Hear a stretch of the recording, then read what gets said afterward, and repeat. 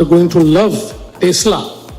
And you will have Pune Porsche case is one of concerned. your The Juvenile best Justice Board has refused in to India. try the accused as the Tesla's adult formal is entry what we are comes after learning. years of And delays, this after, tax talks in and fact, tweets. what But we're the EV learning is giant that the now police plans had to expand with approached more the showrooms Juvenile likely Justice on the way. Board to try the accused in this Tesla's case first as showroom adult. is open, But that plea and the we are race to learning go by electric the Pune just police shifted that gears. the CCL, that is child in conflict with law, should be tried as an adult. And with this, we're taking a very short break coming up on the rejected by the Juvenile Justice Board. Let me go across to my colleague Shambhavi, who joins us live on broadcast with more details. Shambhavi, tell us about this plea that was filed by the Pune police. And India's group captain Subhash Shukla is accused as an adult, but the Juvenile Justice Board has said that no international space station. This and much more on the other side. Stay with us. Yes, the police actually filed a plea initially in this Pune Porsche case, which happened last year in May, around 19th, where the police said that they wanted to try the accused as an adult under adult criminal laws, but the board, the Juvenile Justice Board, had now rejected and dismissed the plea and said that the accused will be continued to treat it as a juvenile in this case and not as an adult under the adult criminal laws. Absolutely, and this is what the Juvenile Justice Board has said. They have rejected the plea filed by the Pune police as far as the Pune Porsche crash case is concerned. In fact, it's been 1 year since this incident took place, since the son of a prominent city builder crashed his Porsche into the bike, killing two techies. And let me go across to Executive Editor Rhythm Bhardwaj for more on this. Rhythm, we are learning that the Juvenile Justice Board has said that the accused in the Pune Porsche case will be tried as minor. Give us more details about this entire case. This is a pity, and it's also VVIP culture once again, like we've been seeing earlier. In this case, the accused is not being treated as an adult. This is the Juvenile Justice Board, the very same board that we had raised questions on, which earlier had stated and even let him out on bail earlier. 1 year on, there's even no decision on the teen driver's trial, and now we are also getting to know details that they have refused to try him as an adult. The Juvenile Justice Board, in the very first go, only when the Republic campaign took on the situation, they had actually started monitoring the situation, that they started looking into it. When the speeding Porsche crashed into the two-wheeler in Pune, killing the two techies in their 20s, the accident shocked the entire world of the families and India. This grabbed national headlines only after Republic TV took it as a Republic campaign. It emerged that the luxury car was being driven by this juvenile under the influence of alcohol. So he can have alcohol, but he will still be tried as a juvenile. The series of events followed, but it was done, everything was done to save him. But for the families, and I still remember the names of the victims, Anish and his friend Ashwini, the justice was not given. Now this is another big update in Pune Porsche case that had to be given to them. He should have been tried as an adult, but this is not happening now. The plea filed by Pune police that the 2024 child in conflict law should be tried as an adult and has been rejected by the Juvenile Justice Board. Fatally knocked down the software professionals in Pune. He was detained, but he was granted bail by the same Juvenile Justice Board members. India's group captain Shubhanshu Shukla en route home after 18-day mission aboard the International Space Station. Asking him to write a 300-word essay on road safety. The same Juvenile Justice Board today says he cannot be tried as an adult. 10-year-old student from Fakir Mohan College in Balasore succumbs to burn injuries after self-immolation. Killers. It triggered a national firestorm, and I think today also this will once again create havoc, because the Bombay High Court was also looking at this. There were parallel developments. His blood samples were taken. They were replaced with the mothers to conceal the intoxication. Everything possible was done at the Sassoon General Hospital then. His parents were arrested, but everyone expressed dismay over the delay in the justice delivery system. And today the Juvenile Justice Board's treating him as a juvenile is only helping him further, because he will get away scot-free after two people have lost and died a tragic death. Absolutely, and also as you mentioned that 1 year has passed since this incident took place and the trial is only stretching. In fact, just a while back the family also said that they appealed to authorities to fasten as far as the trial is concerned. Also take us to where the trial in this case stands as of now. The trial has not really begun. The accused have played and cheated the judicial system. They tampered with the key evidence, the blood reports. The prosecution's strong opposition, barring the mother of the juvenile, none of the accused have been able to secure bail, it was said. However, after May 19, there was a lot of questions being carried on the manner in which the Pune police had done the investigation. The police said some of his friends and he were returning home on their bikes from a hotel when the speeding Porsche, without the registration number plate, had rammed into the two-wheeler. Both of them had instantly died. Police had also said that the 17-year-old boy who was drunk was behind the wheel. His two minor friends and the driver were inside the vehicle at the time of the crash. Following the incident, he was detained but he was immediately released, and I remember several questions that were put to the Pune Police Chief by Arnab, our Editor-in-Chief. Amitesh Kumar was the Pune Police Chief Commissioner at that time. We were also told we should be suspending the cops at the Yerawada police station because there was a lot of complicity by certain officials who had visited the police station late at night. The subsequent investigation had also showed the police said the teen's father and another person, the head of the forensic science department at the hospital, got the blood samples of the juvenile, swapped with those of his mother. This is the kind of malafide, the mens rea, which is the mental ability which is shown in law, which shows the criminal intent, the mens rea that went into this crime. They changed the blood samples of the juvenile with his mother to show that he was not drunk. And even then, the Juvenile Justice Board wants to treat him not like an adult, but like a minor. There were middlemen in this case who were accused of facilitating financial transactions. Bribes were being given out. The police said the blood samples of the other two minors were taken. But even then, this issue of serving liquor to underage people took center stage. The two hotels at that time were being looked at. They were deregistered. What things were happening. However, in the end, adult or juvenile, today it is a day of shame that the Juvenile Justice Board thinks that this person is to be treated like a minor. All right, thank you so much, Rhythm, for all the details. We'll keep coming back to you for more on this. Let me now once again go back to my colleague Shambhavi, who's been tracking this story very closely. Shambhavi, now this accused will be treated as a minor. So does that mean that he will get off as far as the charges are concerned easier than if he was to be treated as an adult as far as this case is concerned?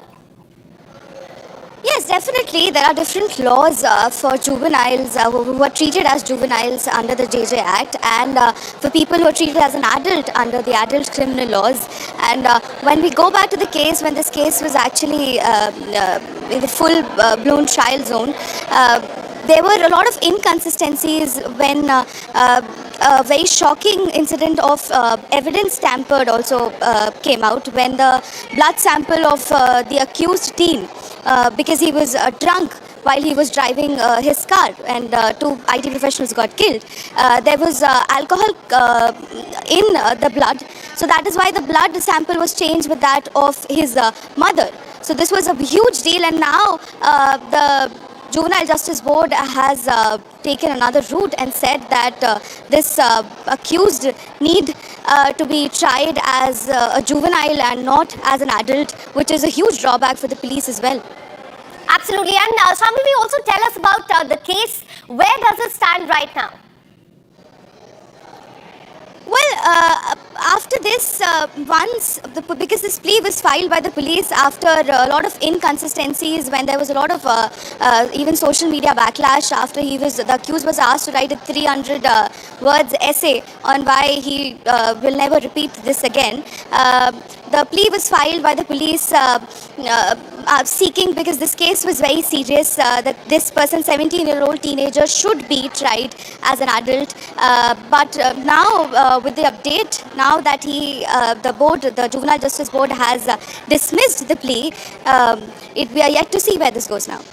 Absolutely, Sham. We keep tracking those details and we'll keep coming back to you for more on this. Let's take you to another story that is coming in from the Supreme Court. In fact, Jamit has filed a plea with the Information and Broadcasting Ministry, and Jamit has filed this plea arguing a film based on the communal hatred. Jamit plea argues film promotes communal disharmony, and this is in fact related to the Udaipur Files movie. Information and Broadcasting Ministry, they have requested the ministry to decide in a week. So this is as far as the plea by Jamit is concerned, and they have filed a plea with the Information and Broadcasting Ministry is what we are learning. And they have argued that the film is based on communal hatred, and this is related to the Udaipur Files movie, which was to release on July 11th, but there was a stay which was imposed on it just in fact day before it was to release. We'll continue to get you more details as far as this plea is concerned. But this is in fact something that has been mentioned by Jamiat Ulema Hind, President Arshad Madani, on social media. He has said, and I quote on behalf of Jamiat Ulema Hind, a petition has been filed with the Ministry of Information and Broadcasting to ban the screening of film Udaipur Files. This petition was filed in compliance with the directive from the Delhi High Court, which had imposed a temporary ban on the film's release and advised reconsideration of the certificate issued by the censor board. The petition, as we are learning, states that the film is based on hatred, may promote communal tensions in society, and could damage the country's image at the international level. And this is what, in fact, Jamit has said while moving this petition with the Ministry of Information and Broadcasting to ban the screening of the film Udaipur Files. As I mentioned, this movie was to be released on July 11th, but just a day before that, a stay was imposed on the screening of this movie. Now, in their social media post, Jamiat Ulema Hind has also mentioned that the ministry has been directed to decide on this petition within a week. It is likely that ministry may hold a hearing on this petition in the coming days. So now, Jamit has in fact filed this petition, and they have said that there should be a ban on movie Udaipur Files as it spreads hatred, it promotes communal tensions in society, it could damage country's image at the international level as well. Let me tell you that this is a movie that was released on July 11th. It is based on the case related to Taylor Kanhaiya Lal, who was murdered 2 years back, and this entire movie is based on his life. And since then, not just Jamiat Ulema Hind, but several other Muslim organizations have also moved the court, and they have sought a stay on this movie. Now, Jamiat Ulema Hind has said that they have filed a petition with the Ministry of Information and Broadcasting to ban the screening of the film Udaipur Files. They said that the movie promotes communal tensions, could damage the country's image, and it is based on hatred.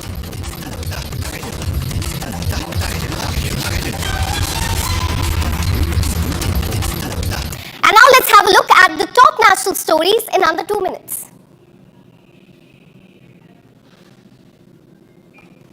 Heavy rains in Jaipur, 14 in fact caused a major road collapse near the metro station, as you can see on the screen close to Jaipur Junction, forming deep craters underneath the structure. A scooter rider fell in that area, and the traffic was rerouted. Bharat 1 Minute brought to you by Canara Bank. Together we can. Well, Tesla has opened its official entry into Indian market. Tesla has launched its first showroom in India, which opened in Mumbai of Maharashtra today. The electric vehicle giant showroom is located at the Bandra Kurla complex in Mumbai. Srinagar has received light rainfall. The Indian IMD has issued a yellow alert in Srinagar for thunderstorm accompanied with lightning for today and tomorrow. The weather department has predicted that rainfall will continue until Thursday, July 17th. The recent rains have further lowered temperature in Jammu and Kashmir. St. Thomas School in Dwarka in the national capital and St. Stephen's College of Delhi University have received bomb threats via email. Delhi Police Bomb Squad, Dog Squad, Delhi Fire Brigade team and Special Staff team have made their way to St. Thomas School and St. Stephen College. The premises of both have been evacuated and so far the police have not found anything suspicious at either of these places.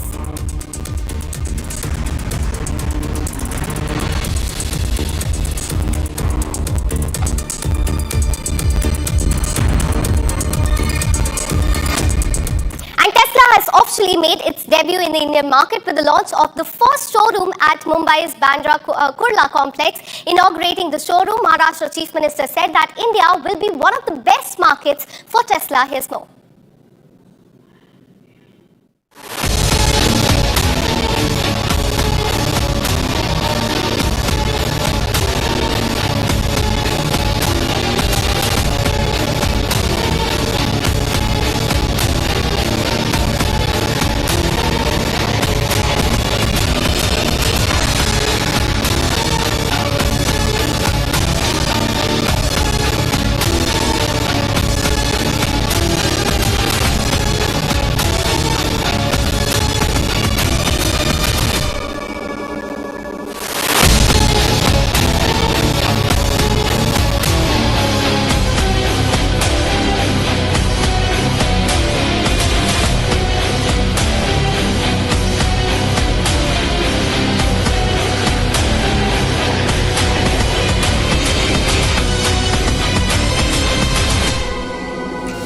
Elon Musk's Tesla has finally made its long-awaited debut in India. The EV maker has opened its first showroom in Mumbai's Bandra Kurla complex. Tesla has begun its India journey with the Model Y SUV. It is offering two variants to Indian buyers: Model Y rear-wheel drive for ₹60 lakh and Model Y long-range RWD for ₹68 lakh. This is a major milestone for Elon Musk, entering the world's third largest car market after years of back and forth. At the showroom launch, Maharashtra Chief Minister expressed confidence that India will emerge as one of Tesla's strongest markets. I think this is not just inauguration of an experience center, but it is a statement that Tesla has arrived, a statement that Tesla has arrived in the right city, in the right state. That is the state of Maharashtra and the city of Mumbai, which is the entrepreneur capital of India, not just financial, commercial and entertainment capital, but also the entrepreneur capital of India. We are very happy that you are here, and I'm sure that the people of Mumbai and the people of India are going to love Tesla, and you will have one of your best market in India. Tesla's formal entry comes after years of delays, tax talks and tweets, but the EV giant now plans to expand with more showrooms likely on the way. Tesla's first showroom is open and the race to go electric just shifted gears. And with this, we're taking a very short break. Coming up on the other side, the Juvenile Justice Board has dismissed the plea by Pune Police seeking to try the accused as adult killer Brat to be tried as minor now. And India's group captain Shubhanshu Shukla is en route home after 18-day mission aboard International Space Station. This and much more on the other side. Stay with us.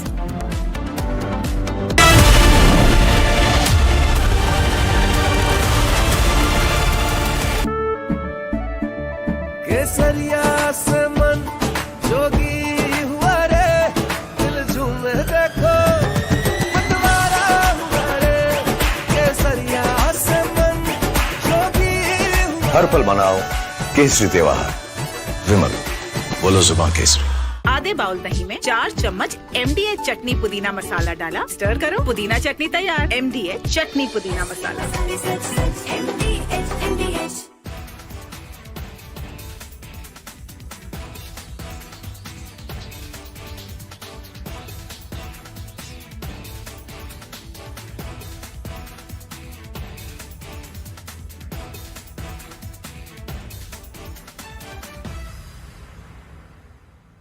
We are very unhappy, I am, with Russia, but we'll discuss that maybe a different day.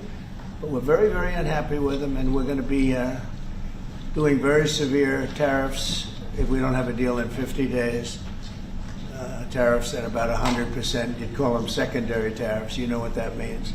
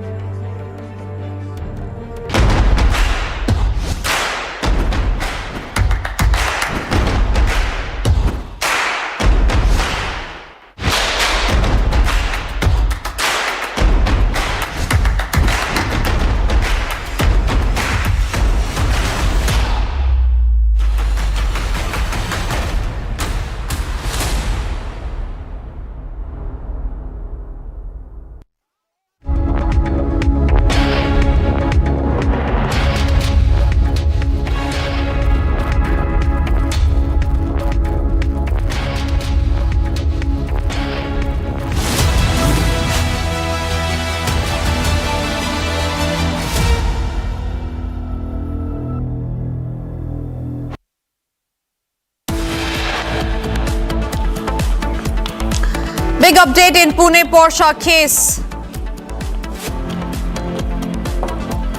The plea filed by Pune police that the child in conflict law should be tried as an adult and has been rejected by the Juvenile Justice Board.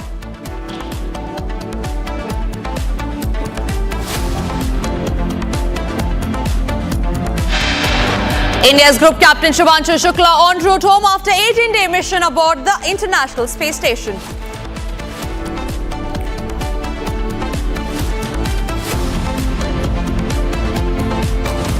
Ten-year-old student from Fakir Mohan College in Balasore succumbs to burn injuries after self-immolation.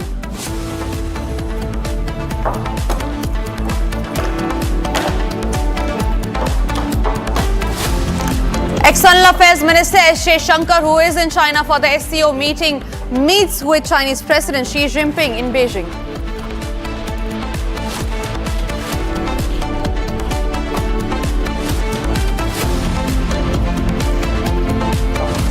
Influencer Brat Samay Rena arrives in Supreme Court in the matter related to allegedly mocking individuals with disabilities.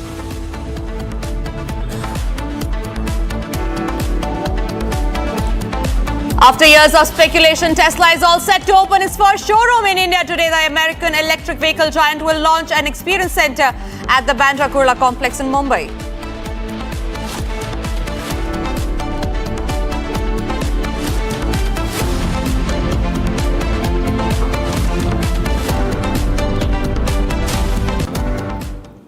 Ladies and gentlemen, we start this edition with some breaking news that's coming in, and this is in regard with the Pune Porsche case where the Juvenile Justice Board has refused to try the accused as an adult. Remember, this is the same accused who earlier was given a free hand by the court telling him that he should write an essay on what mistakes that he has done and that he should be freed after that. The same accused today, we learn that the Juvenile Justice Board has refused to try him as an accused, to put a trial on him as an accused, as an adult. Just 4 months to be an adult, and this accused, the man who mowed down innocent people in Pune, has been let off as a juvenile. The big breaking news that we have coming in there from Pune.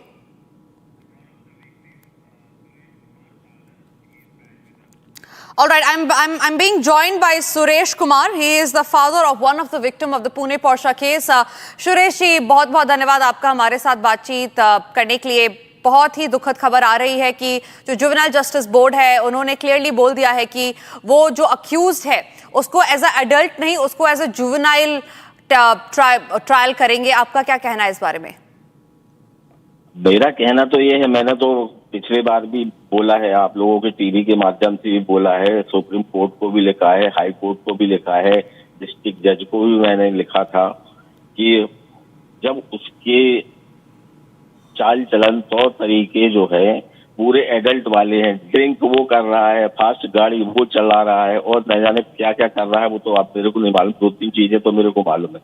इसका मतलब साफ ये हुआ कि court उसको minor, उसको अकेले नहीं जितने भी माइनर है सबको दारू पीने की, ड्रिंक करने की परमिशन दे रही है। अब उसका अर्थ ये लगा, मैं तो ये लगा रहा हूँ, आप लोग क्या लगाते हैं? मतलब तो ये हुआ ना कि वो माइनर है।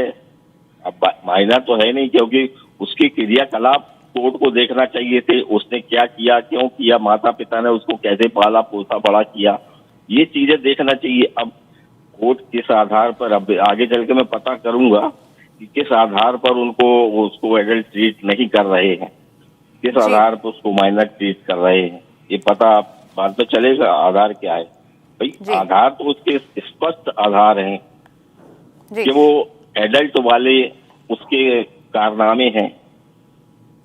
बिल्कुल। माइनर होके ड्रिंक कर रहा है, माइनर होके फास्ट गाड़ी चला रहा है, और मैं नहीं समझता कि उसने नशे की हालत में किया है। ये मटर गश्ती में जो गाड़ियां जो चलाते हैं हाई स्पीड पर, वो मटर गश्ती ऐसे ही नहीं होती है। जब आदमी एडल्ट हो जाता है तभी मटर गश्ती करता है। जब शराब का सूर तब चढ़ता है वो तो करता है। बिल्कुल। तो मेरा ओपिनियन तो यही था कि उसको एडल्ट ट्रीट करना था। मैंने सबसे रिक्वेस्ट की हुई है। बिल्कुल। सुरेश जी, मैं समझ सकती हूँ आपकी भावनाओं को। एक और सवाल आपसे लेना चाहूंगी, क्या आपको किसी भी वक्त, किसी भी मोमेंट पे ये लगता है कि जो जुवेनाइल जस्टिस बोर्ड है वो कहीं ना कहीं वो जो अक्यूज्ड है उसको बचाने की कोशिश कर रहा है?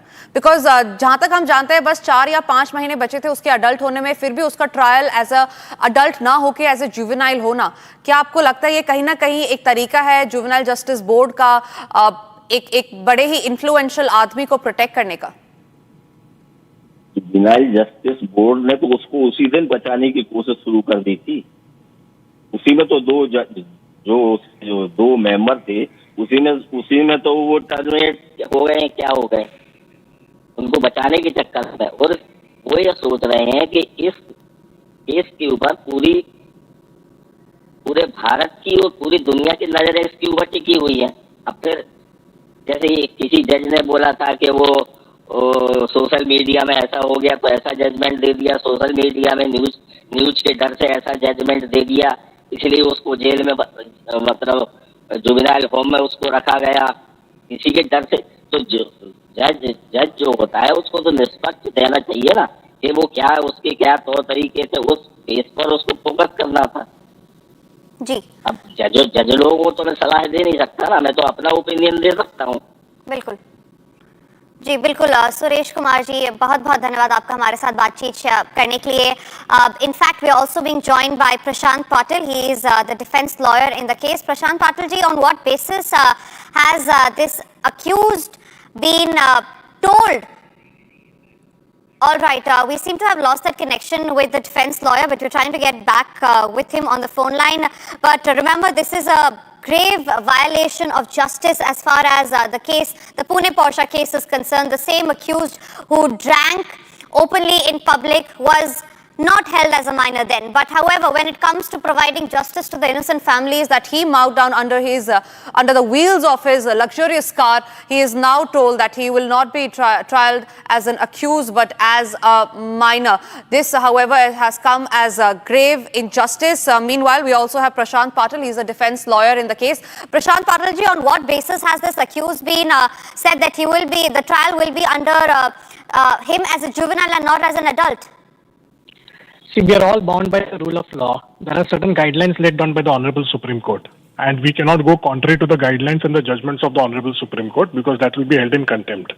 First of all, he is not an accused, he is a child in conflict in law. There are certain allegations made against him.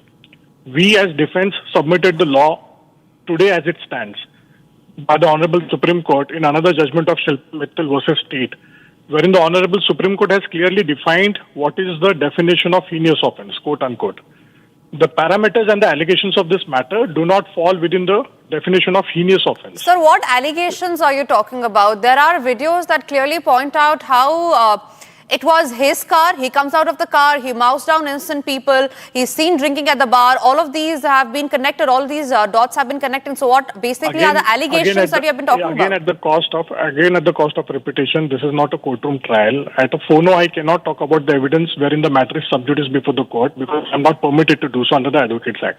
All that I can tell you is everything was argued at length by the prosecution and also by the defense side. It is a judgment which has come based on the guidelines of the Honorable Supreme Court.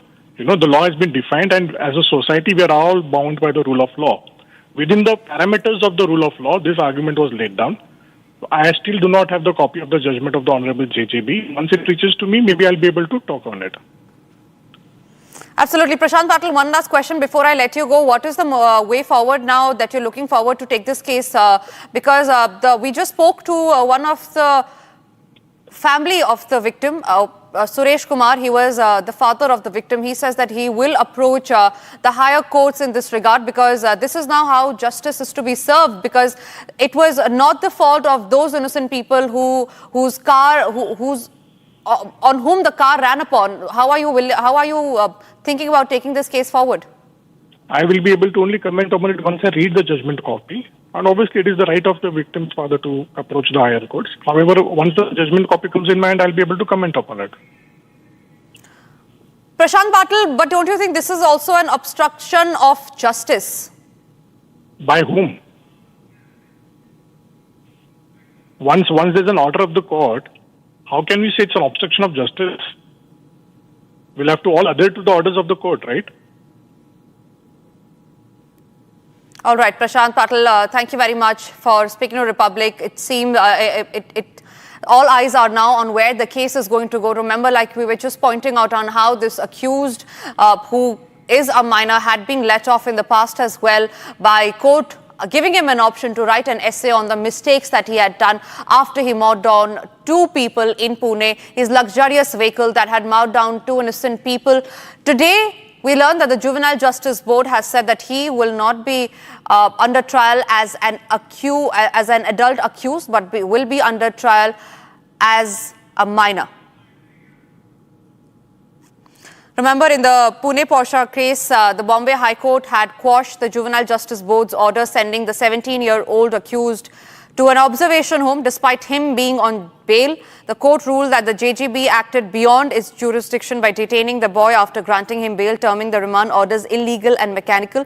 It clarified that under the Juvenile Justice Act, once the bail is granted, a child cannot be confined to an observation home in the name of rehabilitation unless the bail is cancelled. The High Court allowed the habeas corpus petition filed by the boy's aunt and ordered his immediate release. The question now essentially being that why did the Juvenile Justice Board act beyond its jurisdiction? That's the big breaking news that we have in this edition.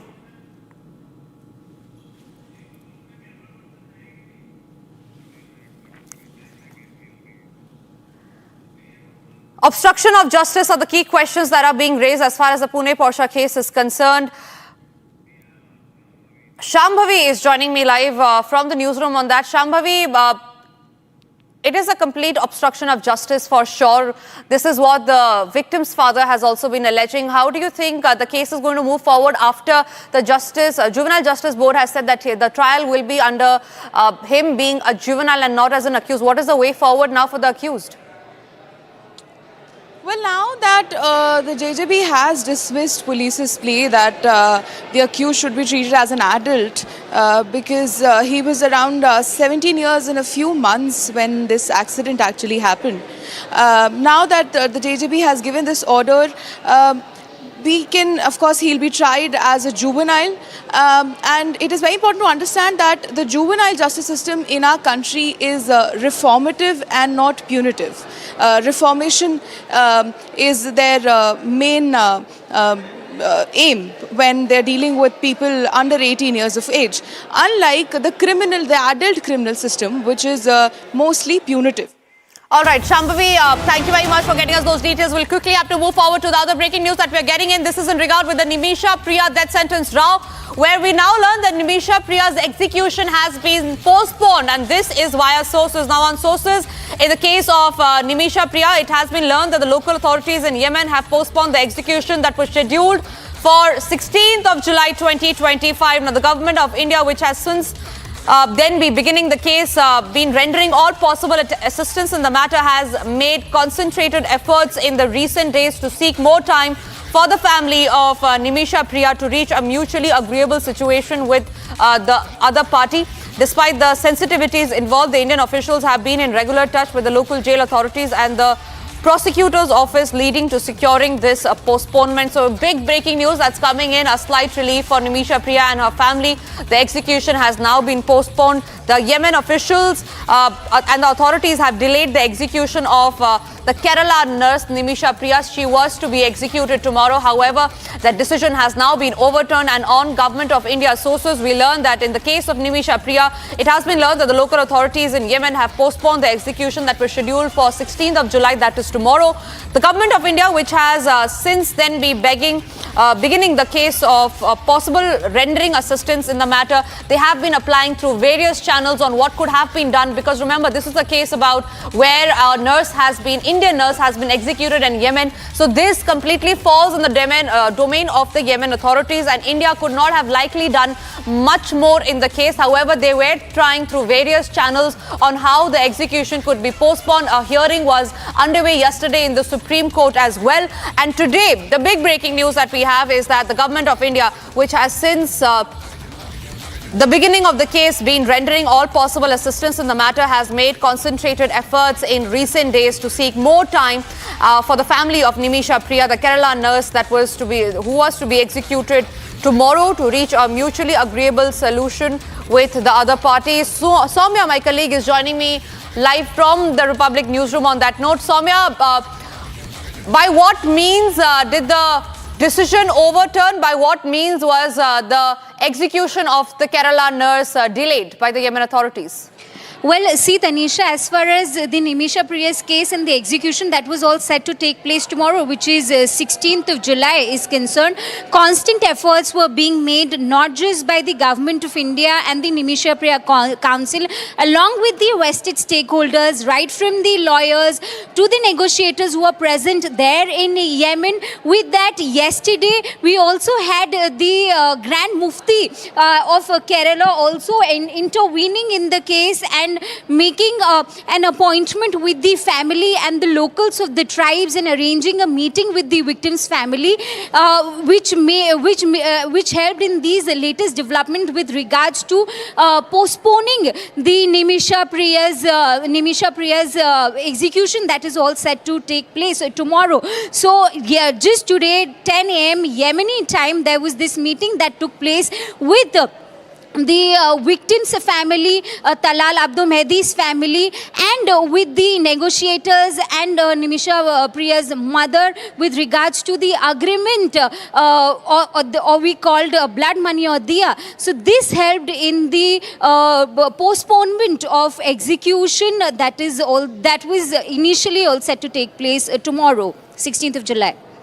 Right. Soumya, also take us through what is the way forward as far as Nimisha Priya's case is concerned. How will the Indian authorities now take it up, since the Supreme Court hearing has also been postponed and the matter is going to come up this Friday? How is India now looking to take this forward with the Yemen authorities? See, with regards to the process of execution in Yemen, the whole process is very difficult. So the negotiators, all the vested stakeholders, were initially trying to postpone the execution of Nimisha Priya so that they could buy more time, which could facilitate more discussions with the victim's family, because in Nimisha Priya's case, only two things could have worked: intervention of the Government of India, and we saw how it helped today, which led to the postponement of the execution of Nimisha Priya. Now the next step forward will be getting on table the family, the victim's family, which also happened today at 10 a.m. Yemeni time. So from here we can expect more such discussions, which can possibly lead to the family in eventually agreeing to the blood money, which could all in all help Nimisha Priya from the execution. Absolutely. Soumya, thank you very much for getting us those details. Last minute meetings being held in Yemen, and this is regarding the execution of Nimisha Priya, which has now been postponed. We quickly move forward to the other breaking news that's coming in, and this is regard with the Kawad Yatra, where Supreme Court has now issued notice to the Uttar Pradesh government on plea challenging the government's directive to shopkeepers to put up a QR code at the eateries along the route of Kawad Yatra, which could be scanned to reveal the names of the owners. Now, the Supreme Court has posted for July 22, the hearing on plea against the UP government's QR code directive for eateries along the Kawad Yatra route. A very, very key hearing that will come up in the Supreme Court on the 22nd of this month. And the Supreme Court, remember, has already given a 1 week time for the Yogi government to file a response. And this is in regard with the QR code display order regarding the Kawad Yatra route. This had earlier created a huge political storm with the Samajwadi Party and the other opposition members claiming that it is a divisive decision that the Yogi government has taken. However, the Yogi government stood on their heels. They dug in their heels, saying that the directive has been taken keeping in mind the yatris who are going on in the Kawad Yatra route. Aditya, my colleague, is joining me live from outside the Supreme Court. Aditya, what are the key observations that the Supreme Court has made other than giving the Yogi Adityanath government a week's time on filing reply as far as the QR code order directive is concerned?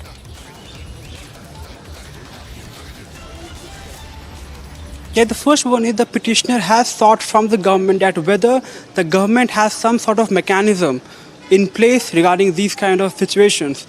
Now, the UP government will file a response before the Supreme Court answering the question regarding whether the Uttar Pradesh government or the Uttarakhand government has a certain mechanism in place to check or to seek these kind of QR mandates to be followed by the vendors in the Kawad Yatra.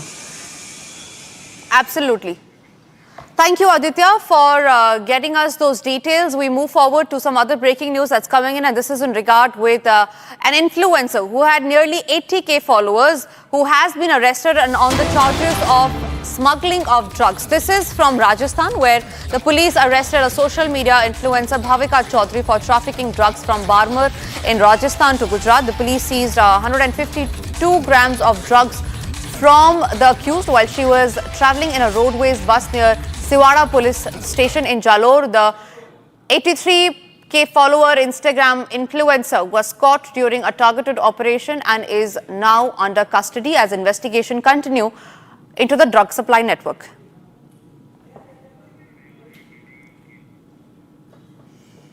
We're trying to get in more details from Akhil, but this is the influencer that you see on your screen. She's from Rajasthan and she was held responsible for trafficking drugs. Nearly 83,000 followers on Instagram has now been caught by the Rajasthan police.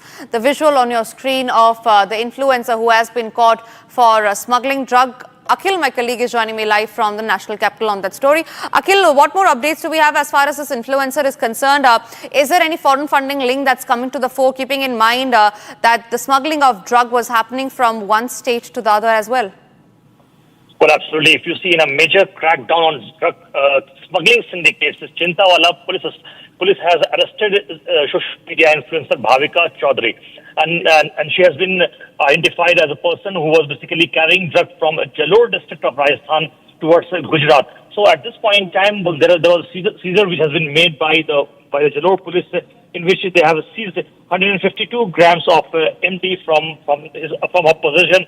So right now, if you see, if you just talk about the profile of the influencer, she has got 83,000 followers in Instagram, and the drugs which she was supplying from one state to another state, which include MD, which is a mephedrone drug, which is a banned drug under the Narcotics Drugs Psychopathic Substance Act, NDPS Act. So at this point in time, she is in the custody of the Jalore police right now, and the investigation is going on in this matter.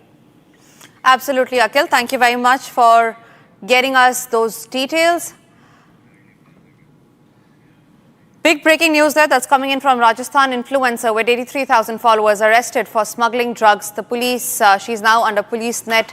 Foreign funding angle and other angles are also being probed by the police.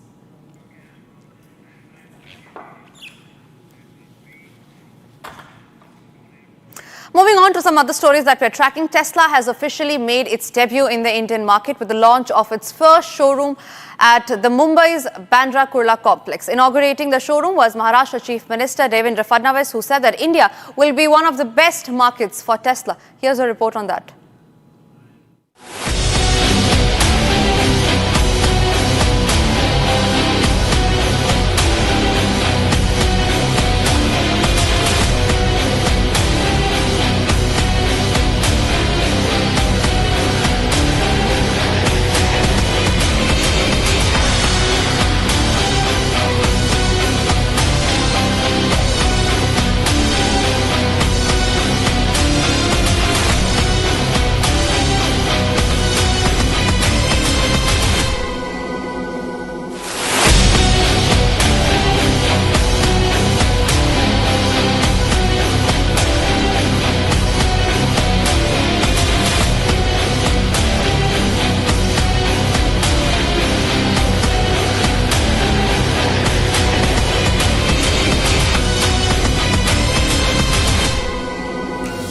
Elon Musk's Tesla has finally made its long-awaited debut in India. The EV maker has opened its first showroom in Mumbai's Bandra Kurla complex. Tesla has begun its India journey with the Model Y SUV. It is offering two variants to Indian buyers, Model Y rear-wheel drive for Rs 60 lakh and Model Y long-range RWD for 68 lakh rupees. This is a major milestone for Elon Musk entering the world's third largest car market after years of back and forth. At the showroom launch, Maharashtra Chief Minister expressed confidence that India will emerge as one of Tesla's strongest markets. I think this is not just inauguration of an experience center, but it is a statement that Tesla has arrived, a statement that Tesla has arrived in the right city, in the right state. That is the state of Maharashtra and the city of Mumbai, which is the entrepreneur capital of India, not just financial, commercial and entertainment capital, but also the entrepreneur capital of India. We are very happy that you are here, and I'm sure that the people of Mumbai and the people of India are going to love Tesla, and you will have one of your best market in India. Tesla's formal entry comes after years of delays, tax talks and tweets, but the EV giant now plans to expand with more showrooms likely on the way. Tesla's first showroom is open and the race to go electric just shifted gears.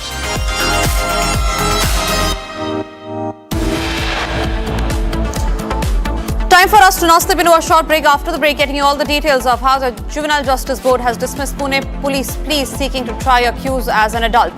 Killer Brat now to be tried as a minor.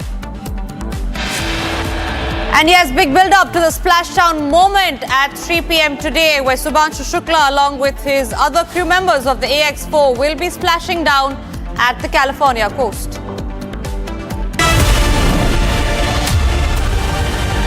Amity has been ranked India's #1 not-for-profit private university for 11th year, with top 10 ranked institutions in management, engineering, biotech, law, masscom, telecom, hospitality, fashion and more. Yet another top ranking for Amity University. MDH की हल्दी मिर्ची धनिया करे कमाल, ये रंग दे, ये खुशबू दे, ये तीखा, ये कम पड़े, क्या निराला MDH masala. We've been very successful in settling wars. You have India, Pakistan, you have Rwanda and the Congo. That was going on for 30 years. India, by the way, and Pakistan would have been a nuclear war within another week, the way that was going. That was going very badly. And we did that through trade. I said, we're not going to talk to you about trade unless you get this thing settled. And they did. And they were both great, great leaders. And they were great.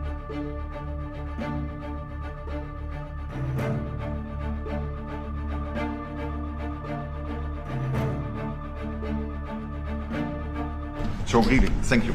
This is important. You did a great job. And it's a really great job. We've been very successful in settling wars. You have India, Pakistan, you have Rwanda and the Congo. That was going on for 30 years. India, by the way, and Pakistan would have been a nuclear war within another week, the way that was going. That was going very badly. And we did that through trade. I said, we're not going to talk to you about trade unless you get this thing settled. And they did. And they were both great, great leaders. And they were great. But Rwanda and the Congo, that was going on for 30 years. And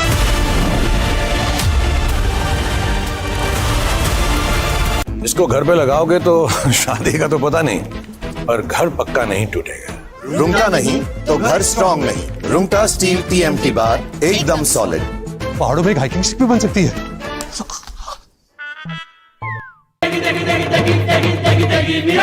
MDH की देगी मीरज, देगी मिर्च का तड़का, अंग अंग फड़का. MDH की देगी Miraj.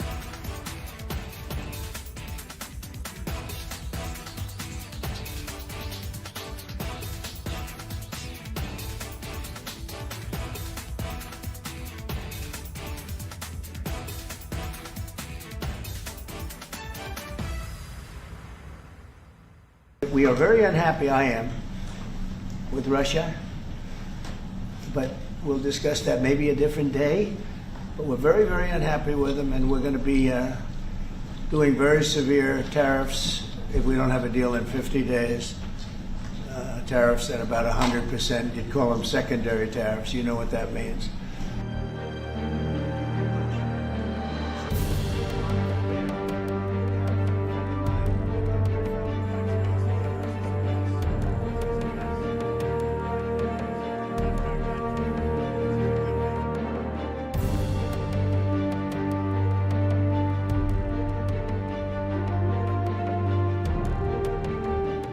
It's a honor, great honor, to have a friend of mine who's become very friendly over the last number of years. We knew each other before, but Mark is the head of NATO, Mark Rutte, Secretary General of NATO. Highly respected by everybody that knows him, but in particular the European countries. They have great reliance on him, and he's done a fantastic job. And we had a tremendous meeting. From Asia's largest news headquarters, setting the agenda for Bharat.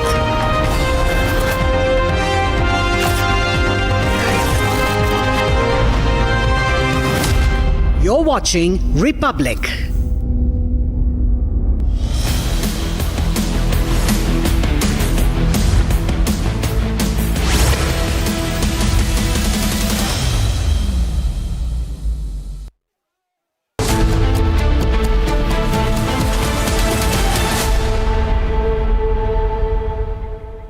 Hello and welcome. You're watching Live and Breaking at 2 p.m. I am Tanisha Avasthi, and yes, it's less than 1 hour to go for the historic moment that all of us have been waiting for. 1.4 billion Indians waiting for bated breath for the AX4 crew members to splash down at the California coast. We're getting you that and a lot more on this edition. But first, a quick check of the headlines. Juvenile Justice Board dismisses Pune police plea seeking to try accused as an adult killer brat to be tried as a minor now. Supreme Court issues notice to Uttar Pradesh government over QR code diktat to eateries along the Kawad Yatra route to reveal their identities. As per sources, local authorities in Yemen have postponed the execution of Kerala nurse Nimisha Priya. India's group captain Shivanshu Shukla en route home after 18-day mission aboard the International Space Station. A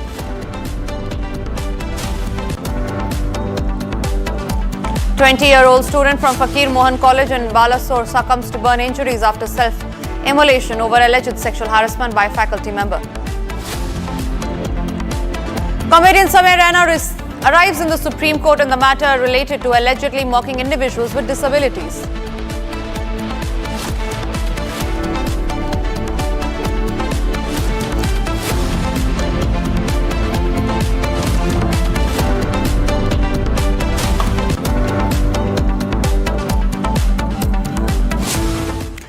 We start this edition with a big breaking news coming in, and this is in regard with the death sentence and the execution of Nimisha Priya, the Kerala nurse who was sentenced to death in Yemen. Now, sources say that her execution that was all slated to take place tomorrow has now been postponed. The government of India sources saying that Nimisha Priya's execution has been postponed and it will not happen tomorrow. Now, the sources also say that in the case of Nimisha Priya, it has been learned that the local authorities in Yemen have postponed the execution scheduled for July 16, 2025, that is tomorrow.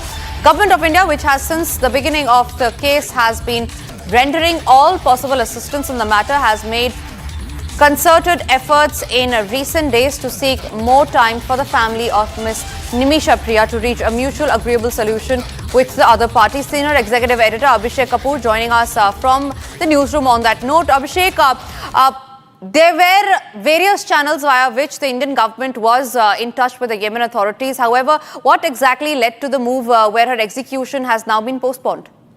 Well, you know, there was work going on at multiple levels, at multiple connection points in Yemeni government, establishment and the society to make sure that somehow, the decision to execute her can be delayed, at least postponed, which has now happened. And then, of course, now attempt would be made to really get her out of this death row. Now, the point is that while our diplomats were working from the time that this case came out a couple of years back, there was an outreach made socially also. So the Grand Mufti of Kerala, AP Abu Bakar Musaliar, he's someone who's really respected a lot in Kerala. And then, of course, he has some personal connections in Yemen.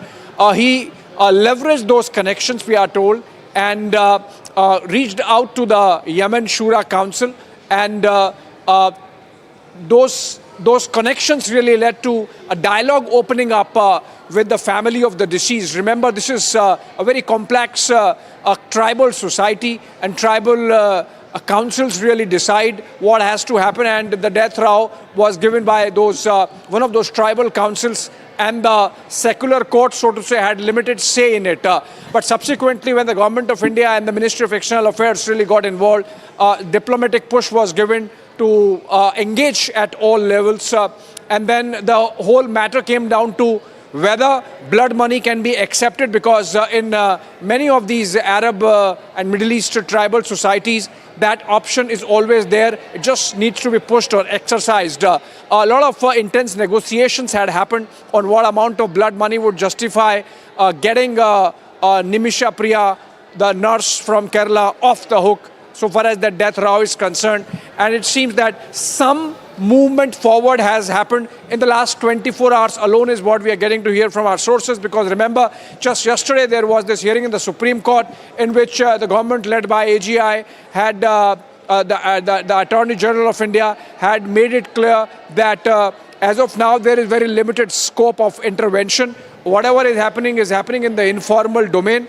If the deceased family, for whatever amount of blood money they agree, if they agree to it, then maybe Nimisha Priya can see another day, because her execution was slated for July 16, which is tomorrow.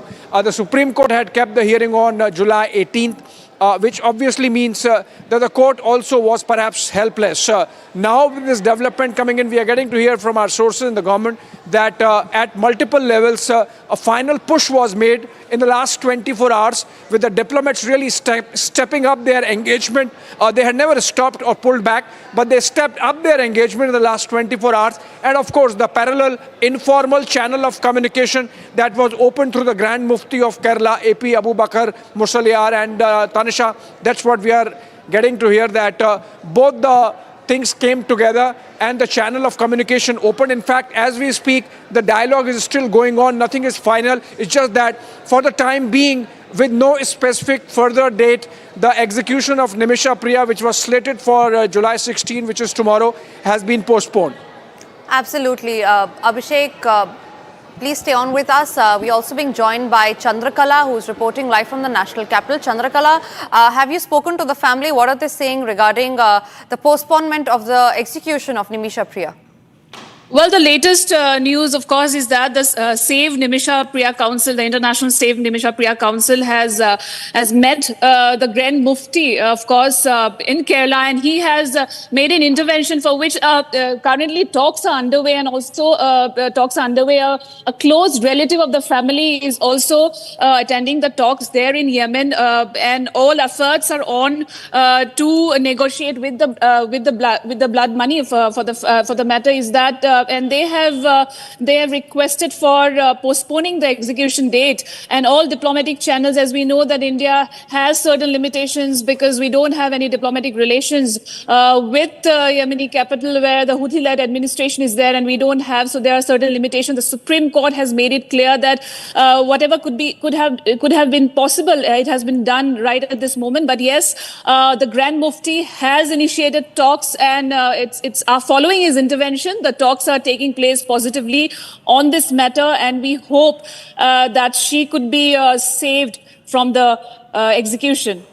Absolutely. Chandrakala, stay with me. I'm also being joined by Ashwin, reporting from Thiruvananthapuram on that. Ashwin, you've been tracking this story very closely.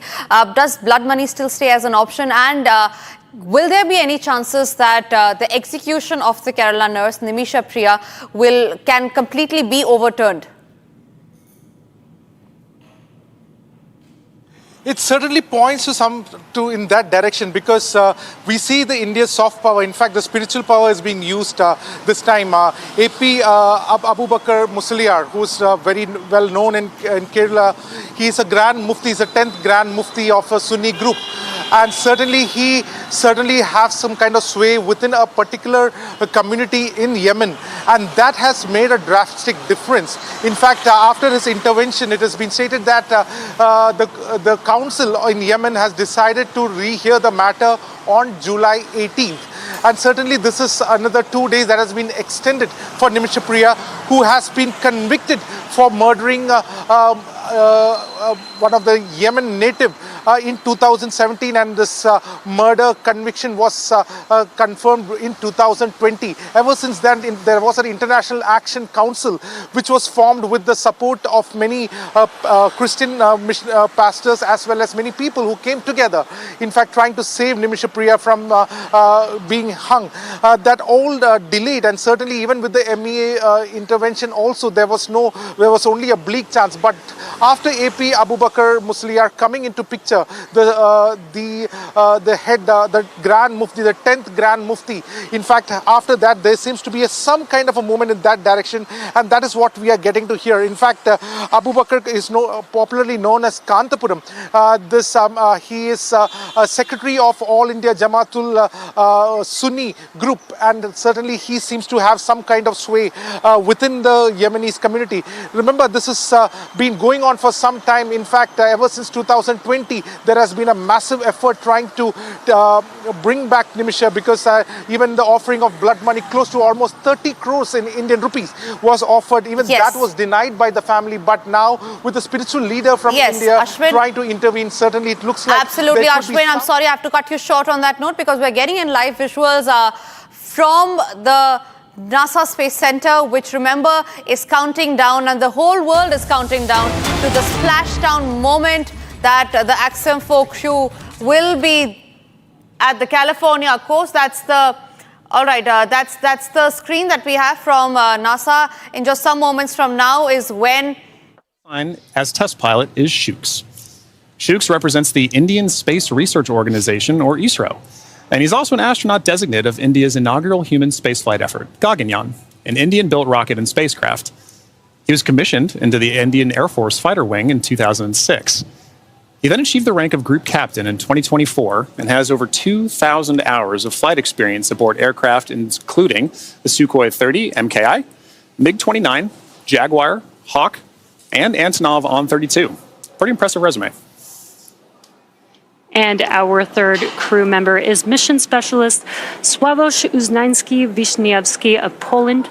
He is representing the European Space Agency as a project astronaut coming from the reserve class of 2022, much like Marcus Wand, who served as a mission specialist on AX-3. A scientist by trade, Sławomir has earned his master's degree of science with honors from Łódź University of Technology in 2008, Master of Science from Université de Nantes, and a graduate engineering diploma from Polytech Nantes in the same year. He also spent 2 years as the engineer in charge of the world-famous Large Hadron Collider in Switzerland beginning in 2018. And rounding out this crew, mission specialist Tibor Kapu of Hungary represents the Hungarian to Orbit astronaut program, also known as HUNOR. The program aims to send Hungarian astronauts to the International Space Station for scientific research and technological development, as well as to inspire young people. He graduated from the Budapest University of Technology and Economics, earning a degree in mechanical engineering, followed by a master's degree specializing in polymer technologies. In 2023, Tibor emerged as one of 4 Hungarians selected from a pool of 247 candidates for the HUNOR astronaut program.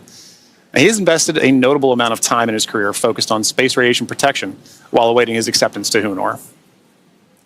What an incredible crew. Together, they are the crew of AX-4, Axiom Space's 4th private astronaut mission to the International Space Station. This mission represents the return of spaceflight for 3 nations, but it also highlights the growing opportunities for nations and entities around the world to conduct meaningful work in low Earth orbit.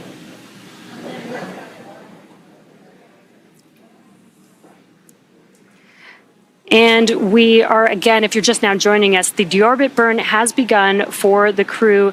And this deorbit burn lasts just under 18 minutes. So we still have about 10 more minutes to go in this burn. And we are patiently waiting for that burn to conclude. Exactly right. And at the end of that burn, like we mentioned earlier, if you're just now joining us, we'll move into claw separation and trunk jettison before we move into nose cone closure and then parachute deploy. So we've got a few dynamic operations that are coming back to back coming up here shortly. But, you know, Jesse, we were talking a little bit about that crew. I had the pleasure of meeting them a little bit before the mission, and you can really tell that this crew has taken it upon themselves to really make sure that a priority of this mission is outreach. They really want to ensure that who they are representing, the people that they're representing, are getting an opportunity to come aboard with them and understand why they're up there, understand why they're going on missions like AX4, why AX4 is a mission that needs to exist to further everything. And I know that STEM outreach is something that you find pretty fascinating yourself, right? Yes, John, you already know that. I love outreach. I think it's super important. There's so much technology emerging and growing and advancing, and I think it's super important for the young people to get interested in it while they're young, so they can further explore that interest when they do get older and when they can, go to school or go into a professional field. So I think it's great that this crew specifically did multiple outreach events during this mission. Over 20, I think you said, right? Yeah. Yeah, and it's one of those things, too, where for a lot of times, this may be these kids' first times getting to understand, like, what goes on the International Space Station? What kind of things can we research in space? You know, I know one thing that kind of resonated with me is, you know, when I got to meet Suave, as he's known by some, especially the crew,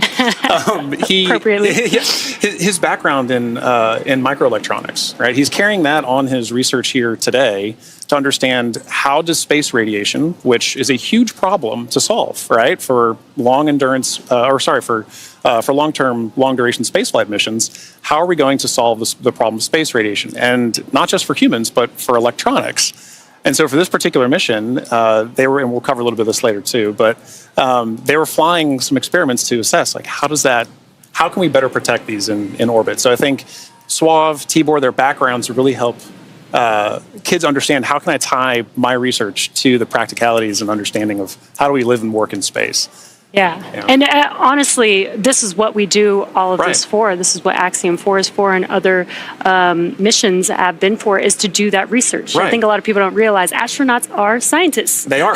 They are. Doing a lot of experiments. Exactly. First and foremost, the reason we're up there is to understand, how are we going to keep doing this? How can we keep doing this? So every mission that we work together, we learn from each other. Every mission that this crew goes on, from AX1 up through AX4 now, we all build on the last mission before it. We've been doing it for years. We're going to continue to be doing this as well. Yeah. So it's really exciting to see them put that emphasis on not just the research, but also the outreach to get the next generation of people to do the next missions. Yeah, I love it. If you're just now joining us, again, there is a clock in the middle of your screen where you can follow along with the timeline of the mission all the way towards splashdown today. And also in the bottom right-hand corner of your screen, there's a little graphic showing Dragon and its thrusters firing. So while we are not showing some live views at this moment, you can kind of see which thrusters are firing, and there's a lot going on. So Dragon is very active right now, but love this new graphic that we have. Really cool to be able to kind of see. You might not be able to always see it live, and when we do see it live, I love you can actually see the little bursts of thrust. But in case we don't have any live views, you guys can follow along with that graphic in the bottom right corner. And speaking of live views, excellent inside of Dragon with our commander and pilot there. That is at the front of your screen is Commander Peggy Whitson. And if you're looking right past Peggy Whitson as well, you can see our pilot Shubhanshu Shukla interacting with Dragon's controls there right now. But as you mentioned, Jesse, Dragon is a fully autonomous vehicle on this way home. So kind of tying back to one of the things you mentioned earlier, being able to see the thrusters firing like that, really highlights a good point. When we don't have direct camera feeds like what we just saw, we still get vehicle insight. We still get spacecraft insight. When we talked earlier about what the mission control centers are for, that allows us to get telemetry to that vehicle for ground crews to understand what is the vehicle doing, and allows us to share it with everybody here to get insight to the mission. Yeah. Very cool. And it is, I love these live views. Yeah. But But it's really hard to believe that it's been 5 years since Dragon radically changed how humanity gets to space. After the space shuttle program ended in 2011, NASA astronauts primarily used the Russian Soyuz spacecraft to travel to and from the International Space Station. From 2011 to 2020, the Soyuz was the only human-capable launch vehicle available, and in December of 2010, Dragon became the first commercially built and operated spacecraft to be recovered successfully from orbit. And that mission, known as COTS-1, was the first demonstration flight for NASA's Commercial Orbital Transportation Services, or COTS program. And the purpose of COTS was to develop and demonstrate commercial sources for cargo resupply of the International Space Station. Now, fun fact, the Dragon that flew on this historic mission is currently actually hanging behind John and I in front of SpaceX Mission Control Hawthorne. And just 10 years later, in May of 2020, Demo 2 launched astronauts from U.S. soil for the first time in nearly a decade. Demo 2 was Dragon's first human spaceflight mission. The spacecraft, named Endeavour, carried NASA astronauts Doug Hurley and Bob Behnken to the International Space Station in the first orbital human spaceflight launch from the United States since the final space shuttle mission in 2011, and the first ever operated by a commercial provider. And I remember that day very well. Yeah. One of the most exciting missions, probably my favorite mission of all time, really.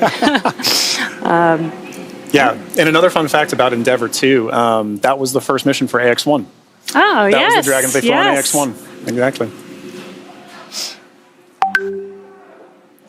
And this is a really cool view. I mentioned the graphic in the bottom right-hand corner, but you could actually see a similar graphic for the crew on board on their displays there. Exactly right. I mean, for crew situational awareness, it's incredibly important to, even though you may not be commanding the vehicle yourself, even though it may be an autonomous flyer, having the insight to your vehicle systems is incredibly important for all crew members, let alone the pilot and the commander. So our commander, Peggy Whitson, and our pilot, Shubhanshu Shukla, are maintaining close situational awareness on the vehicle systems there, like we saw a minute ago, being able to watch thruster firings, understand where they are kind of on their mission home. Yeah, and they are sitting inside of Dragon. They're strapped into their seats, so they can't really see what's going on the outside, but they can hear the sound of the thrusters firing. It may sound a little bit different to them than here on Earth, but it also helps them, as they're monitoring, helps them understand what's happening, what those sounds mean. So again, that they have the full awareness of everything that's happening with the spacecraft. Exactly. Now, alongside the NASA missions, Dragon has also flown several private missions to orbit. In September of 2021, on the Inspiration 4 mission, Dragon became the first private spacecraft to take an all-civilian crew to orbit. And the following year, Dragon flew Axiom Mission 1, the first all-private astronaut mission to the International Space Station in collaboration with Axiom Space. Now, the first of now 4 flights together with Axiom Space to take commercial crews from around the world to the International Space Station.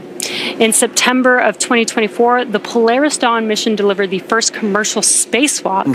And most recently in March, Dragon supported the From-2 and NASA Crew 10 missions. AX-4 is Dragon's second human spaceflight mission to splash down off the coast of California after From-2 returned Dragon recovery operations to the West Coast just this past April. And from that first crew mission in May of 2020 to Axiom 4 today, Dragon has supported 18 human spaceflight missions and flown 70 crew members representing 20 countries. Overall, Dragon has flown 53 missions, carrying over 300,000 pounds of cargo to space. In the history of human spaceflight, fewer than 700 people have ever been to orbit. At SpaceX, we want to help create a future where not just hundreds of people, but thousands and ultimately millions of people can travel off Earth to live and work in space and on other planets.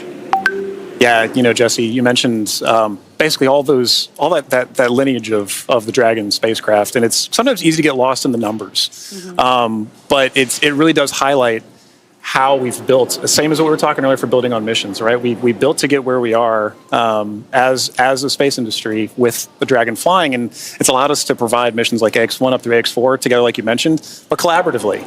And each of us, it allows each of us to play a role in these missions supporting. And so I always really love the teamwork aspect of this commercial spaceflight endeavor, and I think what you just mentioned there really highlights that.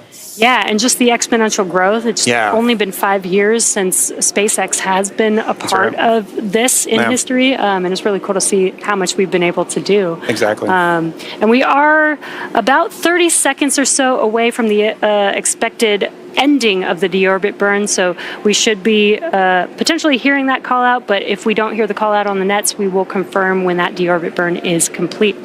Exactly. And like we mentioned earlier, while we're waiting on those calls, we're still able to view some of the telemetry and insights of the vehicle that we have too. So once we kind of get some awareness that the vehicle is done doing its deorbit burn, we should shortly hear a call after that. But at that point, it's a good reminder that those calls, the telemetry, it serves as an operational synchronization point for all of us to kind of say, a major dynamic operation has just happened. Now, how are we going to regain the situational awareness to say, okay, everybody's back on the same page so we can continue executing all of the flight procedures that we have. So. Yeah, exactly. And we are awaiting the conclusion of the deorbit burn. And again, after that deorbit burn ends, we'll move into claw separation, trunk separation, or trunk jettison rather. And then we'll move into nose cone closure for the rest of the mission. Yeah. We are just in the beginning of the multiple dynamic events that we have left to bring the AX4 crew safely back home to planet Earth. Exactly.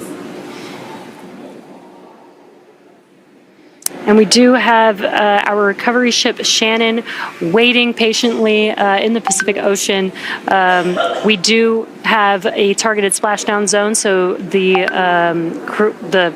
crew aboard the recovery vessel is there waiting, and once they splash down into the water, we'll send a couple fast boats, and then the recovery ship vessel Shannon will meet the crew, lift the Dragon spacecraft on board to the ship, help the crew get out of Dragon, and then they'll eventually do some medical checks, make sure that they're all good. Exactly right. Board a helicopter and take them back to land. Exactly right. I mean, like that is still a part of the very dynamic operations, and SpaceX and Axiom are both providing crew on the ground to provide in that work. So we have the retrieval of the crew and our Axiom. Dragon, SpaceX, deorbit burn complete and performance nominal. Trunk separation initiated. Awesome. Great news. We heard that call out. That the deorbit burn has completed, which is great news. We're moving on to the next events. So at the moment, Dragon is doing a couple of things autonomously. It's isolating the thermal control system fluid loops from the radiator. This system is what will help keep the internal temperature of Dragon temperate for our crew during reentry, as it does heat up a little bit on the outside of the vehicle. Next up, we are waiting for the claw to separate. The claw connects the trunk to the spacecraft, delivers power, telemetry, and fluids, and claw sep is the first step in trunk separation. And we did hear that call out for the initiation of claw sep. So that event is now in progress. We're waiting for the conclusion of claw separation. Nominal trunk jettison. And all of that just happened. Claw separation as well as trunk jettison. There we go. And it's a good example of the kind of things that we're listening for on this phase of the mission. Really are back to back, and they're structured in a way that are very timelined, very expected. And so while we wait for those call downs, we want to be very cognizant of, is crew checking back in with ground, is ground checking with crew. But once the vehicle hits those certain points and the commands are retrieved, sent, executed, whatever, that we're waiting for those and we're expecting those. Yeah, and then we do have nose cone closure coming up in just about 3 minutes or so is what we are expecting.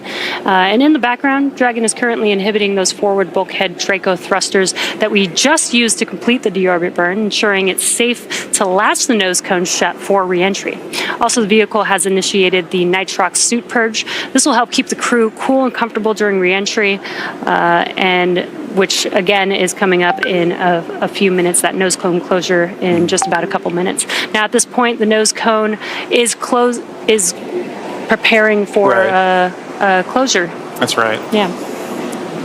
And now, for those of you just joining us, we are, as Jess just mentioned, we are in the phase of flight where we've now gotten good confirmation that the claw has separated, that the claw has retracted, and that the trunk has been jettisoned. And we're waiting for that nose cone to close. And a minute ago, we had good visuals inside the vehicle showing our commander Peggy Whitson and our pilot Shubhanshu Shukla engaging with those controls for the vehicle to maintain insight to understand where the vehicle is at this moment in time. And what you're seeing on your screen is a map of where Dragon is above the Earth. And again, it's making its way over, it's going to make its way over the Pacific Ocean to splash down off the coast of California. And you can actually see how close it is passing by the International Space Station there, which is pretty cool. Yeah. Again, it's amazing being able to actually maintain the kind of awareness we have on this, right? As you know, last night when we were tracking undocking, kind of understanding where Dragon is relative to station with regards to things like the keep out sphere. It can be easy on a day like splashdown when we're not talking about from undocking from the space station, to still be able to maintain awareness of where we are relative to it. I think in our orbit is fascinating. Again, we are waiting nose cone closure. And if you've been following along SpaceX, reusability is extremely important to us. That is what nose cone closure is for. In previous Dragon designs, we used to jettison the nose cone, but being able to close the nose cone allows us to just reuse it. We actually don't necessarily need it on the re-entry, but it does protect the forward of the Dragon spacecraft during ascent, during launch, basically. That's right. Yeah, and being able to reuse that, I think, is an incredibly important aspect of what we're trying to do as we advance these missions, right? You take every mission and you learn from it, and you say, what can I do next with it? And so being able to now close your nose cone and keep the vehicle for next time is pretty important. Makes reusability and preparing for the next mission very easy. Exactly. But you're right. Now, once we're closing that nose cone, we have to make sure that there's no more Draco firings that are happening, because once those Draco firings are done, we can then safely close the nose cone and prepare it for re-entry. Again, we are waiting for nose cone closure, and it is expected to be fully closed any moment now, so we are just waiting for that confirmation.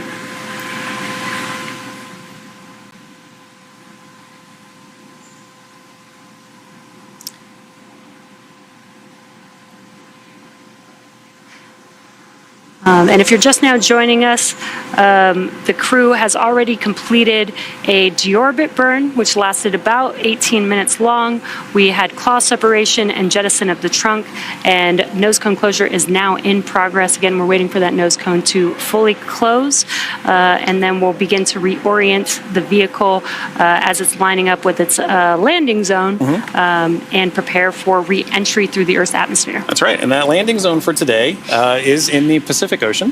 In previous Axiom missions, we've gone to the Atlantic, but for this mission, we'll be splashing off the coast of Southern California. And at that point, once crew has landed has splashed down rather, we'll be dispatching crews out to the crew to retrieve them, pull them aboard Shannon, our SpaceX's retrieval vessel, and at that time, ground crews will also be assessing crew, making sure they're okay, and Axiom Space personnel will also be providing support to the crew as we pull them back on board. Yeah, and what you saw on that graphic is we do have a few different splashdown zones. Today, we are expected to splash down off the coast of San Diego today. And there you can see the trajectory that Dragon is going to be making as it makes its way to that splashdown zone. That's right. So if you're in Southern California, you should get some pretty good views. We won't have any here today. We're inside. But we will be following along closely, obviously. Once those parachutes deploy, we get good visual confirmations of crew. It's important to note that the ground crews will know exactly where Dragon is landing.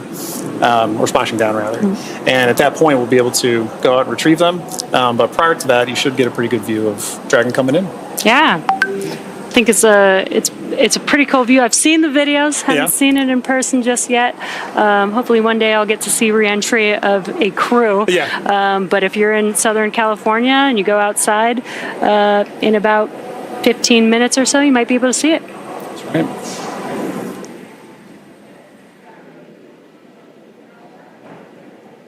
Now, we do expect that the nose cone is fully closed at this point, but just waiting for confirmation of that closure. Exactly.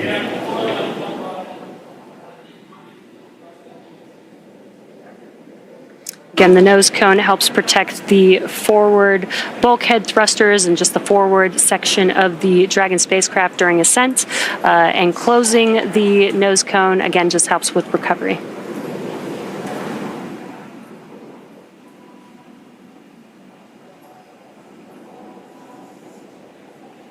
So far, we've had a pretty smooth return home. The crew undocked from the International Space Station yesterday at 4:15 a.m. Pacific time. They spent 22 and a half hours coasting, doing a few more orbits in space before they come back down to planet Earth. And we're just under 30 minutes from them splashing down. And again, we have this new clock on your screen, in the middle of your screen, where you see that countdown to splashdown, which I love, because now you can see there's about 26 minutes before we expect them to splash down in the Pacific Ocean off the coast of San Diego today. Yeah, I think having the countdown really helps bring home that they're almost here. It is time for the AX4 mission to come to a close, but this is just the dynamic phase of the missions that's coming to a close. There's so Dragon, SpaceX, nose cone secured for entry. Dragon copy, nose cone secured. And great call out there. Yep. The nose cone is now fully closed, ready Excellent for reentry. confirmation. And what you're seeing on your screen is the core, the crew operations and resources engineer. That's who was talking with the AX4 crew just now. Right.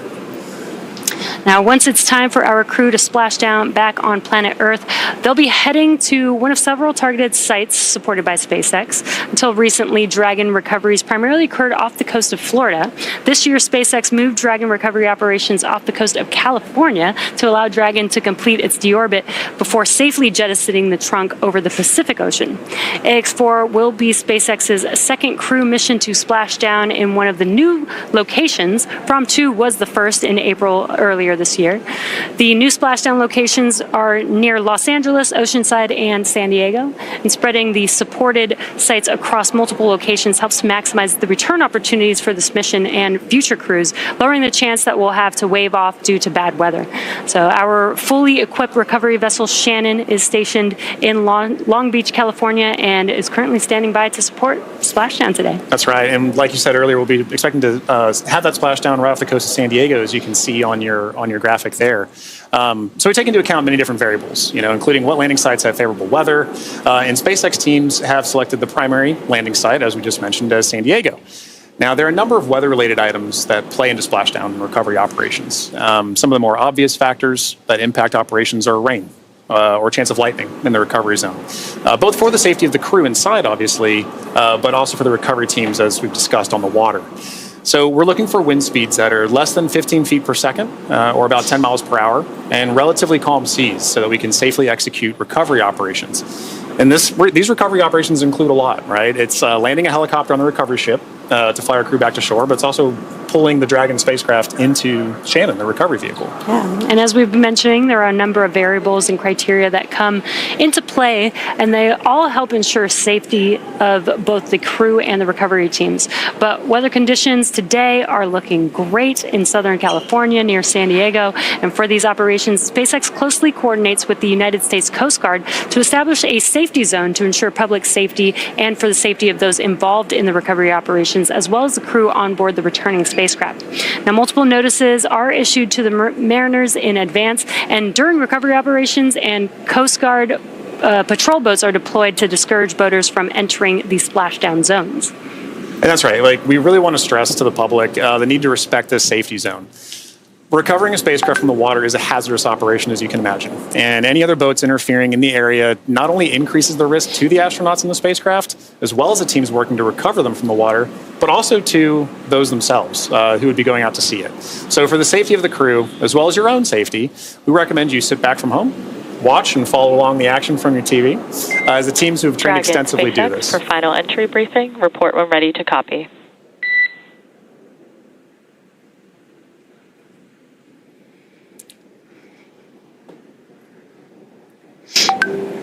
Dragon's ready to copy.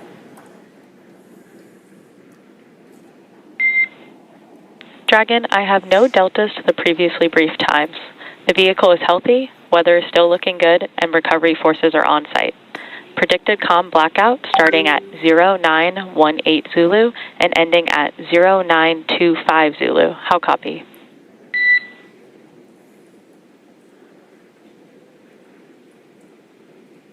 No deltas to the timeline. Everything's healthy and weather looks good. 0918 to 0925 for the comm blackout.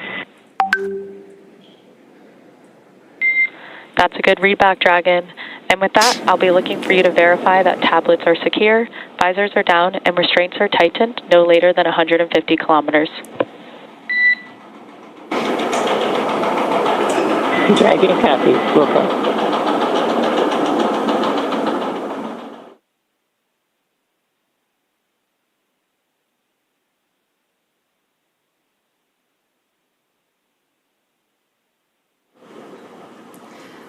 And we just had some great comms between the Corps and the crew. It sounds like everything is a go for splashdown.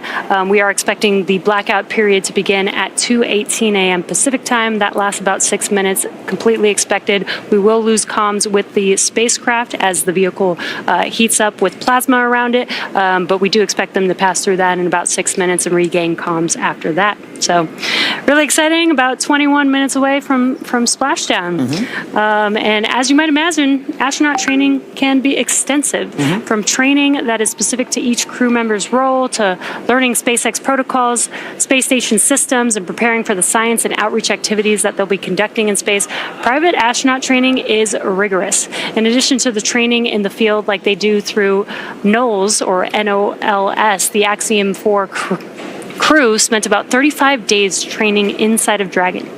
Now, to prepare them for flight, our teams at SpaceX spent the last several months teaching the crew about orbital mechanics and how to live in microgravity. While this was more of a review for Peggy Whitson, for the rest of the crew, this was their first time flying on Dragon. The training program includes nearly 100 different lessons covering all aspects of the flight. The crew spent time inside of our Dragon training spacecraft to run simulations of ascent, the International Space Station rendezvous, and re-entry. And they also spent time at the launch pad in our suit-up room and working through emergency procedures that would be necessary in the unlikely event of a pad abort scenario. And beyond those critical trainings from SpaceX for the ascent and return phases of the mission, Axiom Space has facilitated a host of efforts over the last 10 months to ensure that the crew and all of those who support them, like ground operations, mission control, flight controllers, are all ready for the mission while on board station. And kicking off efforts for that training at Axiom headquarters in August of 2024, the X4 crew immediately began to familiarize themselves with the range of teams and systems that they would need to become proficient with in order to succeed. From selecting the food that they would eat and learning how to prepare it with the food warming and hydration racks on orbit, to understanding the tools and systems available to them throughout the International Space Station. Every small detail is critical to mission success. So in Building 9 at Johnson Space Center, the crews learned and rehearsed routine operations, medical procedures, emergency situations, and media exercises. All of this built up to full-scale simulations that were then run in coordination with ground teams at Johnson and around the world. And as the name of the International Space Station suggests, specific modules are owned and operated by different nations. The crew traveled to Germany to earn their certification of these systems in the European module known as Columbus. As an ESA project astronaut, Swabush had additional trainings at the European Astronaut Center. The crew then traveled to Japan to learn the systems of the Japanese experiment module, also known as Kibo. With hands-on training that culminated in a round of testing, the crew became certified to use the systems of Kibo for their flight. And beyond the specific requirements of each space station module, the crew also participated in a range of efforts that would bond them into a crew and ensure that they were physically and mentally prepared for any mission scenario. So this included a week of training with the National Outdoor Leadership School, or NOLS, where the crew faced a week of kayaking against heavy winds. It also included a day in an altitude chamber to experience how their body reacts to different oxygen levels, and even included an underwater helicopter escape training simulation. And SpaceX Dragon crew has tablets secured, restraints tightened, and visors down. SpaceX copies. Crew are configured for entry. 5 minutes until predicted comm blackout. We'll see you on the other side at 0925 Zulu. Copy 09250 on the other side of the blackout. Okay, and good comms there from crew that they are ready and configured for their return time. And, you know, an aspect of that is to wrap up our discussion about training. That's a major training point for crew, understanding how their return phase is going to look so that they know, let's go ahead and call ground and let them know that we're ready for maintaining it. So training really is at the heart of any successful mission. You plan, you train, you fly in that order. Yeah, exactly. Training prepares every astronaut, even those very experienced like Peggy Whitson, and she also did retraining with the AX4 crew. It's important for the crew to train together.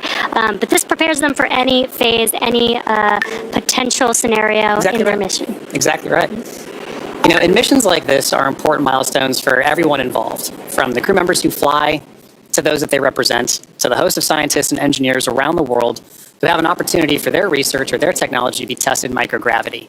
Everyone learns from these missions. And for Axiom Space, this is at the heart of why we do these missions. We're building opportunities for others to advance what is possible and expand what is known.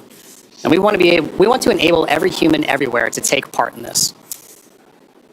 Now, after a beautiful launch on June 25th, the AX4 crew docked with the International Space Station a little over a day later, opening the hatch and greeting the Expedition 73 crew on June 26th. The crew shared some good words in a welcoming ceremony and an astronaut pinning that we don't have there, but did happen, before quickly getting to work on their extensive itinerary. Now, each crew member brought with them a host of research, technology demonstrations, and outreach objectives, ranging from human physiology to space radiation impact studies, and even some gardening while they were up there.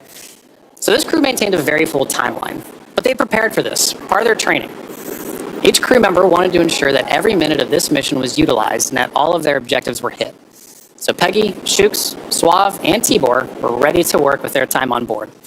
Over the course of 18 days on board the station, they accomplished over 60 research activities, as well as more than 20 outreach events. But as their time on station came to a close, the AX4 crew participated in a brief farewell ceremony where they said their goodbyes to the Expedition 73 crew. And now for more details on the incredible work performed by this crew on orbit, check out axiomspace.com to see more.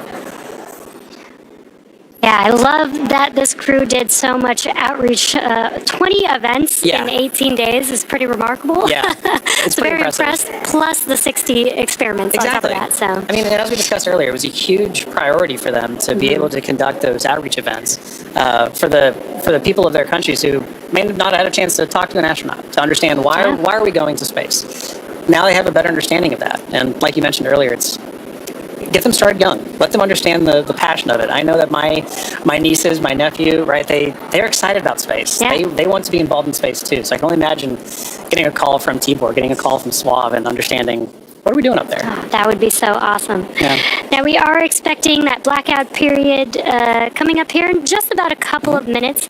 Now this blackout period, this is when the Dragon spacecraft re-enters back into the Earth's atmosphere.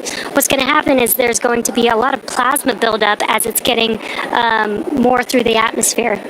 And that plasma is getting to about 3,500 degrees Fahrenheit, building up around the spacecraft. So we will be losing comms. This is expected. Today we're expecting it to last about 6 to 7 minutes, and then we'll regain comms. And you'll probably hear the core after the expected blackout period time has ended.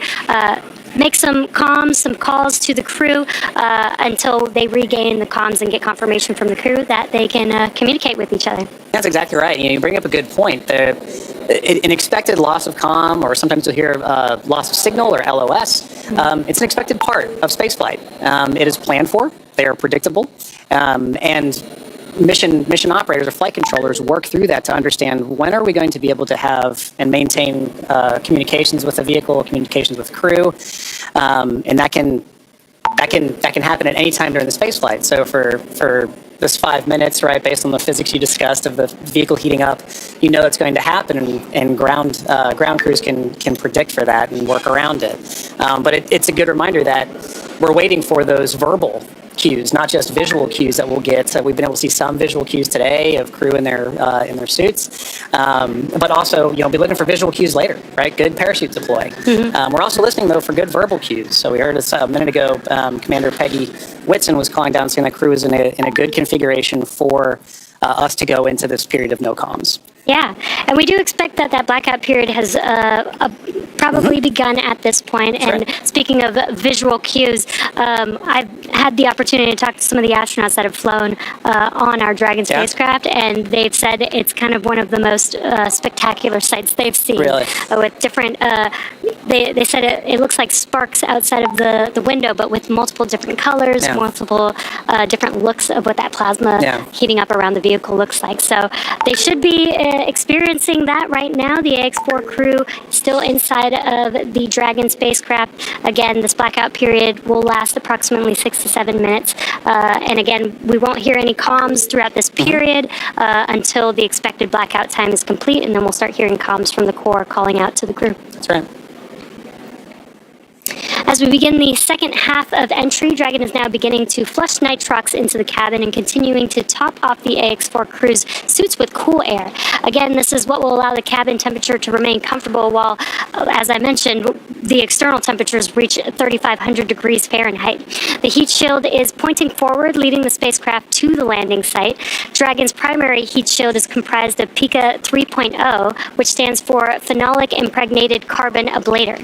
First generation PICA was first developed by NASA for studying and sampling comets within our solar system. SpaceX then partnered with NASA to develop PICA X, which was the second generation product used on all Dragon 1 commercial resupply missions that successfully resupplied the space station on 20 missions.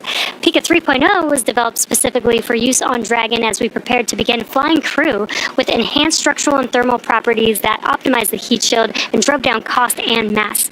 The remainder of the Crew Dragon spacecraft is composed primarily of a SpaceX proprietary ablative material. It's another class of thermal protection which is lighter weight versus PICA and protects the underlying composite structure during re-entry to ensure the structural capabilities are maintained. Now, while Dragon will experience temperatures well over 3,000 degrees Fahrenheit during peak re-entry conditions, the characteristics of the TPS or thermal protection systems, coupled with the ECLIS environmental control and life support system in the pressurized interior, will ensure that the AX-4 crew will stay cool and comfortable during all the phases of re-entry through splashdown with all that heat surrounding them. Exactly right. Well, now, as AX-4 set a new benchmark for private astronaut missions with the most research activities executed aboard an Axiom space mission to the International Space Station to date. With over 60 experiments representing 31 countries, the mission showcased the growing global interest in leveraging low Earth orbit for scientific discovery. The research portfolio included 8 technology demonstrations, 12 life science investigations, and 27 research projects. And this research spanned a wide range of disciplines, from cancer biology to regenerative medicine, to even artificial intelligence, agriculture, and materials science. And this further demonstrates how low Earth orbit is a platform for innovation. Now, many of these studies were designed to address challenges both in space and on Earth, such as improving disease modeling, enhancing food security, and developing smarter autonomous systems. Now, scale and diversity of the AX-4 research portfolio reflect a shift toward more collaborative science on orbit together, positioning commercial astronaut missions as catalysts for advancing knowledge and solving real-world problems. You know, Jesse, I think this is one of the most important things about a mission like this, is it allows us an opportunity to understand we have a number of problems that we're trying to address on Earth, and it is a unique opportunity to be able to go to low Earth orbit and understand some of the key aspects of that kind of research. And missions like AX-4 really allow for those kind of problems to continue to have momentum behind them to be solved. The International Space Station has been tackling so many of these problems for over 2 decades now. Yeah. And that research needs to continue. It needs to keep going. I think a lot of people don't realize that some of the stuff that we have that seem very simple and common to us here on Earth actually sometimes come from the research that happens in space. Exactly right. Exactly right. One of the things we were talking about earlier is a major aspect of long duration spaceflight is the radiation impacts. And I know for me personally, I thought one of the really interesting research topics or research experiments that was being conducted on orbit for AX4 was looking at what are the different materials and properties that we can use to protect against space radiation. So during the mission, we had a great call between Peggy, Suave, and Dr. Lucy Lowe with Axiom Space to discuss exactly what it is that we're trying to protect for and understand why space radiation is so difficult to wrap. So, missions like AX4, they're all important. And we are now seeing great confirmations of the Dragon spacecraft making its return back to Earth right now. And while we are in a blackout period, this is an excellent view, seeing Dragon from the ground as it's re-entering back into Earth's atmosphere. Now, that blackout period is expected to conclude at 2:25 a.m. Pacific time, so just a couple more minutes here, and then hopefully we'll get some comms back between the core and the crew. But in the meantime, at least got some cool views of the crew almost back down here on Earth. Exactly right. And making that kind of visual confirmation is such an important part of what we're tracking today. We're tracking a lot of very dynamic operations. And so being able to see what we see on the screen there is incredibly important for mission controllers. Dragon, SpaceX, comm check.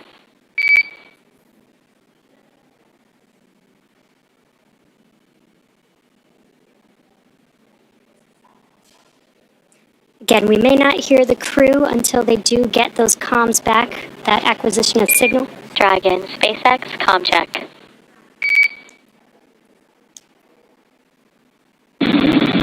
SpaceX, Dragon, we have you loud and clear. Dragon, we have you the same. Expect automated chute deployment. Dragon copies, automated chute deploy.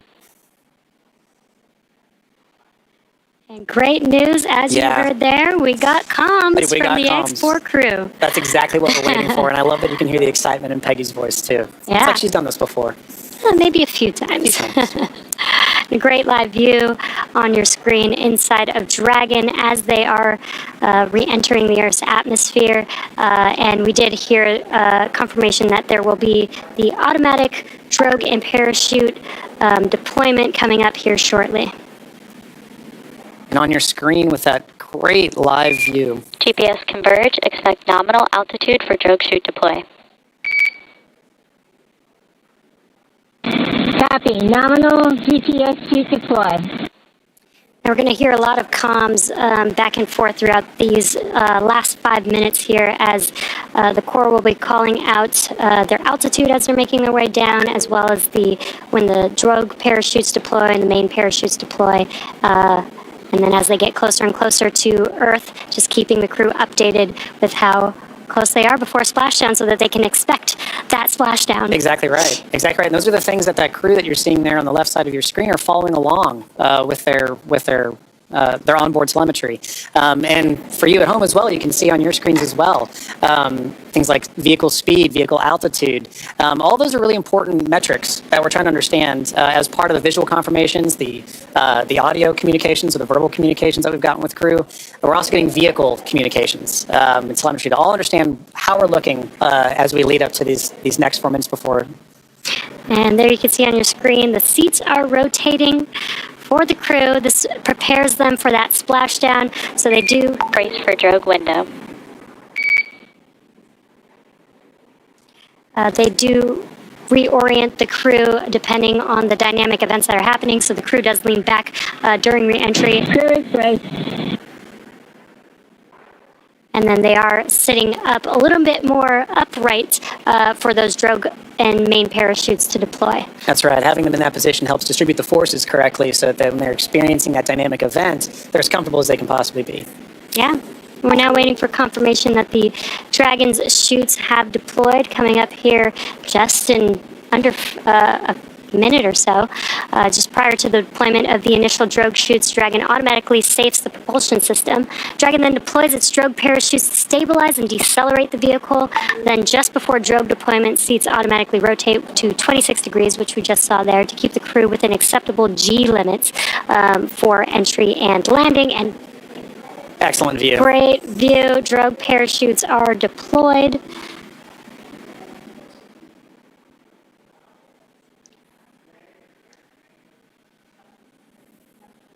View looking forward. Drogue descent rate nominal. Descent rate nominal, copy. Again, we're going to hear a lot of comms throughout this next 3 minutes here. This is looking forward on the Dragon spacecraft up at the chutes. Those drogue parachutes are fully deployed now, so we do expect those main parachutes to deploy here shortly.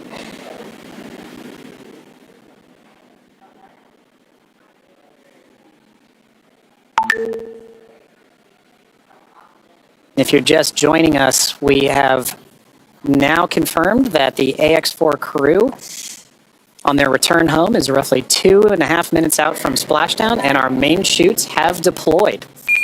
Main chute descent rate nominal. Copy. Main chute descent rate nominal, 1,000 meters for Dragon. We copy 1,000 meters. Great visual confirmation, as well as those comms that the 4 main parachutes have deployed.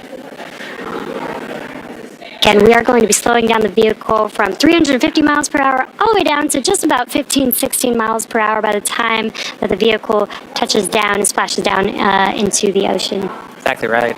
You mentioned these beautiful visual confirmations that we're getting. An important aspect of today's specific splashdown is that it's occurring at night. That's Dragon 800. Copy, 800 meters.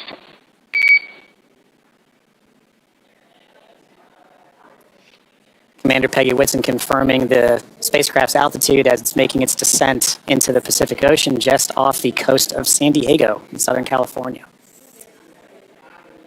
Yes, love that it's coming off the coast of my hometown. 600 meters. 600 meters. And at 600 meters, we're just under a minute before that expected splashdown. Landing in water is a lot simpler and more reliable. Provides a little bit of margin against unlikely parachute issues. We did have to learn how to make Dragon waterproof as we are splashing down into the ocean. But SpaceX copies 400 meters. Reminder to brace for splashdown.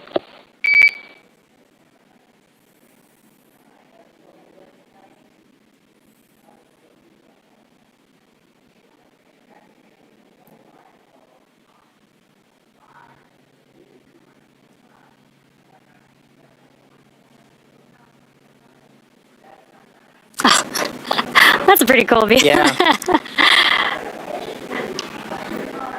That's right. Maintaining the vehicle signature through things like cloud layer and any kind of atmospheric disturbance allows us to maintain visual contact with the vehicle as it's making its final descent for its water landing.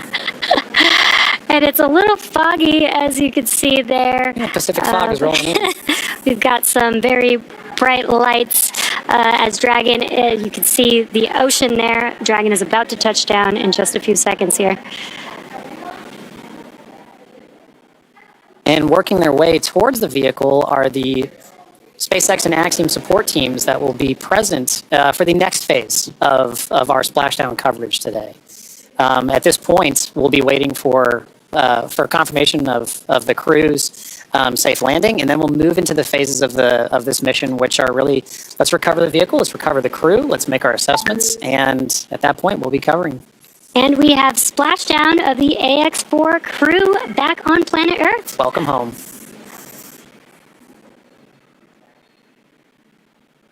SpaceX Dragon splashdown.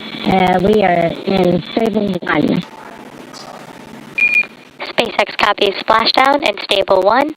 On behalf of SpaceX, welcome home.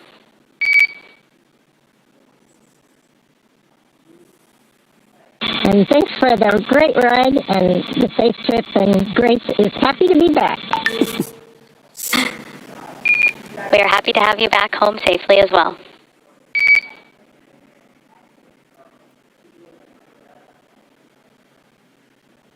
Some words between the Corps and our commander, Peggy Whitson, as the AX4 crew has made it back home, splashed down at Dragon. SpaceX, for your awareness, SISTI system verifications are in progress. I will report back when recovery personnel are en route.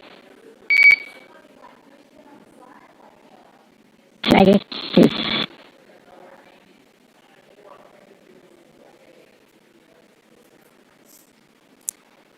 Yeah, so now you can see a couple fast boats are going to be approaching the Dragon spacecraft. They're going to start with making sure that the spacecraft is safe. They're going to do some sniff checks. They're going to pick up those main parachutes. As Dragon splashed down, the chutes were immediately cut to make sure there's no safety issues there. So we'll pick up those main parachutes up.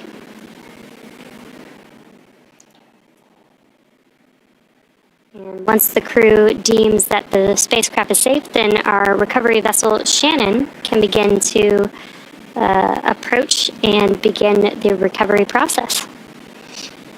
So we are now eagerly waiting on recovery of our Dragon spacecraft with the AX4 crew. Dragon has already autonomously completed several steps to save itself following splashdown. So for those of you just joining us, the return of AX4 has gone smoothly so far, and we just got great confirmation the crew has splashed down. So Dragon successfully re-entered the Earth's atmosphere, followed by deployment of its parachutes to slow the spacecraft down to a gentle 15 miles per hour. And at that point, they successfully splashed down in the Pacific Ocean at 2:31 a.m. Pacific time, off the coast of Southern California.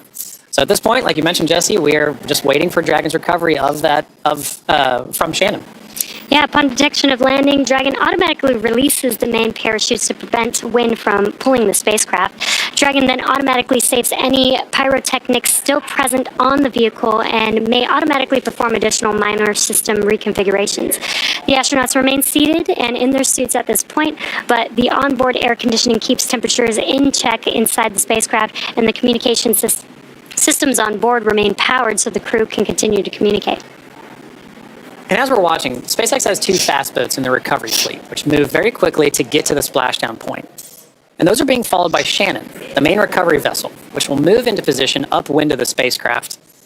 The two fast boats have very specific roles here in these operations. The first fast boat makes initial contact and is focused on immediate safety inspection of the vehicle, checking for vehicle integrity and any presence of hypergolic propellant vapors. This ensures that it's safe for Shannon to approach the Dragon spacecraft. Now, once Dragon is cleared for full approach, the team begins rigging the spacecraft for water recovery by the recovery ship. The second fast boat is responsible for parachute recovery and also serves a redundant boat to the first. So we'll see a team member, we'll also see a team.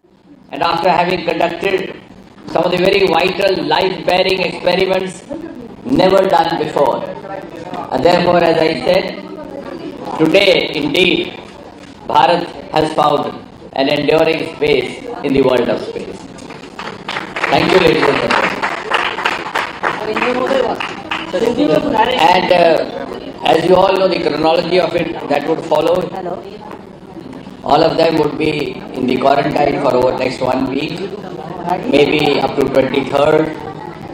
And from 24th onwards, they would be having team discussions with the experts from the ISRO. Then for the next 3-4 days that will continue, after which they would be spending time having separate discussions with the representatives of Axiom, representatives of SpaceX, and representatives of NASA separately. That's called debriefing. And after that is accomplished, which would go on for about maybe nearly 2 weeks, till about 12th or 13th of April, then they'll start preparations for returning home in case of Shubhashu to return back to India.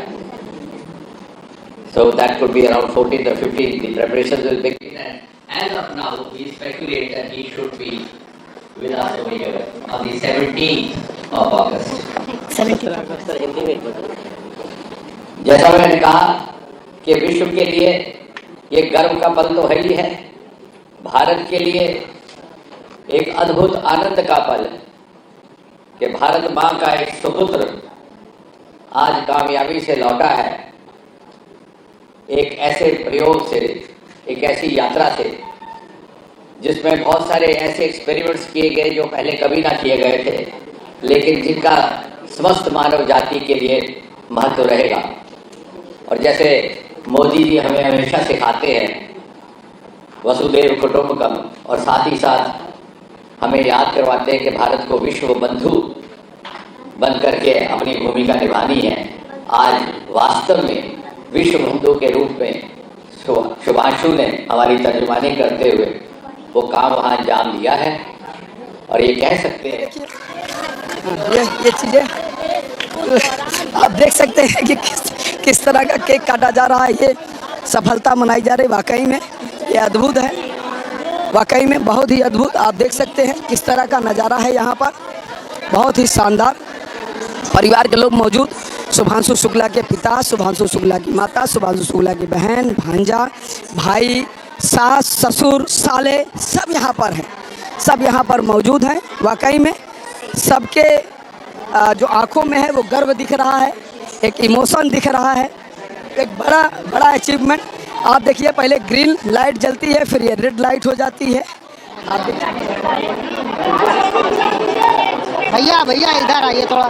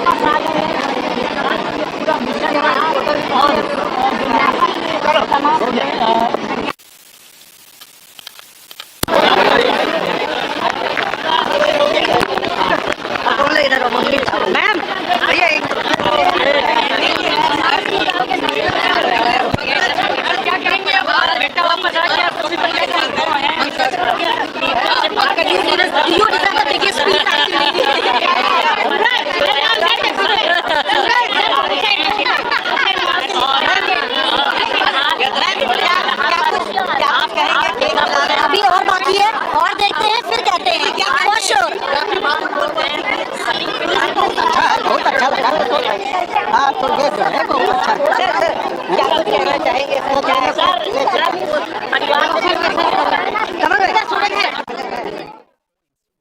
Safe for the team to actually approach and climb onto the spacecraft. And as always, the recovery crew is wearing the PPE necessary to perform these operations. PPE is personal protective equipment. It's a good reminder that even in this phase of the mission, we're excited crew is home, but the job's not done yet. We're taking this time to make sure that we're operating smoothly.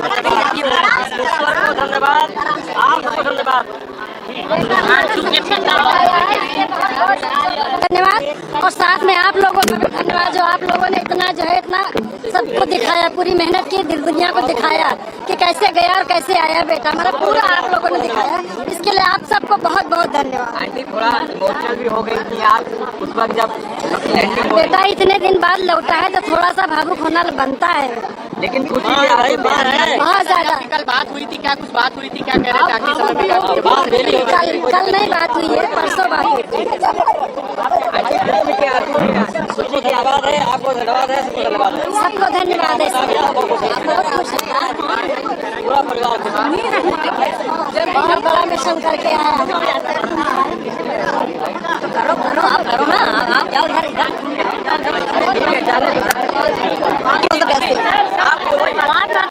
We still have something to watch. आप सब लोगों का बहुत बहुत धन्यवाद। We are so happy. We have next step right now. Please watch that. It's important. पिताजी क्या जाएंगे। Please watch that.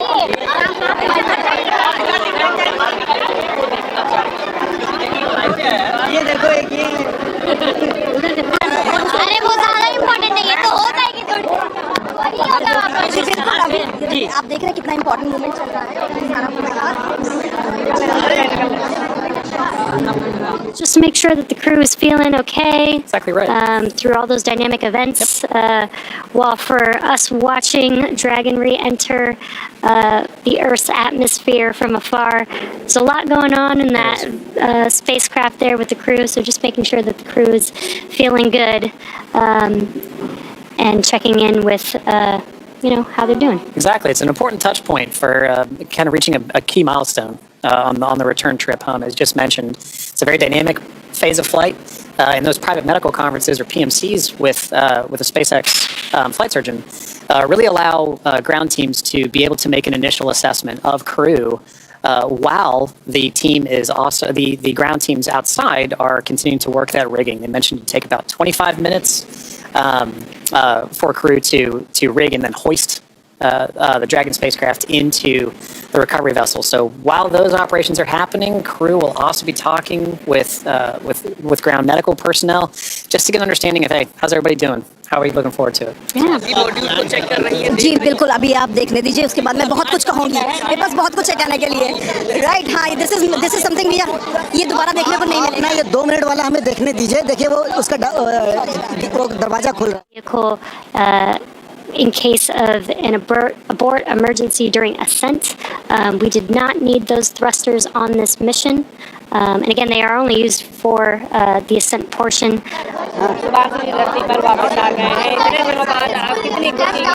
बहुत खुशी है हम तो गार्जियन हैं और पूरे देश को खुशी है आप सब लोगों को खुशी है कि बच्चा हमारा सकुशल वापस आ गया ये हमारे लिए देश के लिए सबके लिए देश के लिए बड़ा गर्व की बहुत गर्व की बात है हमारे लिए खुद गर्व की बात है हमारे लिए सबके लिए देश के गर्व मतलब जो है देश का परिवार के लिए कितना खुशी का पल है बहुत खुशी का पल है बहुत हम लोग तो जो है वेट कर रहे थे सकुशल वापसी का जो है वो पूरी तरह संपन्न हुआ उसके जाने से लेकर आने तक का जो बिल्कुल जाएंगे बिल्कुल रोज जाते हैं करते हैं और आज भी करते अब तो करते ही रहेंगे जो पूरा वक्त था जो गुजरा है वो किस तरीके से परिवार अब थोड़ा सा मतलब वो तो रहता ही है मन में रहता है कि क्या सकुशल हो जाए एक चीज तो रहती है तो वही चीज रही मन में अभी 10-15 दिन लगेंगे 15 दिन का है टाइम है तो यहाँ इंडिया आने में 10-15 दिन लग जाएंगे अब वो आएंगे तब फिर देखेंगे तो मतलब पहले डिसाइड तो हो उनका आने का तब तैयारी करें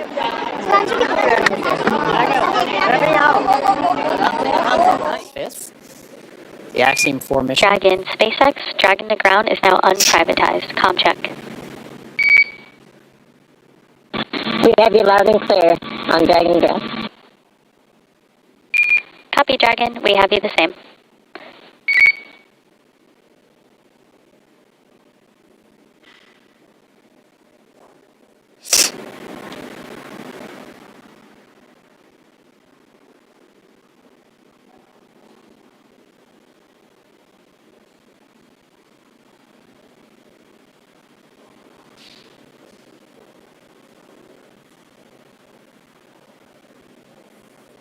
You can now see on the screen SpaceX support personnel beginning the rigging procedures to ensure that the Dragon spacecraft is rigged. Process is going on and we are highly excited. शब्द कम पड़ रहे हैं अभी कोई scale नहीं है proud का वरना वो स्केल टूट जाता आज of course. Thank you so much. कम पड़ रहे हैं कैसा लग रहा है क्या? Dragon copies 5 minutes LOS.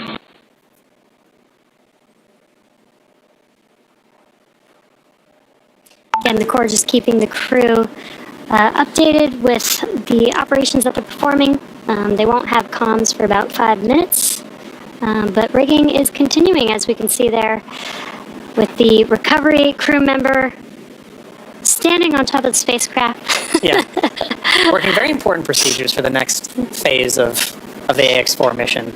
And for those of you who've been following along since June 25th, when a Falcon 9 lifted off from Kennedy 39A, this was a pristine new Dragon.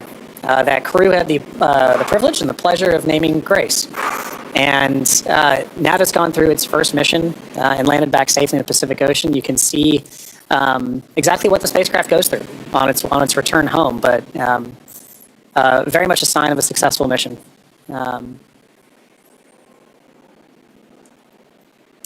Yeah, I love the tradition that the first crew that flies in the spacecraft get to name the spacecraft.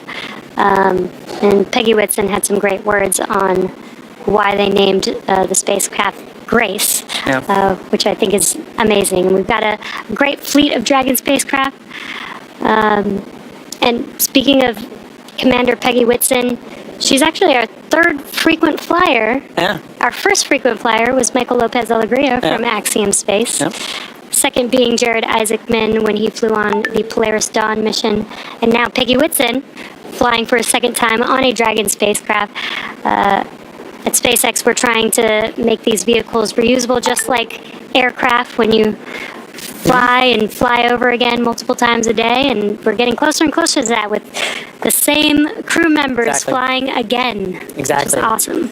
And it's important to note, right, that kind of mission-to-mission lineage, right, allows crew members like Peggy Whitson, like Michael Lopez Alegria, to better help inform the next crews that are coming with them, right? The more familiarity that you get with the vehicle, the better equipped you are on your mission. And I, as a personal Peggy super fan, I cannot imagine a more fitting astronaut to be able to give a name to a new vehicle. I love the messaging behind why they chose to name it Grace. And to your point, Jesse, about the frequent flyers, I loved that during launch we could see I don't know if it's a new tradition potentially, but we got to see some boarding passes that SpaceX provided to the AX4 crew.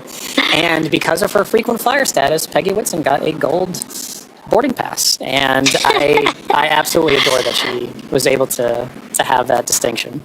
Yes, just add it to her resume. Yeah, you can add it to her resume. SpaceX frequent flyer.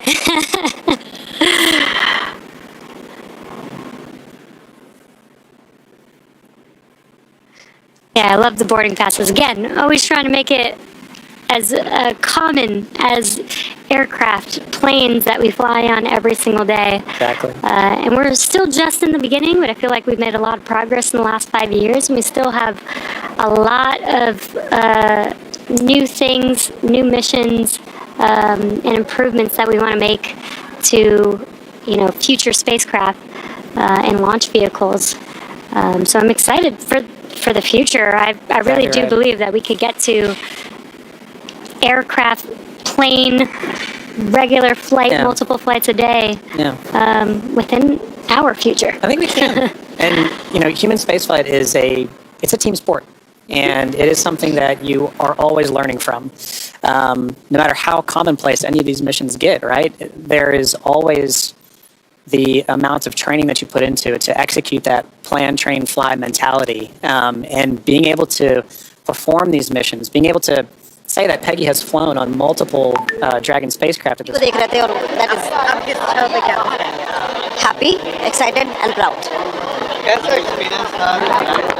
Support personnel are going to be ready to support missions like these from even well before a crew is on the launch pad, all the way through splashdown, pulling them onto the recovery vessel here for the Dragon spacecraft. And you can see on your screen both the fast boat and the recovery vessel Shannon making approach to Grace, our Dragon spacecraft.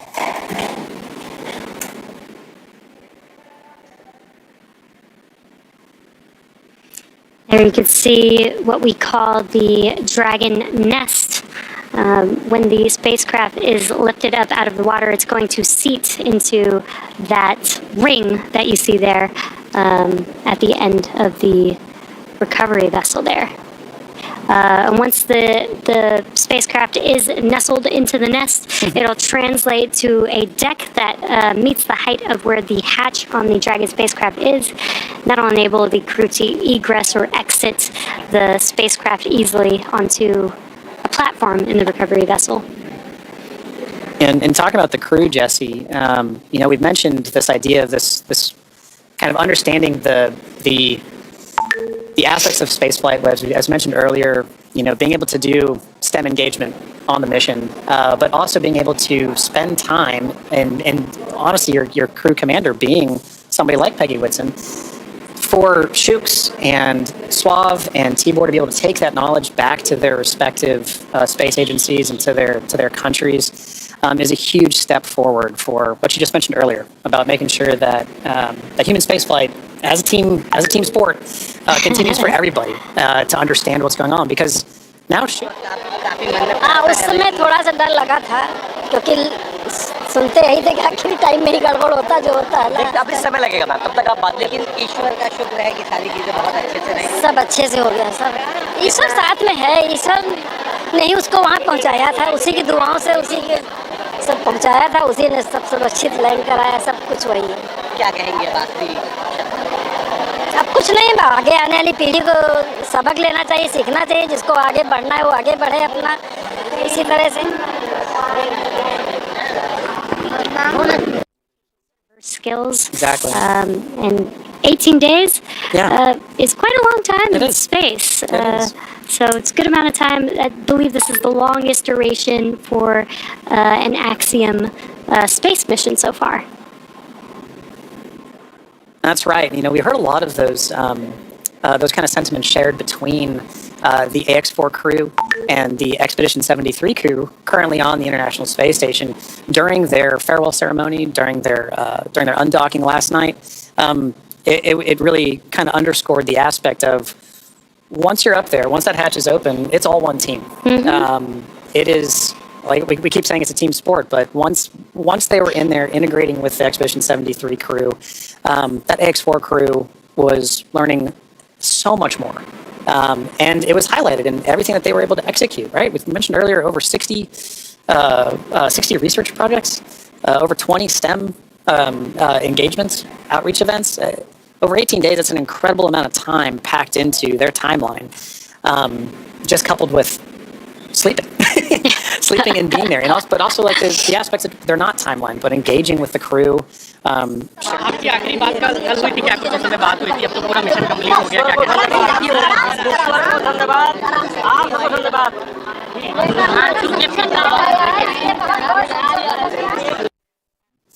And I think it's an incredible aspect of this mission for sure. That's so awesome. Yeah. I wonder what their comms were. I'll meet you in space. Exactly right. I wish I had the ability to say that. That'd be so cool. One day when we're all able to fly in space. All right, sounds good. I'll see you in space then. See you in space, John.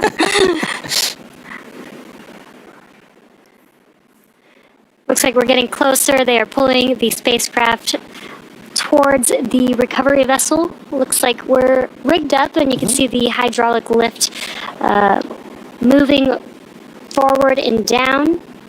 And then it will begin to lift the spacecraft out of the water and again into that Dragon nest that you see there on the recovery vessel.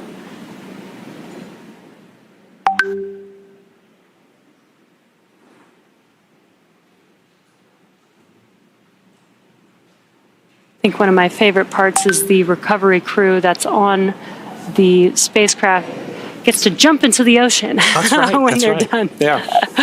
And it's nighttime in the Pacific, so it might be a little cold. We'll be a little chilly.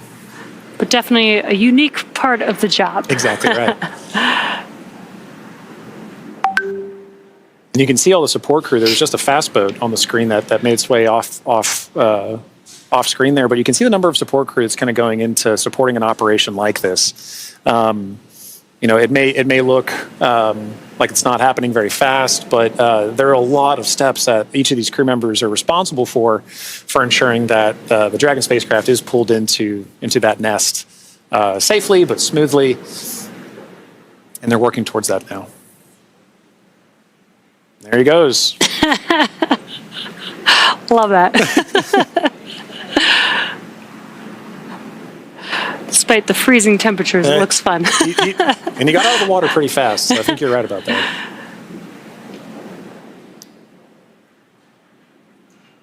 All right. Looks like lift is about to begin.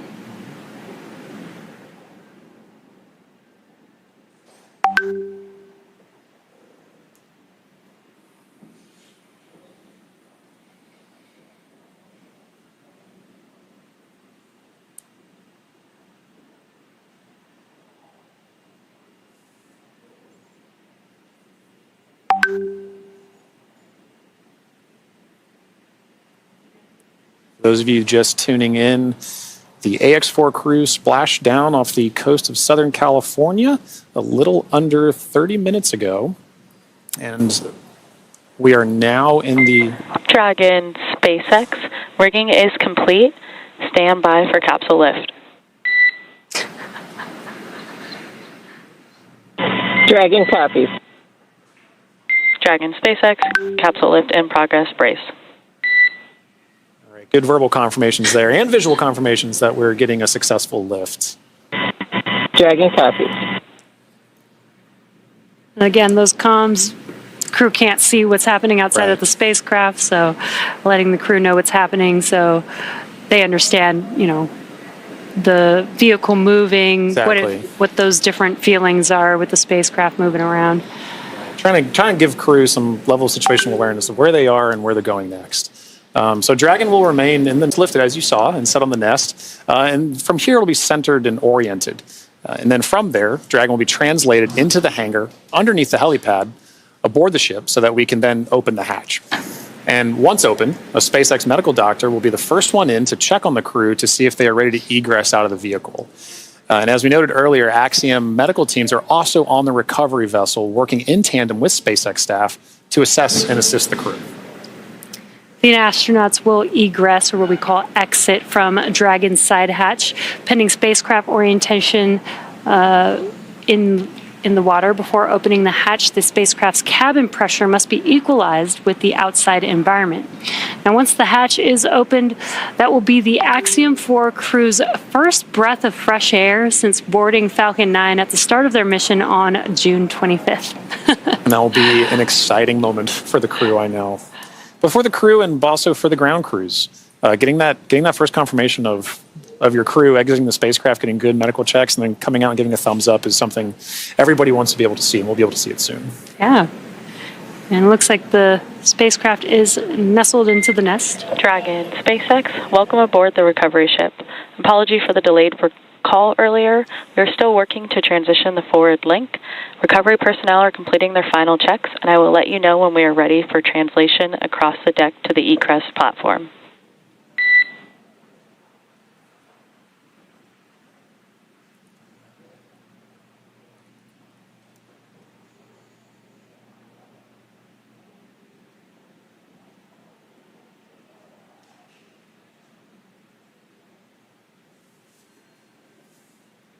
Now, they are de-rigging the spacecraft, but they're also doing some final sniff or leak checks and then covering the thruster locations prior to opening that hatch. Let's just make sure that the vehicle is more than safe for the crew members to exit the vehicle.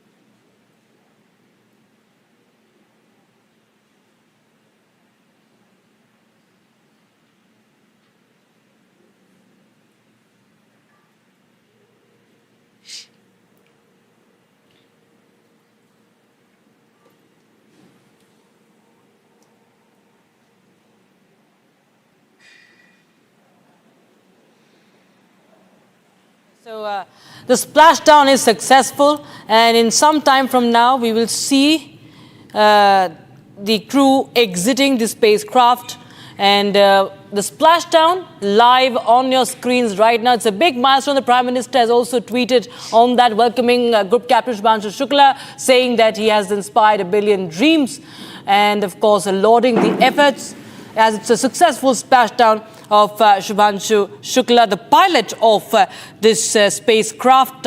And this is these live visuals coming in right now. Viewers, in a short while from now, we will see the crew coming out of this spacecraft. There are some checks going on right now. And this is a splashdown that happened off the coast of California in the United States of America. And after that, of course, there's going to be medical checks and there's going to be rehabilitation of these crew members.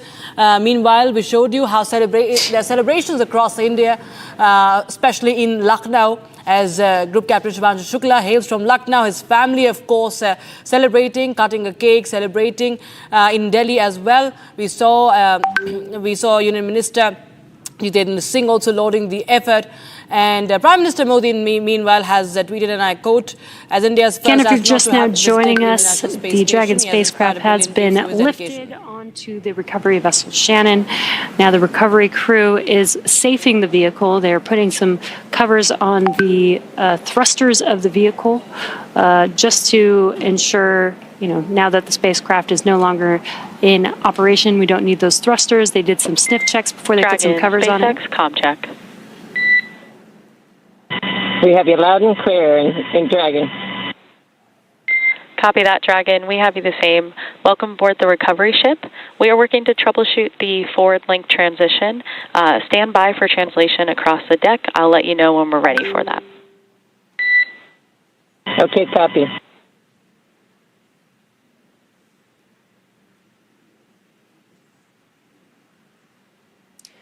The crew is preparing for translation. This is where that Dragon nest is going to move the spacecraft towards the deck, and that deck is going to meet the bottom of the Dragon hatch, and that'll enable the crew to egress or exit the Dragon spacecraft onto a platform on the recovery vessel. And again, the recovery crew looks like they may have finished safing the vehicle in preparation for that translation. As you mentioned, Jesse, that hatch that you see right in the center of the spacecraft, when we see crew egress from that, SpaceX medical personnel will be there to assess crew and assist them along with other ground support crew out of the spacecraft. And at that point, that will be our first time being able to see the AX-4 crew since their liftoff to the International Space Station on June 25th.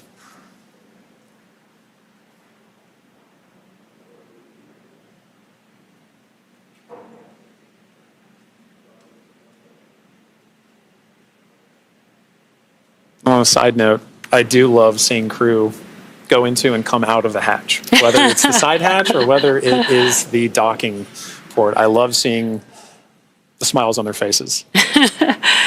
Yeah, it's going to be exciting for them once we open this Dragon side hatch. Again, it'll be the first breath of fresh air in about 20 days for them since they boarded the Falcon 9 on launch day. And it is an interesting distinction. You launch in the Atlantic and you splash down the Pacific. It's very different breaths of air that you're getting. And you traveled all over space for thousands of miles. 288 orbits, something like 7.6 million miles. All just to come down across the country. Millions of miles, I should say.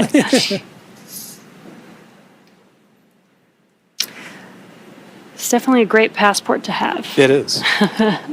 Maybe that could be the next memento that we can provide crew before they lift off as a passport that they can see. I think the locations would be orbits. That'd be really cool. Outside of Earth. Yeah. Earth orbits, low Earth orbit.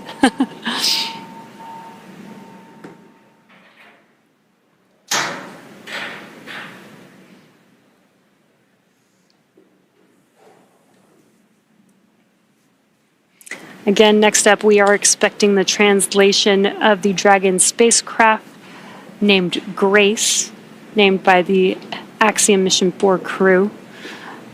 Again, the spacecraft will translate in preparation for hatch opening and exiting of the vehicle.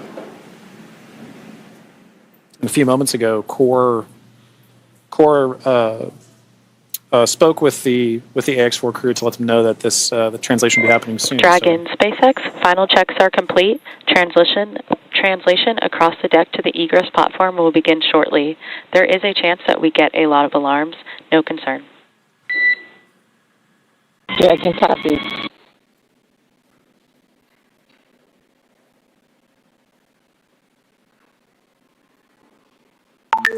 We have movement. Translation is beginning.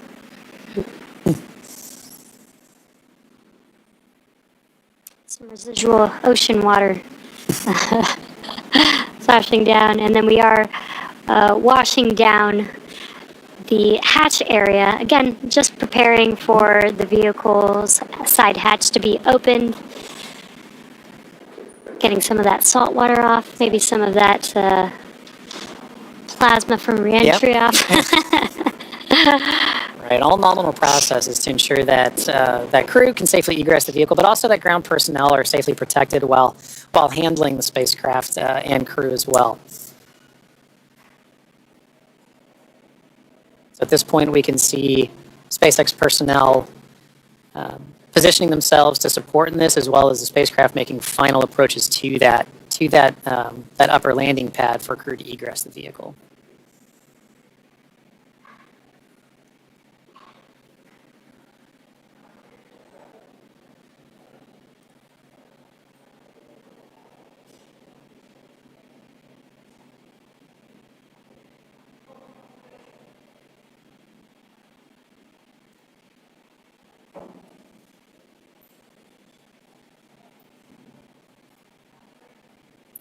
After that freshwater wash down of the hatch area, we're seeing some final wipe downs as well.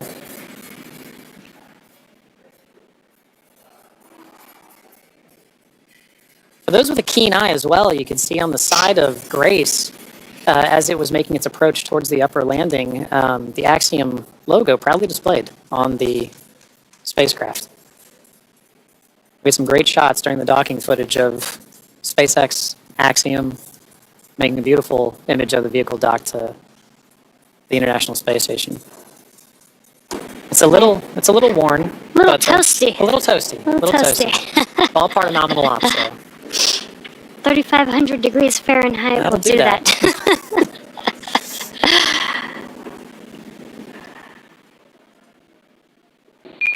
Dragon, SpaceX, stand by for side hatch opening and egress of some smiling faces. Here we go. All right, we're looking forward to it.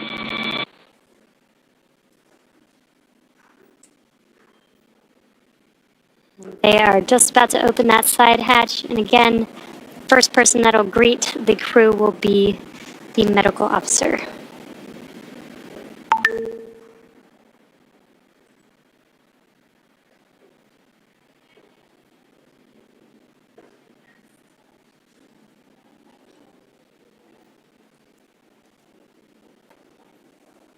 The hatch is open, and ground crews are making first contact with the Axiom 4 crew.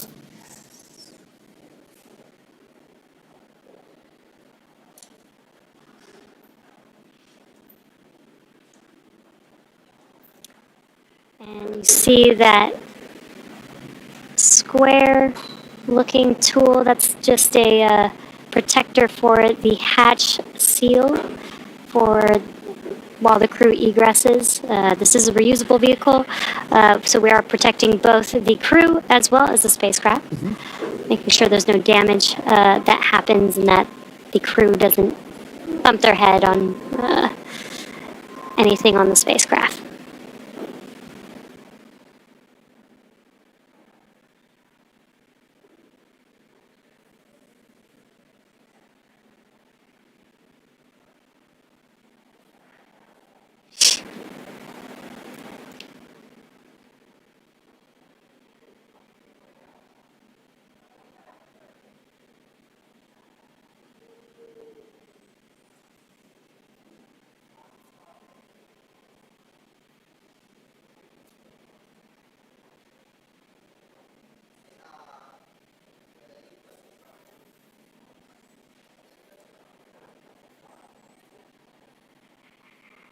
Axiom 4 crew back on Earth. The splashdown is successful, and we're getting live images coming in from off the coast. You can see family celebrating Shubhanshu Shukla's, Group Captain Shubhanshu Shukla's homecoming. Of course, he will be in Delhi. He'll be in the country in August, 17 August. There's a lot of time. There's almost a month to go. But this is he's the first astronaut to go to the International Space Station, and he's successfully back on Earth.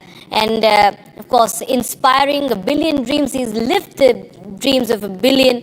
And you can see his family was waiting with a bated breath just a while back. And we've seen that history has been made. And of course, the entire country, nation is erupting in celebrations. And the Space Dragon, SpaceX Dragon spacecraft carrying India Shubhanshu Shukla and the multinational crew safely splashed down in the Pacific Ocean.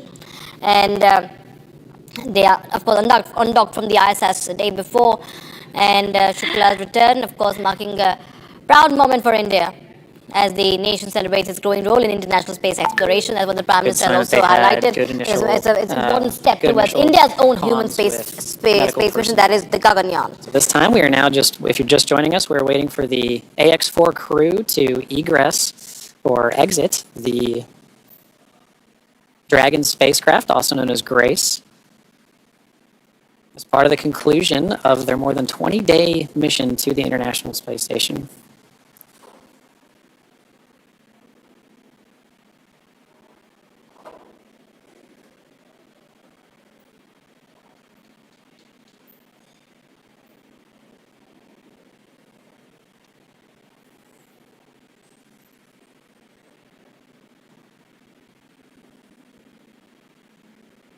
You can see the crew is handing some of their cargo. That looks like ISRO chief joining us on the broadcast. Mr.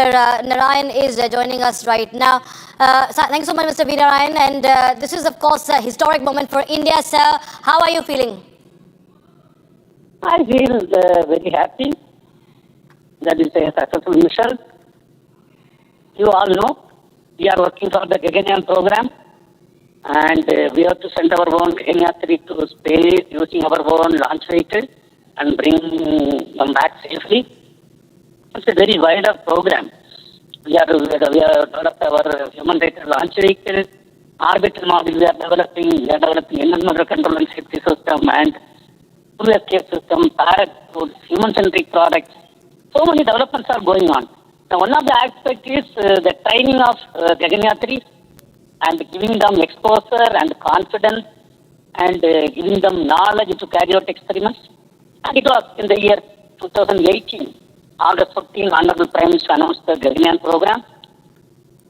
And we are working, the entire country, entire ISRO is working towards that program. And Honorable Prime Minister 2023, he strongly felt that we should give exposure to one of the Gaganyatris. We selected 4 people and gave training. At least one of them should send it to the International Space Station. And so he will gain a lot of knowledge. So thereby, 2 Gaganyatris, Mr. Prashant Nair and Subhash Shuklaji was selected. Both were given almost 10 months training in various facilities in USA. Then, of course, we also, and they got exposure to multiple places. And then, originally the launch was scheduled last month, 11th. And 10th, we noticed a minor leakage in the rocket. And we Indians were insisting to stop the launch and correct the entire thing. And based on our insistence, the launch was called off on 10th of last month. Then everything was corrected based on our requirement and demand. And today I am extremely happy that they were sent safely. I was confident after the correction. In fact, I was there leading the team in insisting for the entire correction of the leak of the Falcon rocket on 10th of last month. Then finally, the entire thing launch was postponed and everything was corrected. And today I am extremely happy as Secretary Department of Space. The entire program is a successful program. Our people have got the exposure. Our Gaganyatri has got the exposure. Shuklaji could do some experiment in the space. Even though it was shorting some exposure, and then he has come back safely. And this entire data will be useful for our Gaganyaan program and future human spaceflight program. And we have got only one exposure, earlier 1984, Rakesh Sharma went, and that he is with us in country. And this exposure also will help us in a very big way in the coming years for our human spaceflight program. Sir, if you could just highlight what role did the ISRO play, because of course it is the ISRO's contribution is also important to be highlighted in this very successful mission, sir. ISRO contribution, the entire contract management was executed by, in fact it was initiated by Honorable Prime Minister, but the entire contract and its management was done by ISRO, and ISRO team led by me. We were there before the launch. And we have seen the result, and we have insisted to correct the rocket to ensure safety of all the 4 astronauts, not only Sukuna, our Shuklaji, all the 4 people. And based on our insistence.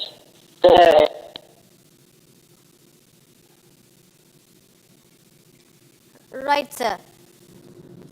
Right. Right. So can you hear me, Mr. Narayan, if you're still with us? Also the fact that ISRO played a role in the safety. We've seen that there were a lot of delays, incessant delays. We've seen time and again delays in the launch of this mission. But, one of the issues was also identified by ISRO, sir. Mr. Narayan, can you hear me? Are you still with us? All right, we seem to have lost that connection with Mr. V. Narayan, the current ISRO chief who was right now speaking live and exclusive on Republic TV.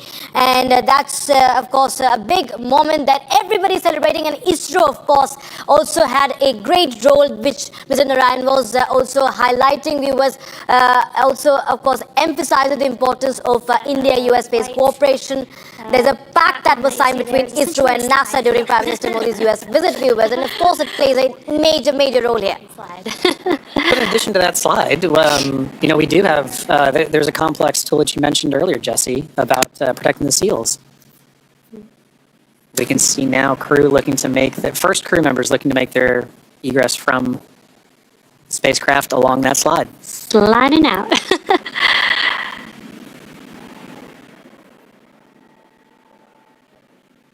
And there she is. We see Commander Peggy Whitson, all smiles, exiting the spacecraft Grace. That is a beautiful sight. Peggy Whitson, the AX-4 commander, is home, having logged 695 days in space on 5 flights. She is the 7th on the all-time list for most days in space by a human.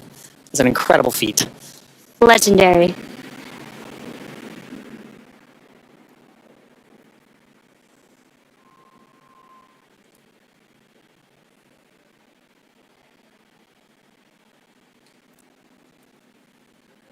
Spacecraft viewers. Right, so I think we are just a few moments from now, we're going to see the crew coming out, and that's the moment everybody's waiting for. The family, imagine, has also been waiting for with a bated breath there. And after the checks are completed, okay, we've seen Mission Commander Peggy Whitson has exited the Dragon capsule. So one by one, all the crew members are exiting this spacecraft. We're soon going to see India's Group Captain Shubhanshu Shukla also exiting this. We've done through after 18 days aboard ISS, and this is, of course, one of the this is going to be one of the most remembered scenes, remembered moments in India's space history. And the other astronauts are also going to exit the Dragon capsule just in a short while from now. We're going to see any moment from now. In fact, Group Captain Shubhanshu Shukla will be exiting this spacecraft, and he's the mission pilot, remember. And it's, of course, very important. He has an important role to play in getting this spacecraft back on Earth in this successful splashdown. And we're getting to you the live streaming right now. Is for this particular crew. We'll see another big smile coming out of the Dragon spacecraft in a moment.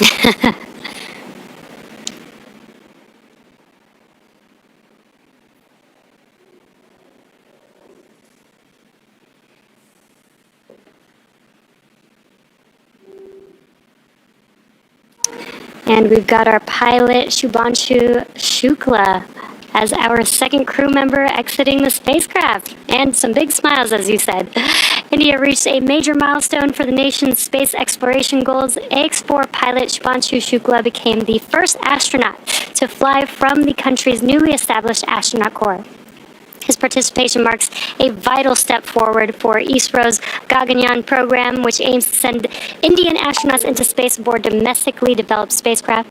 Shukla's flight demonstrates India's readiness to execute international missions and reflects the country's broader ambitions to become a key player in the global space community. As India continues to expand its capabilities in crewed spaceflight, this mission serves as both a proving ground and a symbol of its commitment to innovation, collaboration, and leadership in space exploration. बेटा जो है बेटा वापस चला आया तो ये भावुक पल है भाई उसका अच्छा लगा बेटा जो है बेटा वापस चला आया तो ये भावुक पल है भाई उसका जो है बहुत अच्छा लग रहा है। इस समय जो है हम लोग बच्चे को देखकर बहुत खुश हैं। अच्छी रही यात्रा, अच्छी रही जैसा कि हाँ बात होती थी और मंत्री से बात कर लेता है थोड़ा हल्का लगता है। यही पल तो था जिसके लिए जी रहे थे। नहीं बिल्कुल उसका मिशन पूरा हुआ। अब ईश्वर को बहुत बहुत धन्यवाद और सभी देशवासियों। अब मिलना 15 दिन लग जाएंगे अभी मंडला में 15 दिन लग जाएंगे मिलने में। परिवार है किस तरीके से स्वागत की तैयारी है? नहीं बहुत भव्य स्वागत करेंगे हम लोग जो है बिल्कुल एंजॉय करेंगे पार्टी करेंगे पूरा बैंड बाजे के साथ स्वागत करेंगे जो कुछ होगा बहुत अच्छे तरह स्वागत करेंगे।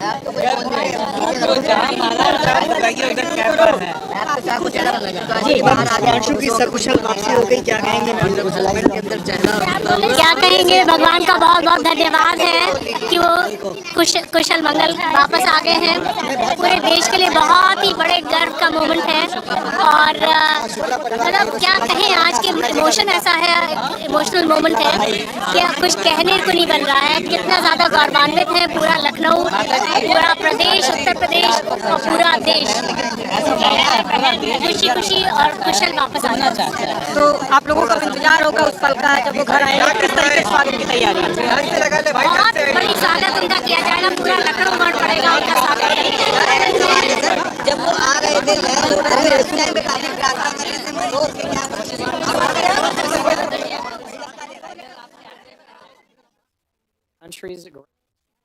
Craft. There you have. He's all smiles. He's waving at the camera, very, very confident. And we have Srijanpal Singh, Dr. Srijanpal Singh, author, scientist.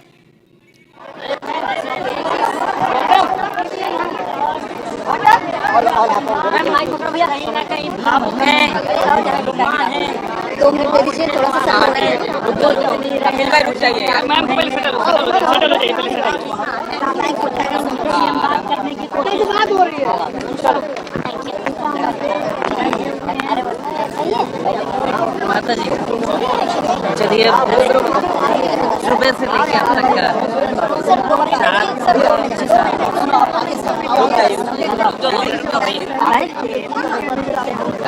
आज पहली बार अभी देखा है क्या कुछ कहना है? We are trying our best कि आप लोगों को पूरा राइट मिले और हम हर क्वेश्चन का जवाब दे रहे हैं बट स्टिल एंडिंग हो गई है और आपने जो तस्वीर कह रही थी जो आपको देखनी थी अब वो आ भी गए और तस्वीर भी सामने आएगी। पहला क्या वर्ड कहेंगे अब जब वो तस्वीर पर आ गए? आप लोग खुद अलाइन कर लो हमें कहने की क्यों जरूरत पड़ रही है? आप खुद अलाइन कर लीजिए। We'll just shortly get you the reaction from the family. Of course, they are elated right now. They're celebrating it right now, seeing their son. He's India's son. He's India's space hero who has just emerged from that spacecraft. He's all smiles. He's waving at the camera. He's waving at 1 billion Indians who are so happy. And he inspires so many youngsters after this successful mission. He piloted this Axiom mission, crew members back safely on Earth. And this is history, viewers. 41 years. It took 41 years for an Indian astronaut in space. And the first time ever an Indian astronaut in the International Space Station. He has conducted several crucial experiments, viewers. And in total, there are 60 experiments that have been carried out by this team, by the crew. They have come down, they have splashed down very successfully off the coast of California, coast of San Diego. And this is, of course, celebration time for the entire family in Lucknow. You can see the right side of the screens. They are so very happy. And the left side of the screen, you can see Shivanshu Shukla there for the photo op. Of course, the body, of course, changes. There are many changes in the body, so he's not able to, I think he needs support for walking. I have Srijanpal Singh, Dr. Srijanpal Singh joining us on the broadcast, Dr. William Selvamurthy, former Chief Controller of DRDO, also joining us. Dr. Selvamurthy, I want to understand from you, for those who are not understanding, like we see...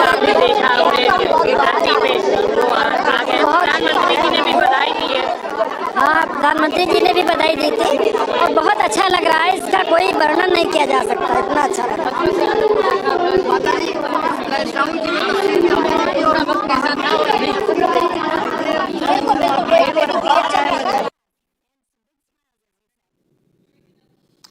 was the mother of Shubhanshu Shukla, Group Captain Shubhanshu Shukla there. Mr. Asha Shukla was speaking to the media right now, and you can see the cake cutting when Shubhanshu Shukla had successfully splashed down with the crew. And I have my guests also joining us right now. I'll go to them now finally. Dr. William Selvamurthy, tell us more about what physiological changes are the astronauts experiencing right now. We see, of course, it's been a long journey, and there will be, of course, a lot of medical checkups also happening. Prime Minister ने बधाई दी है and उन्होंने काम ही ऐसा किया है कि वो सबकी बधाइयों को डिजर्व करते हैं and we were also waiting for it कि वो जल्दी से लैंड करें और अपना डॉकयार्ड करके उसके बाहर निकले कूप से and he has done that and we are so relaxed and happy right now.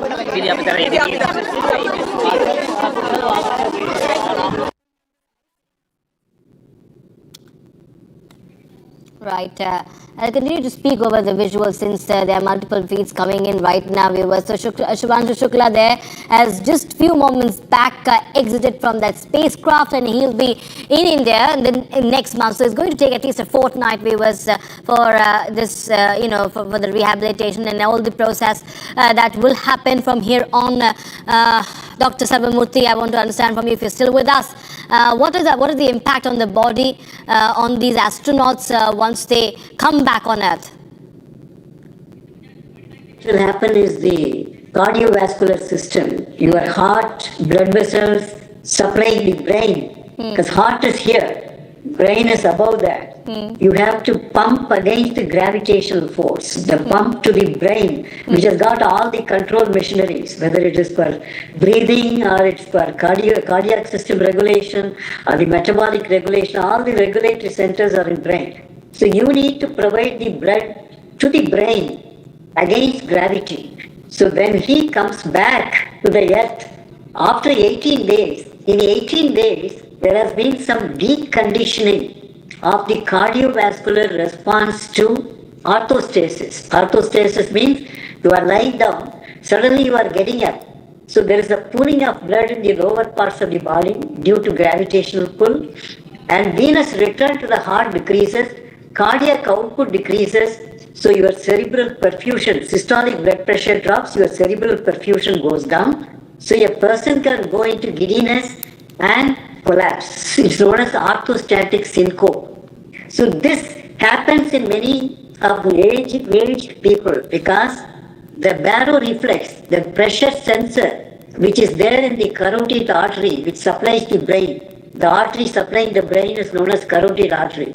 This has got the pressure sensor. This becomes sluggish. So when you go to space, this baroreflex, which normally corrects the variations in blood pressure, becomes sluggish because of the deconditioning where there is no gravity there. So it forgets about how do we regulate to the orthostatic tolerance. So that is why he is being escorted, holding, because he should not collapse, because his cardiovascular adjustment to pump the blood to the brain adequately may not be there. That is one. The second is the equilibrium maintenance. Normally your equilibrium is maintained by vestibular apparatus, which is there in your ears, cochlea. It has got semicircular canals.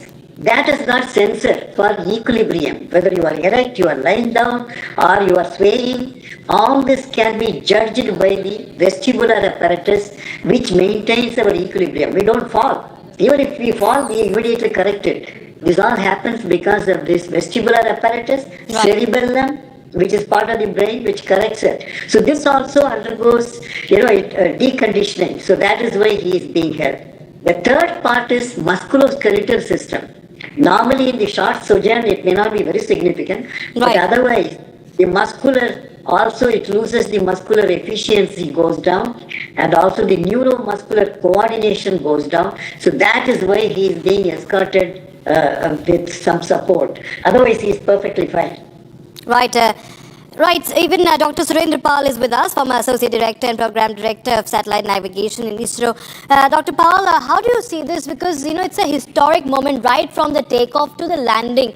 this smooth execution. And ISRO's contribution to it, more importantly, sir, how do you think makes an important case for our upcoming project, especially the human space, the first ever human space mission, that is the Gaganyaan for India, sir? What role this will play? Yeah, first of all, I must congratulate the whole country and congratulate myself also that, the Gagan Yatri, Group Captain Shukla has come well. There are physiological changes, but I can see that he is able to walk. Somebody is escorting him, but he is able to also walk. He stood, so that's one thing. Now let me talk, Dr. Silamurthy talked about the physiological and biological things. Let me tell about technological things. First is, ISRO contributed significantly in going through the documents, etc. Also the testing, our teams went there. That's why Dr. Narayanan told, the leakage was found out and it was plugged, it was pointed out and plugged. Because we had such a problem in our GSLV earlier, one of the GSLV. And we are quite versed to check such leakages. Now, coming to the overall experience, see, the ISRO team went through the documents, all the documents, so they got the experience of how to prepare documents, because document preparation is also a big thing. Then go through all the procedures, total mission thing, how to control the mission, and our doctors are there, they will look into how medical health is taken care. As far as coming to Group Captain Shukla and Group Captain Nair, both were trained for it. Now Group Captain Shukla has gone into the real orbit, and he has seen all the things. So his experience, which will be sharing and which will be also documented, As soon as he comes, the first thing is that whenever we do anything such thing, we document it, because after some time the memory goes off and everything is documented, experiences are documented. So the debriefing which is done in all those things are properly put in that one. And so technologically, he has gained the experience how to maneuver the spacecraft Grace, because he is the pilot. Although there is a commander, but he is the pilot. How to bring it, how to change the orientation, when to fire the cold jets, because when it's when it's undocking, at the time cold jets are fired, not the hot jets. And when it goes away from it, then hot jets are fired. And it's a deorbiting time, hot jets are fired. So these are some of the things which are of course done automatically, but the commander is finally, he checks it. And he also, if there are any problems, he can check it, he informs it. So that's a technological aspect. As far as telemetry, telecommand, etc. are concerned, our ground stations are also involved in that one. Our teams, mission teams are involved. So overall, if you see, there's I won't call it a dry run. It's a wet run as far as the total Gaganyaan mission is concerned. So we will be almost on the same lines, if not exactly the same, but we'll be almost on the same lines. This experience will be useful, and our Gaganyaan is almost designed on these lines only. It's not that different. There will be 3 persons can go there.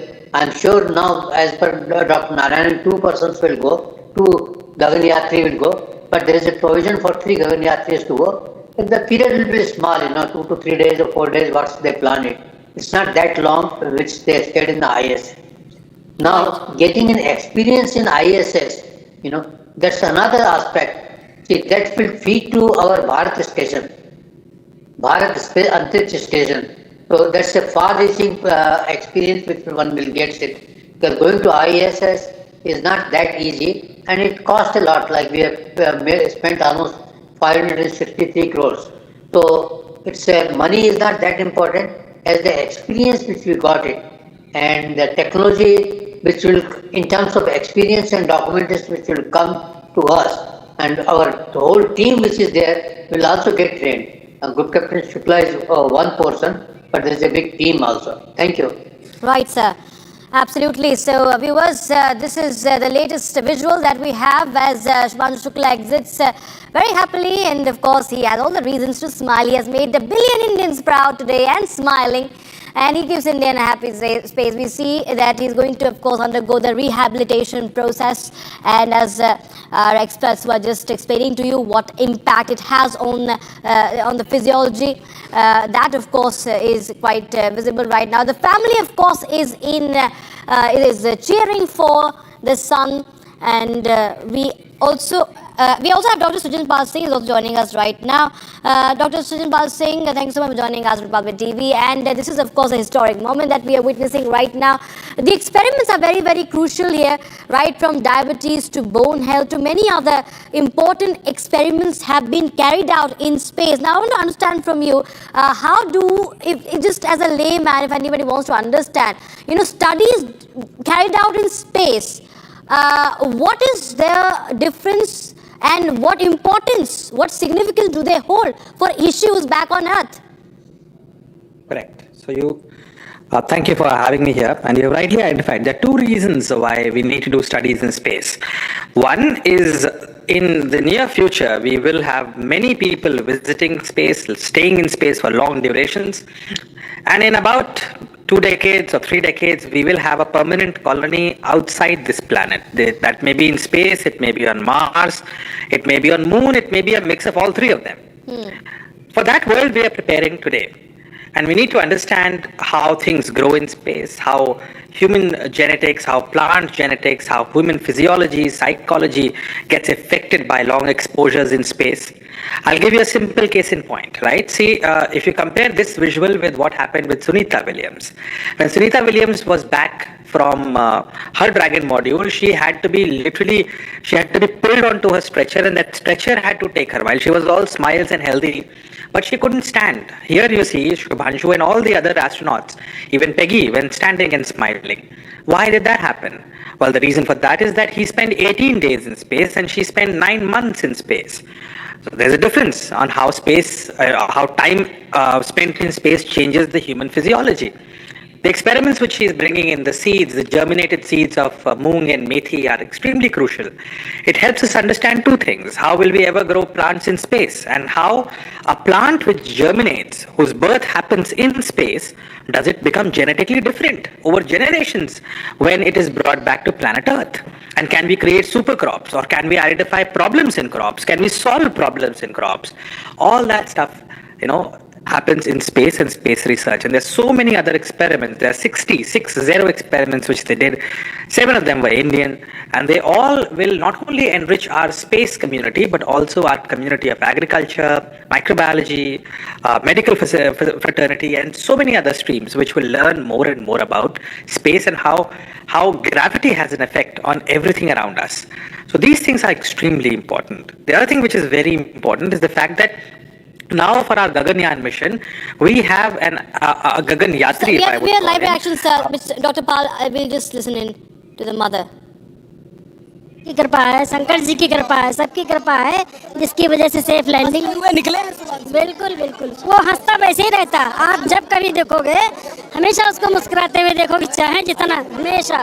देखिए उनकी माता जी ने कहा कि शुभांशु को आप जब देखेंगे, जब उनसे मिलेंगे तो वाकई में मुस्कुराते रहते हैं। तो शुभांशु की जो माँ है, उन्होंने कहा कि आज मंगलवार का दिन। So Dr. Sujan Pal Singh, we just heard the mother, and of course he's all smiles, and it's good to see that gleaming smile. But yeah, Dr. Sujan Pal Singh, please continue. Please resume what you're saying. Yeah, so the other thing I was telling you was an important lesson is in the terms of getting one Gagan Yatri who is now experienced space, and not just space. He's the mission pilot for this mission, and also he is experienced now at the International Space Station for a good 18 days. Two things will emanate from here. One is the Gaganyaan mission will have an experienced commander, an experienced pilot, somebody who has experience of space and how things go right and wrong there. And the other thing would be very important is that when in 2035 we built our Bharat Antarctic Station, we are building the plans of it right now as we speak, all the learnings about ISS first hand which we get from Shubhanshu Shukla ji is very, very important. So that those kind of things will be also important. The third most And I would rate it amongst the three. This is probably the most fascinating thing which Group Captain Shubhanshu Shukla brings back with him is a sense of motivation, pride, and confidence in the nation. So today, Indians are dreaming. You know how many children you have interviewed from all over news, from all the past 2 weeks or so, who now they have children who want to go in space sector, who want to be astronauts, who feel that they have the power, the might, the grit, the knowledge, and the human tenacity to become an astronaut. They all want to do that. It builds the national aura. It builds the national confidence, especially in its youth. And a nation which is able to have confident children in its school is a nation which is the power of tomorrow. So I think this builds India of tomorrow, a new India, a newer India, which is going to be exceptionally powerful and will have its eyes really set up. And I remember what Shubhanshu said when he saw India. And somebody asked, what did he see? He said, Bharat Mahatvakanshi dikhta hai. And India looks ambitious from space. India does. It is now an ambitious country, and we have ambition with humility because we have the culture of humility. So it's a beautiful chapter, the first chapter to a wonderful book of Indian space science, which is going to unravel over the next 1 decade and more. Right. We also have Dr. Selvamurthy. Dr. Selvamurthy, we've been, I will just take it forward from where Sujan Bal Singh was, speaking, highlighting that how it's inspiring so many people. But, the fact that it took 41 long years. And yes, things have been in process, but we've seen in the past, just recent few years, in the past 2-3 years, I think, there has been a push to our space agency, and we've seen back-to-back success for ISRO. What do you think has propelled? What are the factors behind this, this space push that India, that ISRO is getting? In fact, before that, we'll just take a live dip into the reactions coming in. हम जो है बहुत खुश हैं उसके लिए. What is Dr. Selvamurthy? What has really changed in the past few years, in the last few years, as far as India's space journey is concerned, sir? Right. Actually, the Indian Space Research Organization has grown, during the last 4 or 5 decades, that they have grown, but the last 1 decade has been exponential growth. The last 10 years, and particularly from 2014, I see a tremendous, vibrant ecosystem has been created for space research and development. And you see so many missions, soft landing of moon, Chandrayaan-3, which is something unique. India was the first one to soft land on the moon. Similarly, we did the Mangalyaan mission very frugally, with minimal expenditure. We were able to achieve, and we know how to do things in a frugal manner. So we were able to demonstrate our capability, technological, scientific prowessness, and we were able to demonstrate in that mission of Mangalyaan, which is the orbiter mission of the Mars. Then L1 Aditya mission, which is again recent one. You see looking at the sun, going close to the sun and then putting the observatory over there, looking at the solar flare, the magnetic storms, collecting a numerous data, which is going to be tremendous application in the biosphere, atmosphere. So that is yet another achievement. Launching 104 satellites in one mission, which is never done. The reliability of PSLV proven so that the other countries coming to India to launch their own satellites. So, and now Gaganyaan, which is in the offing now. In the next 2 years, we are going to have this. And then Antariksh Station, our own Bharatiya Antariksh Station will be there by 2035. And these are all by Honorable Prime Minister, Shri Narendra Modi ji. I should express our gratitude as a scientist that he has given a new momentum to Indian science and technology. A lot of missions have been launched, green hydrogen mission, semiconductor mission, national quantum mission, and also now the space mission. You see so many the new things happening in the country in space sector, opening up the space sector to private sector, because earlier it used to be only in government domain. Startups coming in the space sector, looking into space economy in a big way, and using the data which comes from remote sensing satellite to translate them into an application, whether it's for agriculture, or it is for energy, environment, or for natural resources management, or forest fire detection, you name anything, and for strategic application. So you have the satellites information coming as tremendous application. Last 10 years, I see such a great vibrance. And one major thing is that opening to public sector, the private sector is a very important the decision as a policy. Because earlier it used to be a strategic department. Department of Space was a strategic department like DRDO, Department of Space, Atomic Energy. These three are strategic departments, which is highly guarded. Now, this Prime Minister Shri Narendra Modi ji, as well as the whole government, has opened up to the private sector, Right. which is a game changer, Yes. which will bring in capacity building at national level, capability building in new dimensions like what we have done here, International Space Station, where our Gaganyatri group captain Shubhanshu Shukla has gone. It happened only 2 years ago when our Honorable Prime Minister Shri Narendra Modi ji visited USA, met the then president. The whole idea and the vision started, he envisioned that we must have our Indian astronaut in the International Space Yes, Dr. Station. Murthy. And so Yes, this Dr. is, Murthy, this is what has absolutely. happened in the recent years. Yes, absolutely. And this is, of course, the biggest game changer, I think, right now. Dr. William Salvamurthy, Dr. Surendra Pal, and Sujan Pal Singh, thank you so much for joining us on the broadcast on the special coverage of Republic TV. Continues to get our viewers every detail and update on that, viewers, as history has been created. India's space hero group captain Shubhanshu Shukla is back. We'll be right back after this very short break.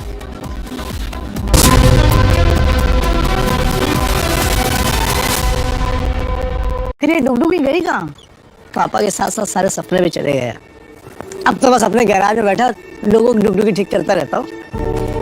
और अपने बच्चों के सपनों के साथ ऐसा कुछ नहीं होने देना। वो कैसे? पहले से लाइफ इंश्योरेंस।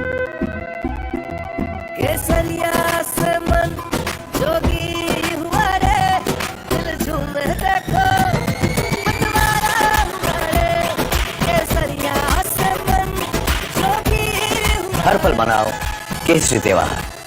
विमल, बोलो जुबान केसरी। ये है सीक्रेट रेसिपी MDH का जीरा सिर्फ जलजीरा मसाला।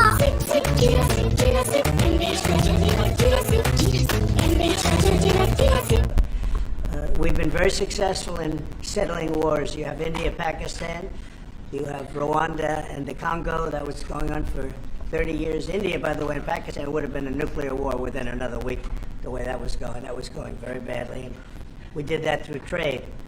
I said, we're not going to talk to you about trade unless you get this thing settled, and they did. And they were both great leaders, and they were great.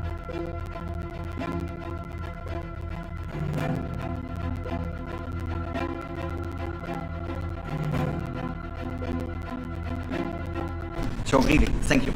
This is important. You did a great job. It's a really great job. We've been very successful in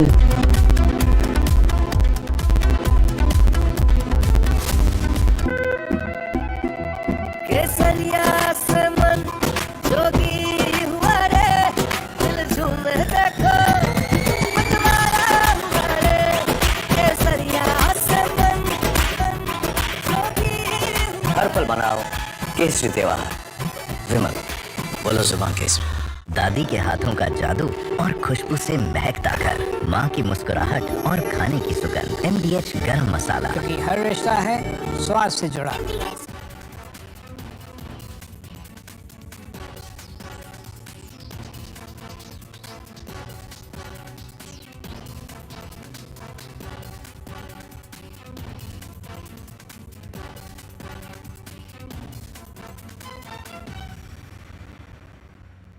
We are very unhappy, I am, with Russia, but we'll discuss that maybe a different day.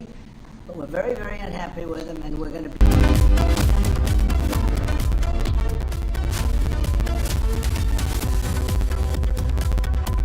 आधे bowl दही में 4 चम्मच MDH चटनी पुदीना मसाला डाला, stir करो, पुदीना चटनी तैयार। MDH चटनी पुदीना मसाला। MDH। We've been very successful in settling wars. You have India, Pakistan, you have Rwanda and the Congo. That was going on for 30 years. India, by the way, and Pakistan would have been a nuclear war within another week, the way that was going. That was going very badly. And we did that through trade. I said, we're not going to talk to you about trade unless you get this thing settled, and they did. And they were both great leaders, and they were great.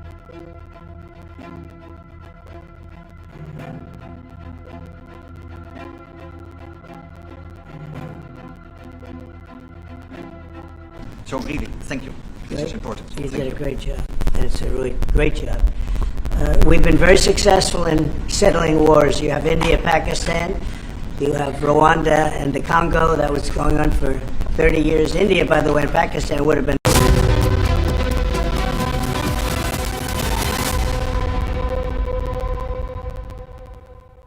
Fresh air. The roof, but different. The grill, but different. The alloy. Amity has been ranked India's #1 not-for-profit private university for 11th year, with top 10 ranked institutions in management, engineering, biotech, law, masscom, telecom, hospitality, fashion and more. Yet another top ranking for Amity University. अब छोलिया हो या लोबिया, सफेद चने या काले चने, सब कुछ मजेदार बने।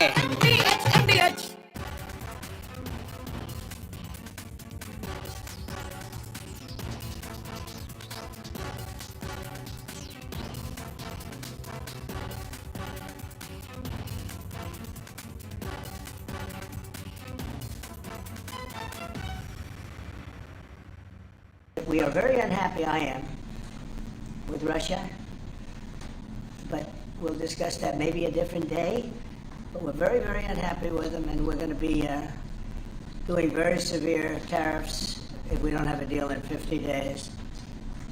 Tariffs at about 100% get caught.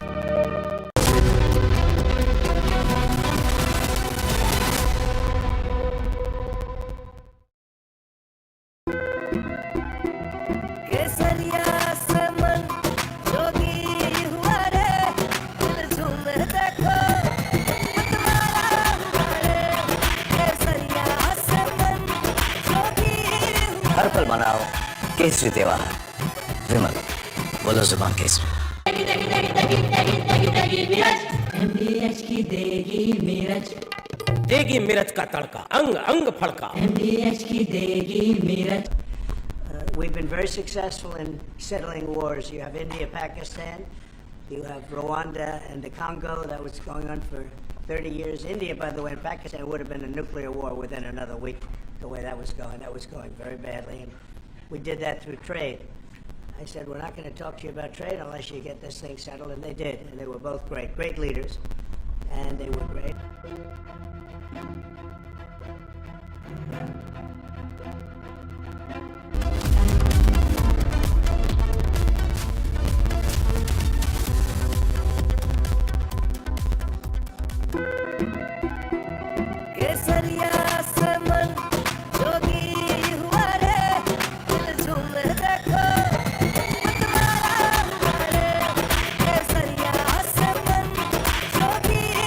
हर पल मनाओ केसरी त्योहार।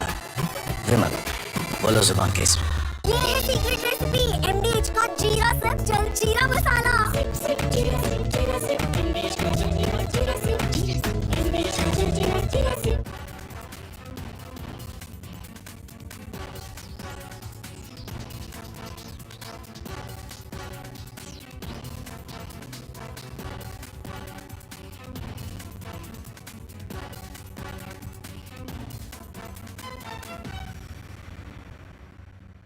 We are very unhappy, I am, with Russia, but we'll discuss that maybe a different day. But we're very, very unhappy with them, and we're going to be...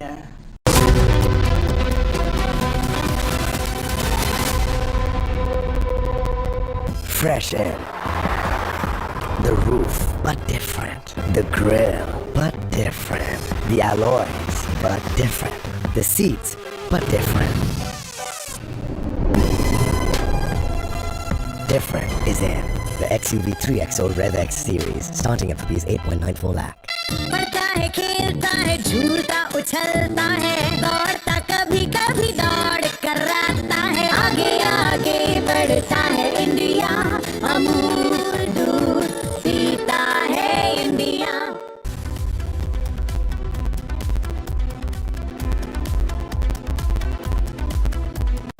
Amity has been ranked India's #1 not-for-profit private university for 11th year, with top 10 ranked institutions in management, engineering, biotech, law, masscom, telecom, hospitality, fashion and more. Yet another top ranking for Amity University. दादी के हाथों का जादू और खुशबू से महकता घर, माँ की मुस्कुराहट और खाने की सुगंध। MDH गरम मसाला, क्योंकि हर रिश्ता है स्वाद से जुड़ा। We've been very successful in settling wars. You have India, Pakistan, you have Rwanda and the Congo. That was going on for 30 years. India, by the way, and Pakistan would have been a nuclear war within another week, the way that was going. That was going very badly. And we did that through trade. I said, we're not going to talk to you about trade unless you get this thing settled, and they did. And they were both great leaders, and they were great.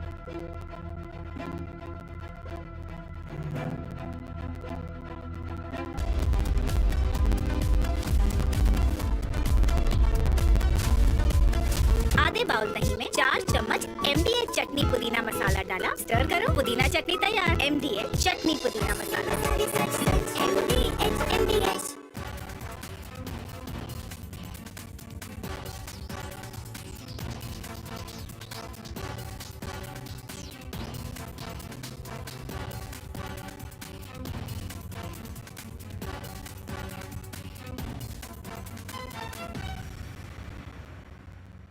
We are very unhappy, I am, with Russia, but we'll discuss that maybe a different day.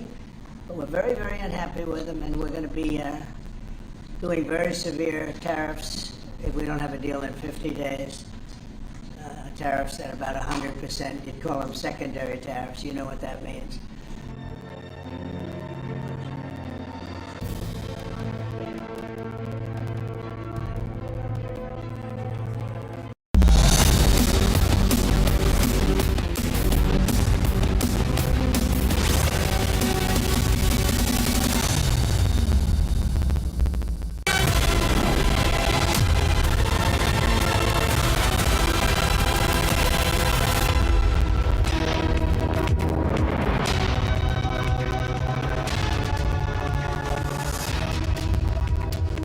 Welcome back.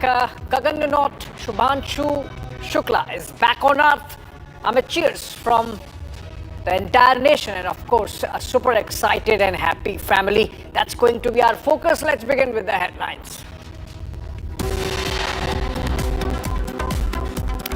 Group Captain Shubhanshu Shukla and team returns back. India's space hero back on earth after 18 days mission on ISS.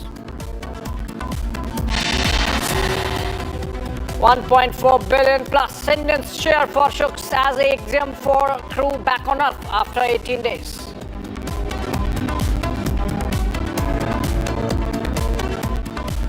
Juvenile Justice Board quashes Pune Police plea to try killer Brat as adult. The JJB says the accused will be tried as a mime.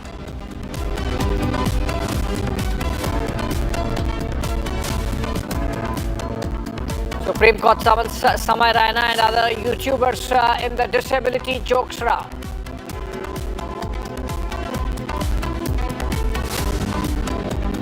As per sources, local authorities in Yemen have postponed the execution of Kerala nurse Nimisha Priya.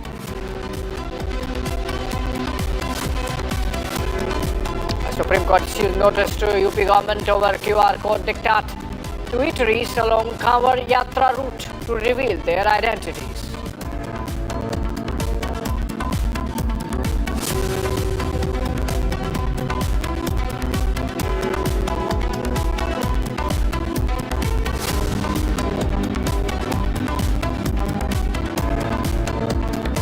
Elements.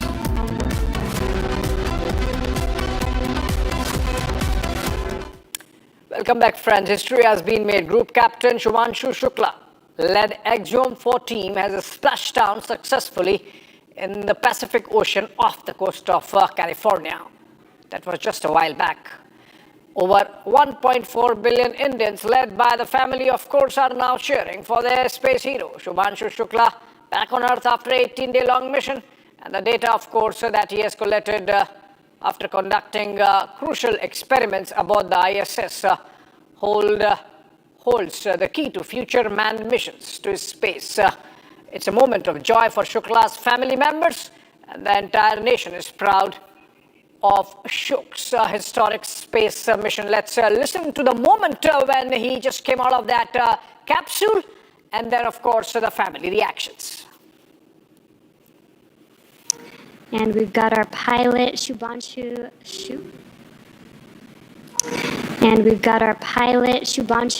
Shukla as our second crew member exiting the spacecraft. And some big smiles, as you said.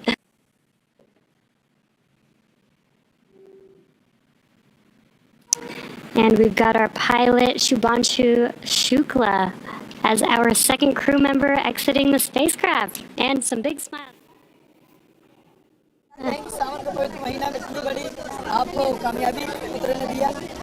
सावन के महीने में क्या होता, पिछले 6 साल से लगा हुआ था, इसी की तैयारी में लगा हुआ था।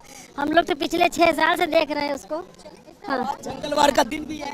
बिल्कुल बिल्कुल, हनुमान जी की कृपा है, शंकर जी की कृपा है, सबकी कृपा है, जिसकी वजह से सेफ लैंडिंग निकले। बिल्कुल बिल्कुल, वो हंसता वैसे ही रहता। आप जब कभी देखोगे हमेशा उसको मुस्कुराते हुए देखोगे, चाहे जितना, हमेशा। अरे नहीं तो अच्छा लग रहा है। बेटा वापस चला आया है, तो ये भावुक पल है भाई उसका जो है, बहुत अच्छा लग रहा है। अब इस समय जो है हम लोग बच्चे को देखकर बहुत खुश हैं। अच्छी रही यात्रा, अच्छी रही, जैसा कि हाँ बात होती थी और अब मंत्री से बात कर लेता है, थोड़ा हल्का लगता है। यही पल तो था जिसके लिए जी रहे थे। नहीं बिल्कुल, उसका मिशन पूरा हुआ। अब ईश्वर को बहुत बहुत धन्यवाद और सभी देशवासियों का आभार प्रकट करते हैं। नहीं मिलना बहुत कब अच्छा होगा? लगा, बहुत मिलना कब होगा? अब मिलना 15 दिन लग जाएंगे। अभी मंडला में 15 दिन लग जाएंगे मिलने में।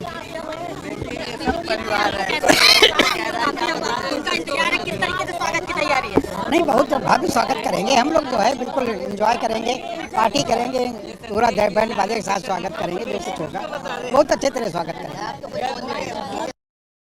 Indeed, it's a moment of celebration for India and a moment of glory for India, because one of Mother India's illustrious son has come back after having successfully performed a voyage, and more importantly also for having performed some of the first of its kind experiments which were never taken up before. So we are today, India is in a position to say that we were already equal as far as our space achievements and capabilities. Net sound.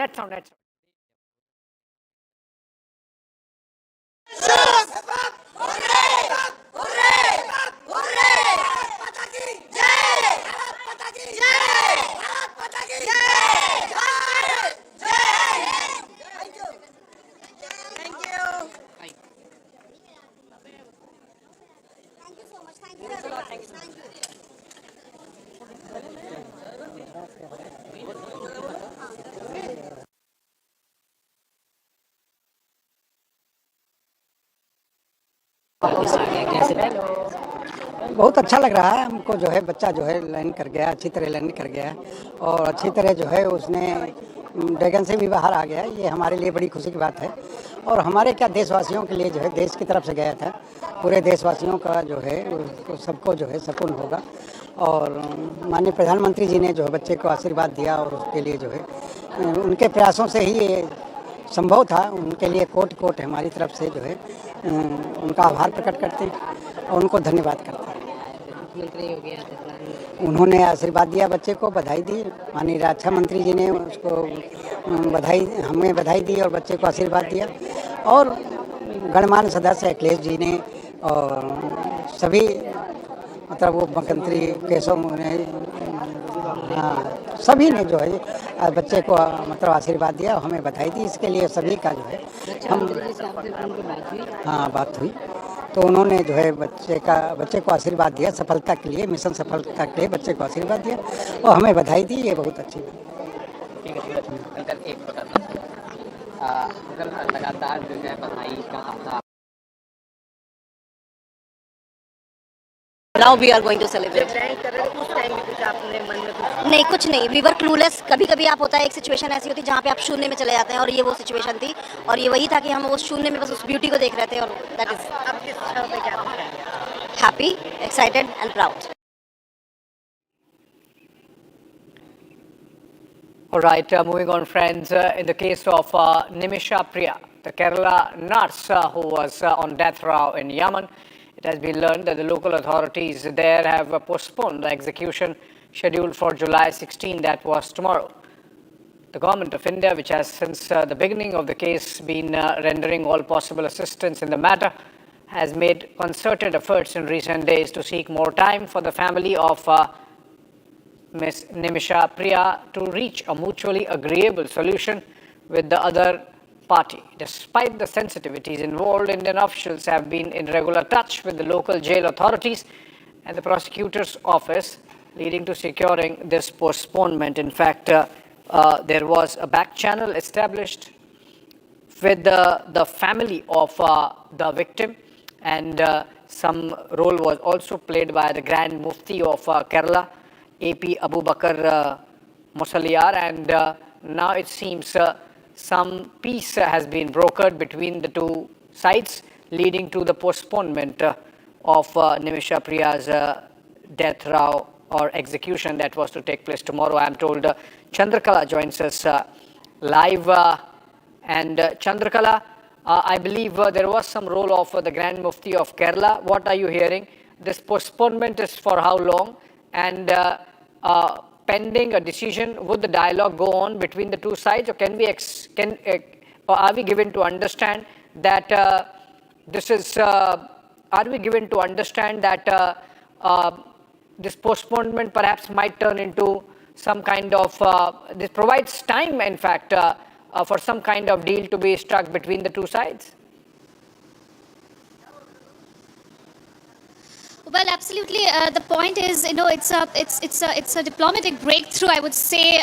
Although all efforts were underway to save her, and now that the information is coming from the Grand Mufti's office, Abu Bakar Ahmad, who has confirmed that that the victim's uncle, as he might be known, he's the victim uncle who has actually approached the court, asking them to postpone her execution. So this means that there is more time, and it might lead to because the negotiations are underway, and the fact that the blood money negotiation is underway, and the victim's relative has himself approached the court to postpone her execution. And of course, the fact that, despite all diplomatic hurdles, the Indian government has been providing all possible helps. Of course, there are a lot of challenges because we don't have such diplomatic relations with Sana due to the Houthi-led administration there. Of course, as you must be aware, that the Save Nimisha International Action has yesterday met personally Abu Bakar Ahmad, the Grand Mufti in Kerala, and after it was his intervention, the talks was underway and it was positively carried out. And now that the execution has been postponed, we have seen the letter coming out from the Grand Mufti's office, which says that, of course, as of now, it has been frozen. Her execution date has been postponed, and it has been frozen as of now. We hope that we could save her from execution. Over A lot of hope there. Riding on the decision. Thank you so much, Chandrakala, for joining us on this. And with that, we move on and to another development coming out of the Supreme Court, which issued notices to the Uttar Pradesh and Uttarakhand governments on pleas challenging the government's directive to shopkeepers to put up QR codes at their eateries along the route of Kanwar Yatra, which could be scanned to reveal the names of the owners. SC posts for July 22 hearing on plea against UP government's QR code directive for eateries along Kanwar Yatra route. Essentially, the UP government's campaign now reaching the Supreme Court with petitioners wanting a stay, but the UP government maintaining that this is done to bring in transparency, this is done to bring in clarity for the consumers. In fact, Aditya is joining us live from outside the Supreme Court. Aditya, any other instructions passed by the Supreme Court during the hearing, even as notices have been issued? Yes, sir. Today the Supreme Court has today asked the Uttar Pradesh and the Uttarakhand government to respond to the petitioner in next 1 week. The matter is scheduled to be heard on next Tuesday in this matter. All right, the matter is slated to come up next Tuesday. And Aditya, you think what was the if you were hearing the proceedings there inside the court? What was the drift like? Did the court seem receptive to the idea that in the interest of consumers, there has to be transparency about they are buying their services from whom?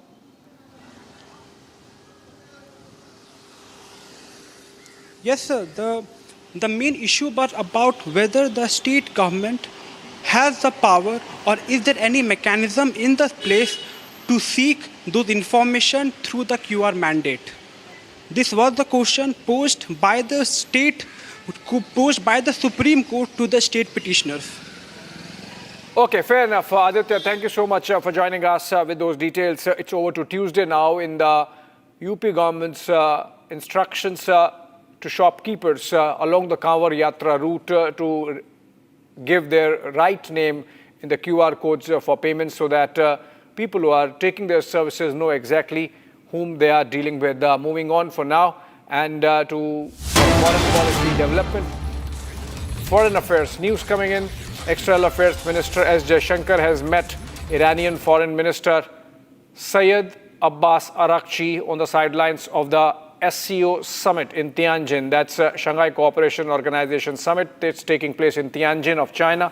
And while these pictures are of the foreign ministers' dialogue, on the sidelines of this meeting, the two leaders met Iranian Foreign Minister Araghchi and, of course, S. Jaishankar. He's going to have a couple of more bilaterals there. Shanghai Cooperation Organization, remember, is a grouping of China plus Central Asian states, including Russia, and of course, subsequently, it included India and Pakistan. Ishaq Dar, the foreign minister of Pakistan, is also there at the meeting, but no bilaterals are slated to take place at all between India and Pakistan. In fact, it's likely that the foreign minister might skip the formal dinner just so that we can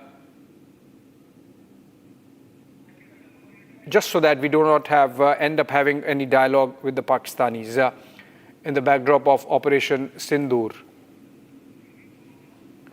All right, moving on, but staying with some more foreign affairs news. S. Jaishankar and Foreign Minister of China Wang Yi and Russia's Foreign Minister Sergei Lavrov and other leaders posed for a group photo at the SCO Council of Foreign Ministers meeting in Tianjin. These are pictures coming in from the family photo op that happened just about an hour back during the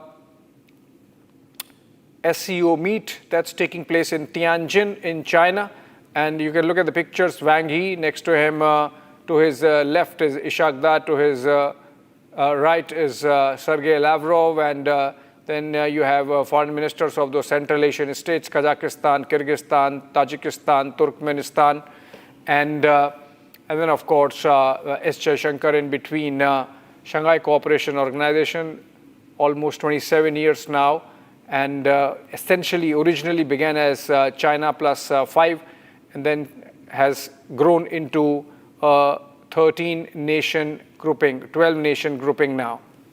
So these are pictures from Tianjin of earlier when the family photo of the foreign ministers happened.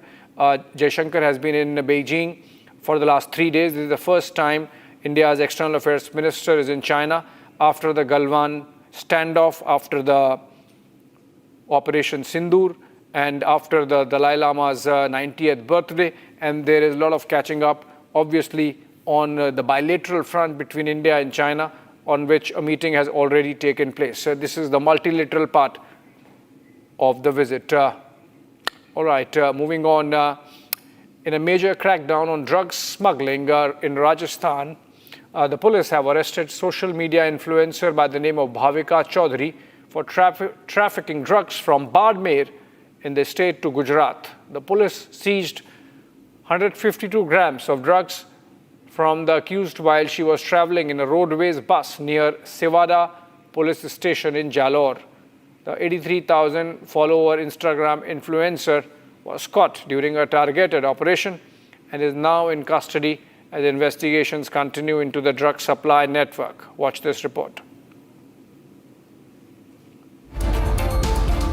In a major crackdown on drugs, police has arrested 27-year-old social media star Bhavika Chaudhary from Rajasthan's Jalore district. She is arrested for allegedly transporting 152 grams of MDMA in her laptop bag. The influencer was travelling from Jaisalmer and boarded the government bus at the Barmer stand.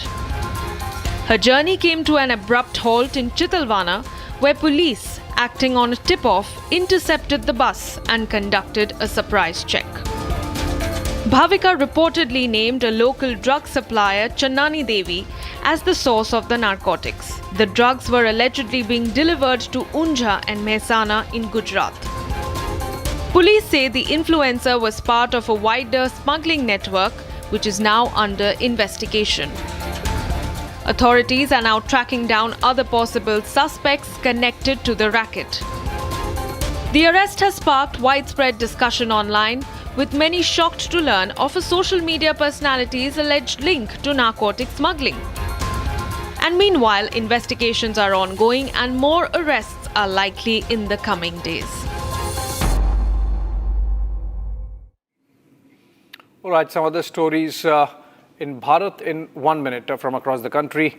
And first up, Tesla is all set to mark its official entry into the Indian market. Bharat won by Canara Bank. Together, we can. Tesla is all set to mark its official entry into the Indian market. It has launched its first showroom in India, which opened in Mumbai of Maharashtra today. The electric vehicle giant's showroom is located at the Maker Max City Mall in the city's Bandra Kurla complex. Jammu and Kashmir Srinagar has received light rainfall. The India Meteorological Department has issued a yellow alert in Srinagar for thunderstorms accompanied with lightning for today and tomorrow. The Weather Department has predicted that rainfall will continue until Thursday, July 17th.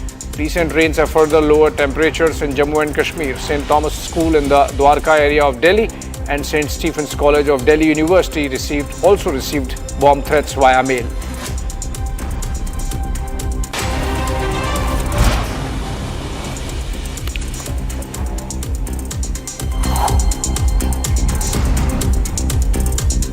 All right, that's St. Thomas School in the Dwarka area of Delhi and St. Stephen's College of the Delhi University. They received a bomb threat via mail. The Delhi Police Bomb Squad, Dog Squad and Fire Brigade teams they have made their way to St. Thomas School and the college. The premises of both have been evacuated and so far the police have not found anything suspicious at any of these places.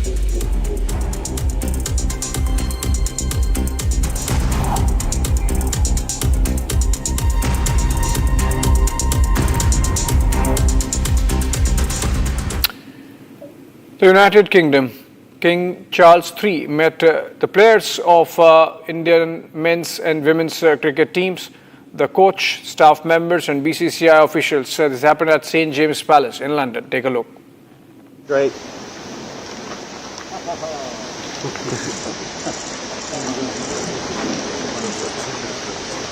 Thank you very much. Thank you. Perfect. Thank you, Your Majesty.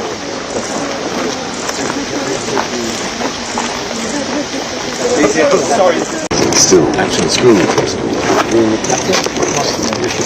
hope it doesn't interrupt the training. Just finished our message.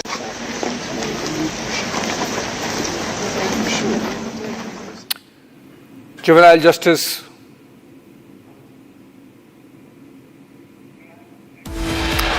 All right, short break. Coming up on the other side, the Juvenile Justice Board of Pune has quashed the police plea to try killer Brat as adult. The JJB says accused will be tried as a minor. Supreme Court summons Samay Raina and other YouTubers in the disability chokes row.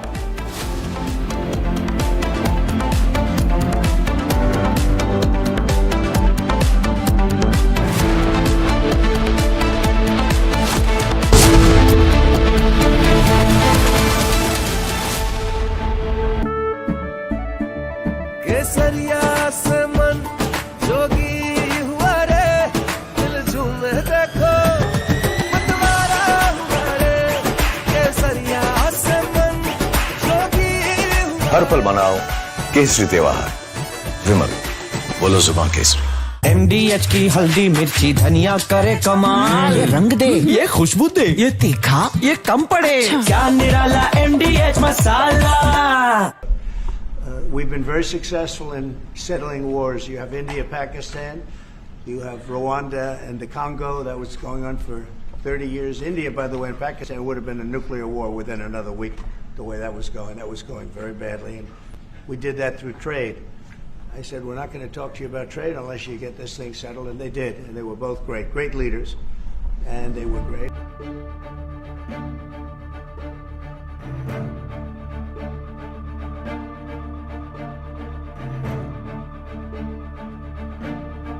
So really, thank you. This is important. You did a great job. And it's a really great job.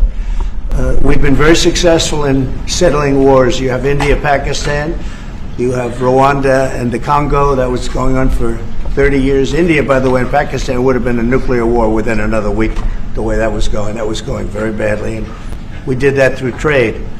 I said, we're not going to talk to you about trade unless you get this thing settled. And they did. And they were both great, great leaders. And they were.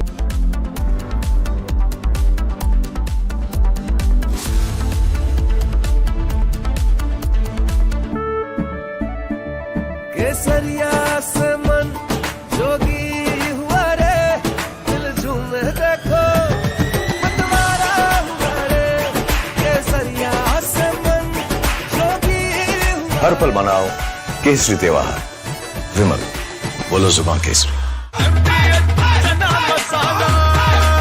अब छोलिया हो या लोबिया, सफेद चने या काले चने, सब कुछ मजेदार बने। MDH।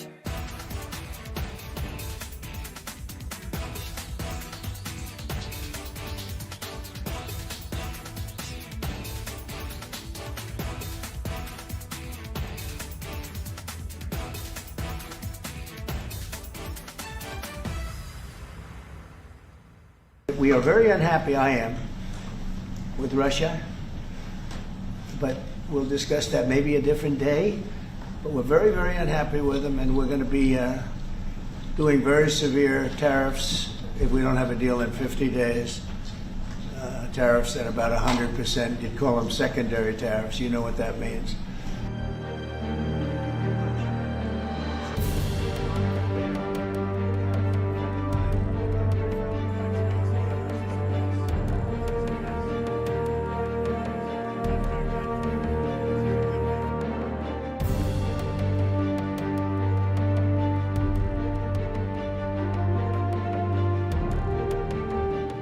It's a honor, great honor, to have a friend of mine who's become very friendly over the last number of years. We knew each other before, but Mark is the head of NATO, Mark Rutte, Secretary General of NATO. Highly respected by everybody that knows him, but in particular the European countries. They have great reliance on him. Pune Porsche accused to be tried as a juvenile. Dead but drunk driver to be tried as a minor. Justice delayed and denied in Pune Porsche case again. Debating tonight at 8 p.m. इसको घर पे लगाओगे तो शादी का तो पता नहीं, पर घर पक्का नहीं टूटेगा। रुंगटा नहीं तो घर स्ट्रॉन्ग नहीं। रुंगटा स्टील TMT बार एकदम सॉलिड। पहाड़ों में हाइकिंग स्टिक भी बन सकती है। दादी के हाथों का जादू और खुशबू से महकता घर, माँ की मुस्कुराहट और खाने की सुगंध। MDH गरम मसाला, क्योंकि हर रिश्ता है स्वाद से जुड़ा। We've been very successful in settling wars. You have India, Pakistan, you have Rwanda and the Congo that was going on for 30 years. India, by the way, and Pakistan would have been a nuclear war within another week, the way that was going. That was going very badly. And we did that through trade. I said, we're not going to talk to you about trade unless you get this thing settled. And they did. And they were both great, great leaders. And they were great.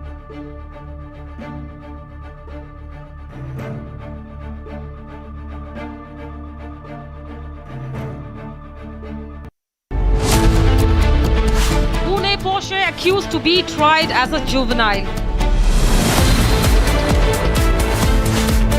2 dead but drunk driver to be tried as a minor. Justice delayed and denied in Pune Porsche case again. Debating tonight at 8 p.m. Kavad Yatra nameplate row reaches Supreme Court.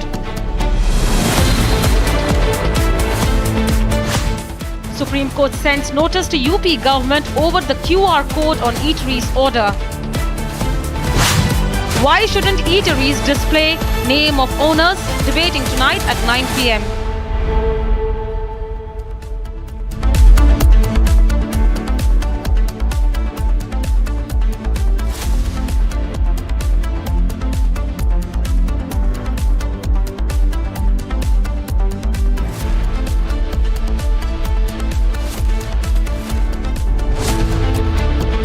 Pune Porsche accused to be tried as a juvenile. Two dead but drunk driver to be tried as a minor. Justice delayed and denied in Pune Porsche case again. Debating tonight at 8 p.m. MDH की हल्दी मिर्ची धनिया करे कमाल, ये रंग दे, ये खुशबू दे, ये तीखा, ये कम पड़े, क्या निराला MDH masala.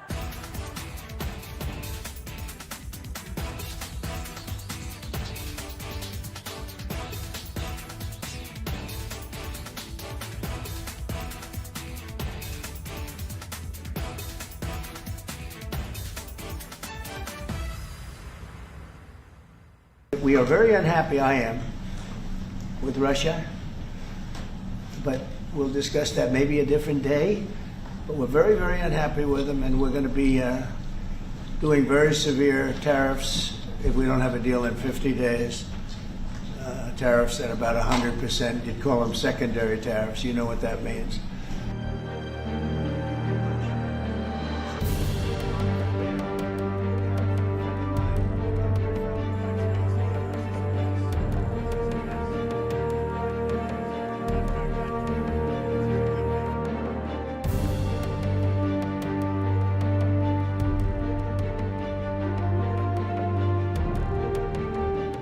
It's a honor, great honor, to have a friend of mine who's become very friendly over the last number of years.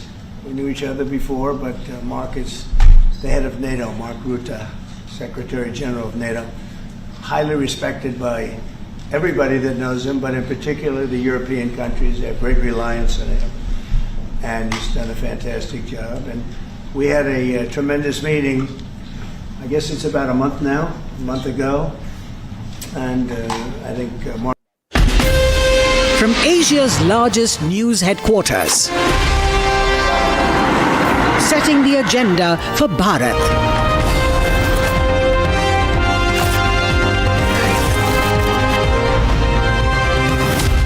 You're watching Republic.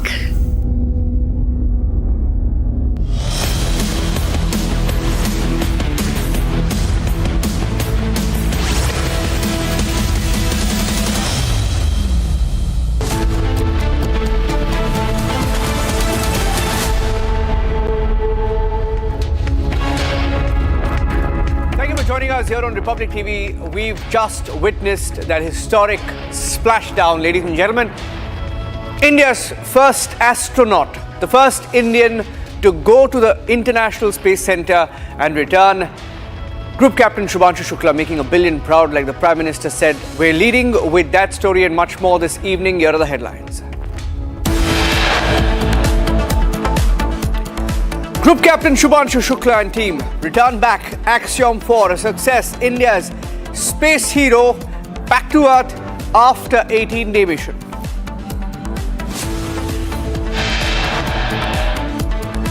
$1.4 billion Indians cheering as Shaks leaves the capsule, all smiles as Axiom 4 crew return to Earth.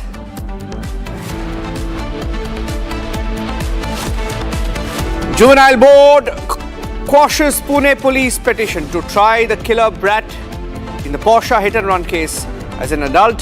The JJB, the Juvenile Board, says accused will be tried as a minor. Supreme Court summoned Samay Raina and other YouTubers in the disability jokes controversy. As per sources, local authorities in Yemen postponed the execution of Kerala nurse Nimisha Priya.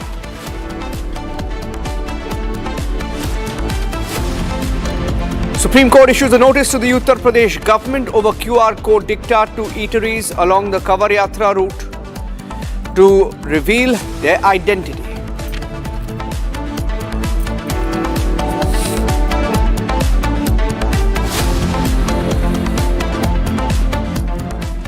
The big breaking news update, ladies and gentlemen. When the story happened, it was Republic TV that led the coverage of the Juvenile Justice Board rejecting the petition. Now, filed by the Pune police seeking permission to try the Pune Porsche accident accused as an adult. We led the coverage. We told you how he couldn't just pass off as a juvenile. This teenager, along with a few of his friends, drunk that night when they ran over people in Pune, IT professionals. The board has now ruled that the child in conflict with law will be tried under juvenile provisions and not as an adult, thereby continuing with the legal process as per norms applicable to minors, which means this minor on your right, he was at the wheel, ran over two IT professionals, resulting in deaths. IT professional Anish Avadia was on his motorcycle along with Ashwini Costa when this super brat in Pune hit them at high speed. Akanksha is joining me with the details on the story. Akanksha, it's been over a year and it appears, even when the story happened, it was Republic TV that exposed how at every stage he tried to use influence along with his father. He comes from a family of influential businessmen. They tried to first dodge the truth with the urine test. They tried to bribe the police. They tried to cover up the truth. They tried to blame another driver. And eventually now when it came to the Juvenile Justice Board, it appears that he will be tried as a minor, which means he's almost getting away. Absolutely, Niranjan, and that is why the Mumbai police, the Pune police, in fact, had moved the Juvenile Justice Board, and they had claimed that this particular teenager, he should be tried as the adult and not as a minor, as he has done a heinous crime. Not just the heinous crime in killing of two people, but he also tampered with the evidence. And we've been reporting on the cover-ups. It includes a driver falsely named by the family, blood sample that was swabbed by doctors, FIR that was downplayed, drunk, driving charges, medical test delayed intentionally, family and hospital involved in the cover-up, driver pressurized to take the blame. All of these cover-ups were there, but that plea by the Pune police has been rejected by the Juvenile Justice Board. They've said that he will continue to be tried as... I'm sorry to interrupt you there. I have the victim's father live with us on the phone line. Suresh Kumar is joining us on the phone line, and Suresh Kumar is the father of Ashwini, one of the victims. Suresh Kumar ji, मेरी आवाज आ रही है आपको? जी आ रही। ये हमने इतना आपके लिए लड़ा था, ये जो है जुवेनाइल, सो कॉल्ड जुवेनाइल, एक और विक्ट्री हो गया इनको कि ये अभी माइनर के तरह ट्रीटमेंट मिलेगा इसको. You lost your daughter sir. आपको आज ये न्यूज सुन के आपको क्या लगा सर? अब शौक तो लगा है, बाकी देश की जितनी जनता इस न्यूज को सुनेगी, जैसे पिछली बार शॉक हुई थी 300 वर्ड के निबंध पर, उससे ज्यादा मेरे को लगता है शॉक होने वाली है. मेरे को शौक तो इतना ज्यादा लगा है कि देश के कानून के ऊपर मेरे को बेटी से ज्यादा रोना देश के कानून के ऊपर आ रहा है. क्या है, 2 लोगों का मर्डर करने वाला, 2 लोगों के ऊपर कार चलाने वाला, दारू पी के गाड़ी चलाने वाला आदमी 2 लोगों की हत्या कर देता है, उसको हत्या ही नहीं मानते, उसको क्या बोलना चाहिए? ये मर्डर है सर, ये मर्डर है. ये सर, ये हमारे देश में, सुरेश जी, हमारे देश में ऐसा है कि देखिए, ये पब जा सकता है, पब के अंदर जा सकता है, पब के अंदर ऑर्डर कर सकता है, पब के अंदर दारू पी सकता है, कार, सुपर कार ड्राइव कर सकता है, लोगों को मार सकता है, उसके बाद एविडेंस को डिस्ट्रॉय कर सकता है, पुलिस सिस्टम को फिक्स कर सकता है, लेकिन जस्टिस जुवेनाइल जस्टिस बोर्ड में ये सिर्फ जुवेनाइल है। जुवेनाइल है, वही मेरा कहना है। मेरे को अपने न्याय प्रणाली जो है, न्याय व्यवस्था जो है ना, उस पर रोना आ रहा है कि जो हत्यारा है उसको कोई हत्यारा मानने को, न्यायपालिका उसको हत्यारा मानने को तैयार नहीं है। बोले वो तो बच्चा है तो फिर जितने बच्चे हैं सबको खुलेआम छूट दो। दी जा रही है मैसेज तो देश में यही जाना है, जितने ये इस टाइप के बच्चे हैं उनको मैसेज, उनके माँ बाप को मैसेज यही जाना है कि बेटा तुम क्राइम करो, बाकी तो हम देख लेंगे, और हम नहीं देख लेंगे तो जुवेनाइल जस्टिस बोर्ड तो तुमको छोड़ ही देगा। यही मैसेज आएगा ना। हाँ जी, आप अभी क्या करेंगे सुरेश जी? आपके पास क्या ऑप्शंस है और अभी आप क्या करेंगे? देखिए, हम जो कर सकते हैं हम वो कर रहे हैं। We are questioning the juvenile justice board. अब मैं आप लोगों के माध्यम से अपनी महाराष्ट्र गवर्नमेंट, अपने माननीय फडणवीस जी हैं, तत्कालीन मुख्यमंत्री जी थे, शिंदे साहब हैं, और वहाँ की जो हाई कोर्ट है, हाई कोर्ट के न्यायाधीश वगैरह हैं जहां पर केस चलेगा, पुणे में जो सेशन कोर्ट है, और वहां जहां ये अपील की जा सकती है, तो उनसे सबसे मैं अपील करता हूं कि मतलब इस टाइप का कानून बनाए या फिर इस केस की उचित जगह पर अपील करें, क्योंकि ये खाली मेरा केस नहीं है ना, ये तो न्यायिक व्यवस्था, अपने ये प्रशासनिक व्यवस्था की विफलता के कारण ये कांड हुआ है। यदि प्रशासन यदि सचेत रहता, माइनर को शराब पीने की इजाजत नहीं देता पब्लिक के अंदर, ट्रैफिक व्यवस्था जो है उसको स्पीड से गाड़ी चलाने की परमिशन ना देती है, उसको पकड़ती, उसी समय फाइन करती, जुर्माना करती, वार्निंग देती, तो हो सकता है कांड ही नहीं होता। तो प्रशासन नहीं किया तो प्रशासन को ही न्याय दिलाना भी प्रशासन का ही काम है। हमारा तो अप्रोच करना काम है कि हम सिर्फ अप्रोच कर सकते हैं, रिक्वेस्ट कर सकते हैं कि हमको न्याय नहीं मिला, हमको न्याय दिलाइए। हाँ जी। और उसके अलावा अब मेरी नजर तो पूरा रास्ता नजर आता नहीं है, सिवाय अप्रोच के, रिक्वेस्ट ही कर सकते हैं। हाँ जी। सुरेश कुमार जी, इस केस में बहुत पॉलिटिकल इन्फ्लुएंस भी है, बहुत सारे नेताओं ने हेल्प की थी इस किलर ड्राइवर को, और हमें पता है इन नेताओं का नाम, और जब हमने इस स्टोरी को कवर किया था तो बहुत सारे नेता लोग हमसे नाराज थे। बात करना बंद कर लिया उन्होंने, साउंड बाइट्स भी नहीं दिया, क्योंकि हम वो क्वेश्चंस पूछ रहे थे उनको, सरकार को, जो सरकार है महाराष्ट्र में। क्या आपको लगता है कि अभी भी ये पॉलिटिकल प्रेशर लग रहा है इस केस में?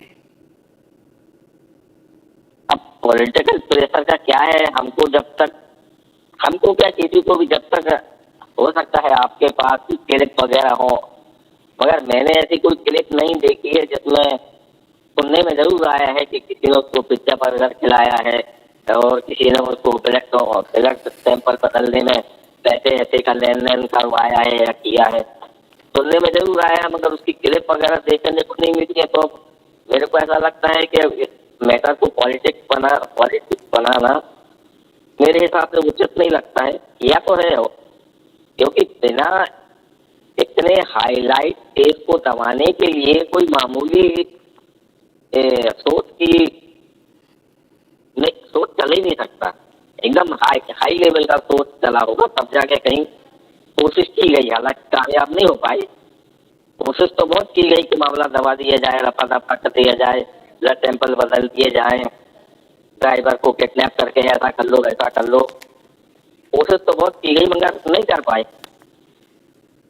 मैं आपको ये भी बोलना चाहता हूँ कि this is our debate number 1, ये हमारा टॉप स्टोरी है आज, और हम अर्नब जी इसको डिबेट भी करेंगे आज शाम को, और हम ये भी कोशिश करेंगे कि आपको हम हमारे साथ लाइव लेने की हम पूरी कोशिश करेंगे आज रात। Thank you very much Suresh Kumar Costa, father of Ashwini, who was killed in the Pune Porsche hit and run. Pune Porsche accused to be tried as a juvenile. 2 dead but drunk driver to be tried as a minor. Justice delayed and denied in Pune Porsche case again. Debating tonight at 8 p.m.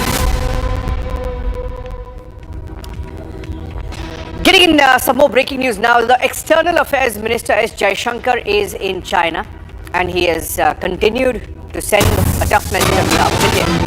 Yesterday he spoke tough with China, and today S. Jaishankar, the External Affairs Minister, has spoken on the Pahalgam terror attack once again at the SCO Foreign Ministers meeting. S. Jaishankar stating that Pahalgam attack was deliberately conducted to sow a religious divide in India. And this has been the message of S. Jaishankar, who has exposed Pakistan and by default even China, which has helped Pakistan in Operation Sindoor, in what happened post-Pahalgam. China has had a huge role to play, and sitting in China, he has sent this message on the role of Pakistan in calling the attack religious, saying that it was an attempt to stoke a communal divide, a religious divide.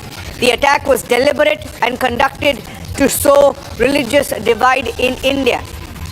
S. Jaishankar has sent a strong message.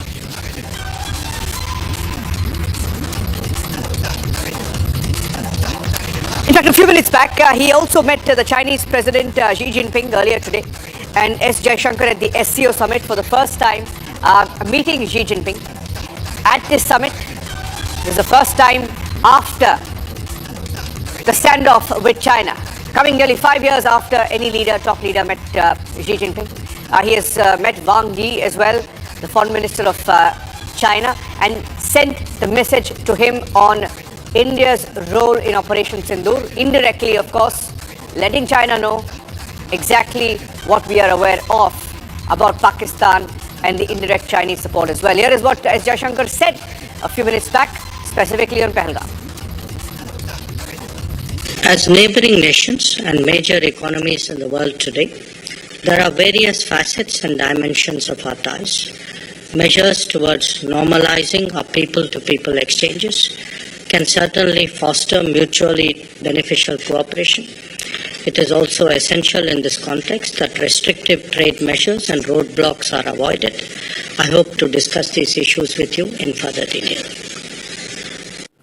Abhishek Kapoor, our senior executive editor, joining us live. Abhishek, the fact that he's gone to China a few days after Operation Sindoor, rather a few weeks after Operation Sindoor, a few days after our generals have pointed out China's direct role, I wouldn't say indirect, but a direct role in Operation Sindoor, and meeting Wang Yi, meeting Xi Jinping, and still managing to do some straight talk on Pahalgam. What are you hearing about how the Chinese are taking this? Well, as of, we are still awaiting a Chinese response, reaction, or how they responded or reacted, Niranjan. But the fact of the matter is that in all the other SCO meets that have happened post-Pahalgam, this is the third or fourth, there has been no joint statement because the Chinese would want to oblige the Pakistanis, and they have not mentioned Pahalgam terror attack. This really calls the bluff of the Chinese double standards, so to say. And while in the bilateral talks, the statement released by the Chinese yesterday called for a dragon-elephant tango on a very basic concern of India, that terror be tackled head-on, that terrorism be called out, that terrorism be mentioned in the joint statement. On that, the Chinese have sort of equivocated. It would be interesting to see how the joint statement pans out after this meeting of the foreign ministers. This is a very important platform within the SCO, and this would essentially be a showcase of the intent of the Chinese when they say that they want to bring back the India-China relationship on an even keel. External Affairs Minister S. Jaishankar has done some plain speaking that was expected of him, and he has effectively, thrown the gauntlet now on the Chinese Foreign Minister Wang Yi to pick up the threads from here. And because this is live as we speak, this meeting is happening as we speak. The Chinese response is still awaited. But the fact of the matter is that for almost a decade we have seen China effectively putting itself in the Pakistani corner, be it the issue of Masood Azhar, be it the issue of Hafiz Saeed, be it the issue of Pahalgam terror attack, be it the issue of FATF. So I think in that sense, there is a certain continuity, and we can expect that the Chinese perhaps might not change tack from there. But External Affairs Minister S. Jaishankar clearly calling a spade, and so to say, shedding a cat among the pigeons there. Let the Chinese really respond now. Well, absolutely. Thank you for joining us with those inputs. A very detailed statement also being put out on social media by the External Affairs Ministry, talking about China's, Pakistan's role in this. In fact, I'm going to read out a part of that before I move on, saying that SCO was founded to combat terrorism, separatism, extremism, and talking about how recently in India we witnessed a graphic example in the terrorist attack in Pahalgam on 22nd of April 2025, deliberately conducted to undermine tourism economy of Jammu and Kashmir while sowing a religious divide. The UN Security Council, of which some of us are currently members, issued a statement that condemned it in the strongest terms and underlined the need to hold perpetrators, organizers, financiers, sponsors of this reprehensible act of terror accountable and bring them to justice.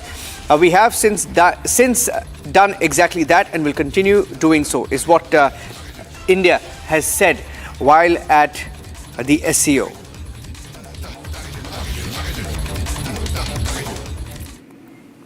The big story coming out of Odisha, and Republic TV is tracking the story closely, after the 20-year-old student succumbed to injury burns. She attempted self-immolation after sexual harassment. The center has now stepped in and has appointed a fact-finding committee to investigate the case. In this case, the principal has also been arrested. The visuals that came in on the 13th of July. We know that the student for almost 10 days asked for the college to act, but that action never came, ending her life with the self-immolation. The center has now stepped in to appoint a fact-finding committee to look into the facts of the case on campus. We have Chandrakanta from OTV joining us live from Balasore. Chandrakanta ji, ये जो case timeline है, थोड़ा हमारे दर्शकों को बताइए कि क्या हुआ था इस केस में. ये स्टूडेंट ने किसको कंप्लेन किया था, कब कंप्लेंट हुआ था और एक्शन लिया गया, जो भी नहीं हुआ इसके बारे में बताइए. जी देखिए, ये केस जो है ये पूरा 30 जून को है. ये जो 30 जून को ये जो पीड़ित महिला है, जो पीड़ित छात्री है, वो छात्री ने अपने प्रिंसिपल को एक लिखित अभियोग किया था, जिस अभियोग में था कि उनका जो डिपार्टमेंट है एजुकेशन डिपार्टमेंट, उसी एजुकेशन डिपार्टमेंट जो एचओडी है, एचओडी का नाम है समीर साहू, उन्होंने उनको बार बार मानसिक और सेक्सुअली हरासमेंट, इस तरह का पीड़ा, इस तरह का धमकी दिया गया है. तो इस बारे में जब वो लड़की ने बार बार प्रिंसिपल को कंप्लेन किया था, तभी प्रिंसिपल ने एक कमेटी बैठाई थी, जिस कमेटी में अगले 7 दिन में फैक्ट फाइंडिंग होगा, जिस बारे में जो ज्यादातर हो गया था उसके बारे में वो इंक्वायरी होगा, और इंक्वायरी होकर जो भी आउटकम आएगा वो लड़की को वो उसका न्याय मिलेगा. लेकिन बात ऐसा हुआ कि जब इंक्वायरी हुआ और इंक्वायरी होकर जो आउटकम आया वो लड़की के फेवर में नहीं गया, तभी वो लड़की जो स्टूडेंट है, वो स्टूडेंट ने जाके प्रिंसिपल को इस बारे में पूछा, और उसी समय प्रिंसिपल ने जब मना किया कि ये तुम्हारा पेपर में नहीं है, और उसी समय जब लड़की ने प्रिंसिपल के चैम्बर से बाहर आया और खुदकुशी करने की कोशिश में वो पेट्रोल लेके आया था बैग में, और पेट्रोल को ही अपने पूरे बॉडी में डाल दिया और डाल के वो आग लगा दिए. तभी तत्क्षणात ही वहाँ के खड़े हुए लोग लड़की को तुरंत बालासोर हॉस्पिटल में पहुंचाया गया, और बालासोर हॉस्पिटल में डॉक्टर, लड़की जब सीरियस था तभी भुवनेश्वर एम्स को स्थानांतरित किया गया. तो उसके बाद 3 दिन तक लड़की ने लगभग 7 घंटे तक लड़की ने आईसीयू में और वेंटिलेटर में रहा भुवनेश्वर एम्स में. और जब इतने 7 घंटे के बाद वो लड़की का आज ही कल रात 11:40 को ही वो लड़की का डेथ हो गया था. तभी आज सुबह जब लड़की का पार्थिव शरीर उनका गांव भोगराई बालासर में आके पहुंचा है। और बालासर में ये पार्थिव शरीर पहुंचने के बाद आज ही जो क्रियाकृति किया जाता है हिंदू संस्कृति के अनुसार वो क्रियाकृति खत्म हुआ। और लेकिन यहाँ क्वेश्चन उठता है कि जिस तरह का वो बार बार प्रिंसिपल को अनुरोध किया था, वो जो पीड़ित थे वो बार बार इंक्वायरी के लिए पूछ रहे थे, लेकिन ये क्या हुआ था इसको मतलब मालूम नहीं। लेकिन ये जब हो गया था तभी ही इसको इंक्वायरी करना चाहिए था, लेकिन ये इंक्वायरी नहीं हुआ। तभी अभी पुलिस ने जो प्रिंसिपल को अरेस्ट किया, एचओडी समीर साहू है, एचओडी को अरेस्ट किया था। उसके बाद जो प्रिंसिपल को भी पुलिस ने अरेस्ट किया और ज्यादातर उन दोनों को ही सस्पेंड किया गया है। तो आज ओके, हाँ जी, धन्यवाद Chandrakant ji. Thank you for joining us with those inputs. We'll have to move on now. We'll try and get you more details in a bit. The centre has now stepped in, appointing a fact-finding committee. Sexually harassed by a professor, she complained, no action taken. She attempted self-immolation and has now succumbed. Moving on now to some news coming in from Mumbai, where Tesla has officially made its debut in the Indian market with the launch of its first showroom at the BKC or the Bandra Kurla complex in India's financial capital. Inaugurating the showroom, Maharashtra Chief Minister Devendra Fadnavis saying that India will be one of the best markets for Tesla. A statement of intent. Here's what happened.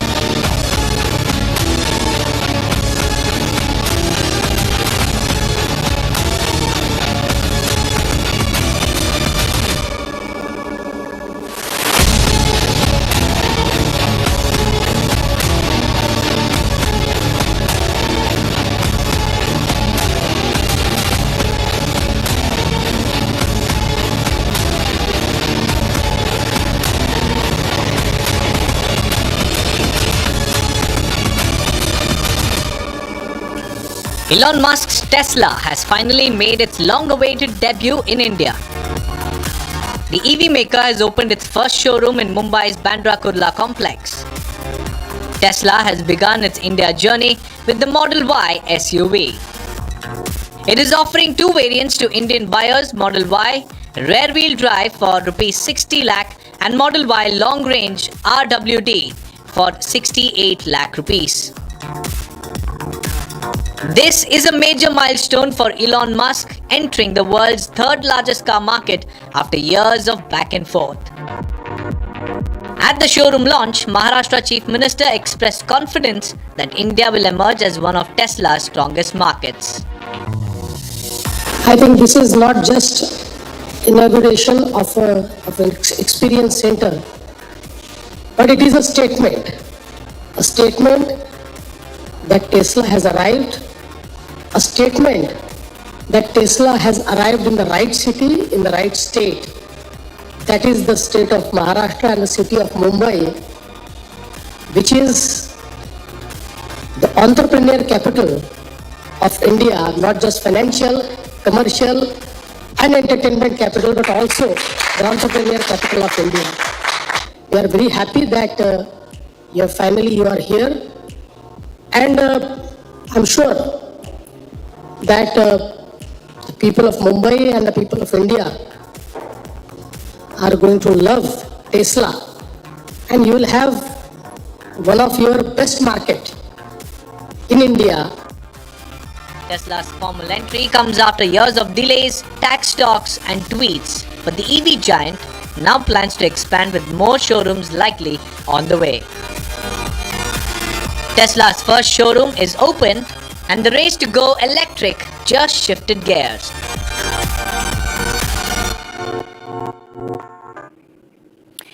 And moving on to the big story that we've been tracking here on Republic TV. Last evening, we got you the details of the Air India crash investigation, how the DGCA was forced to wake up after we reported about the FAA advisory and asked them a few questions.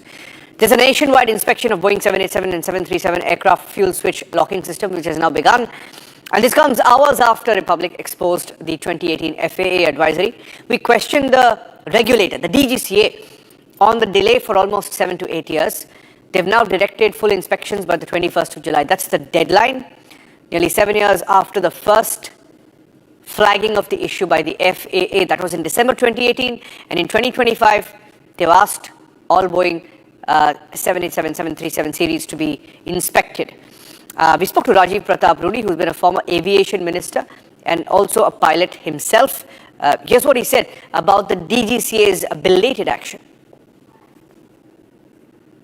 DGCA was silent even after a letter which was written by FAA in 2018. What do you have to say about this? Well, DGCA is a very proactive organization. It is a very reliable regulator. It takes care of aviation safety and anything in air. So let's not make a comment about DGCA. Something figured in the report, which has been mentioned in the AIB report. On the basis of that, the DGCA, taking additional precautions, has instructed the airlines and the operators to have a look at this feature, which figured in the FAA, which is the American regulator on Boeing aircrafts across the country. So it's a usual process, but it has got highlighted because it has figured in the report. And I think DGCA is very competent, very capable of handling such situations. Taking a break here on Republic TV, Group Captain Shubhanshu Shukla, now back to Earth, will be returning to India soon. The debriefing is on the 17th of August, but his family says that he should be returning to India in the next 15 days.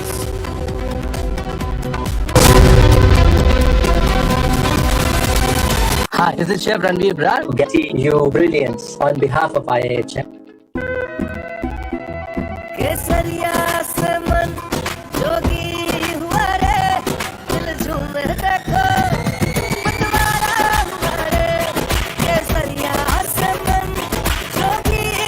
हर पल मनाओ केसरी त्योहार। विमल, बोलो जुबान केसरी। ये है secret recipe MDH का जीरा सिर्फ जलजीरा मसाला। सिर्फ जीरा सिर्फ MDH का जीरा सिर्फ।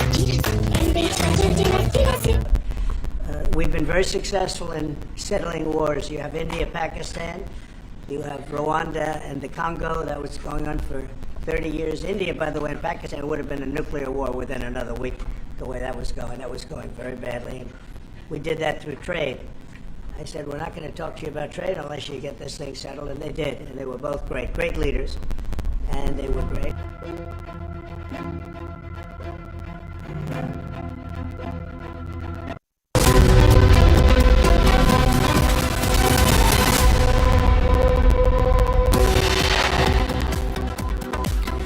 India's space hero Shubhanshu Shukla returns to Earth with a wide smile. Mission success. Back to Earth after 18 days.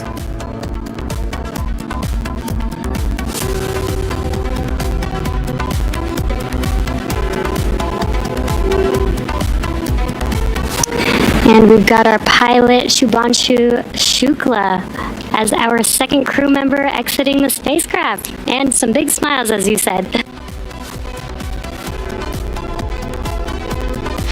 So Vanshu will have to go as a series of SOPs.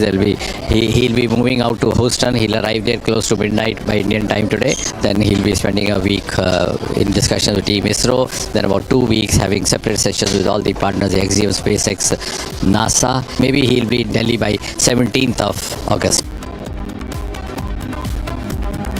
Expected in India on the 17th of August. That's when there could be a debriefing as well. He's coming back home.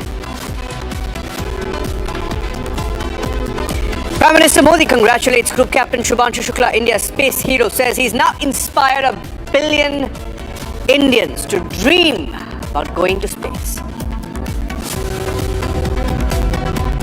Juvenile Justice Board rejects police petition in Pune Porsche hit and run case. The minor will not be tried as an adult.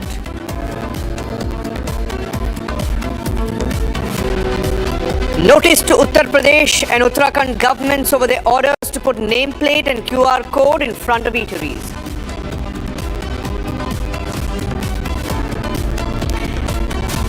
SCO, Council of Foreign Ministers, meets in China. External Affairs Minister S. Jaishankar meets his Iranian counterpart on the sidelines, also sends a tough message on Pahalgam being an attack that was aimed to sow religious divide in Kashmir.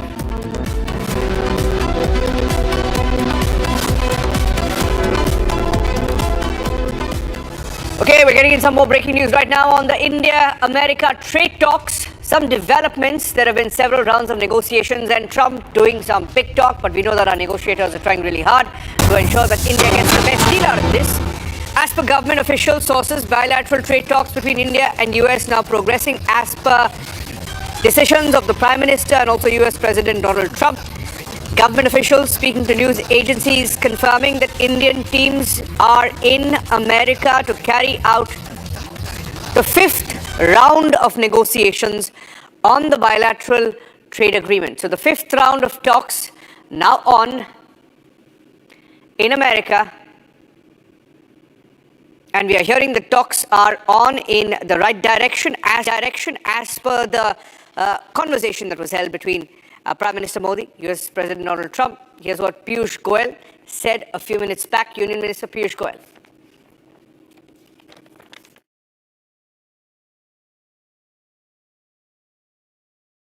I've often said trade negotiations are not done on camera with the media. They are done between two nations, and negotiations are going on at a very fast pace and in the spirit of mutual cooperation so that we can come out with a win-win trade complementing agreement with the United States.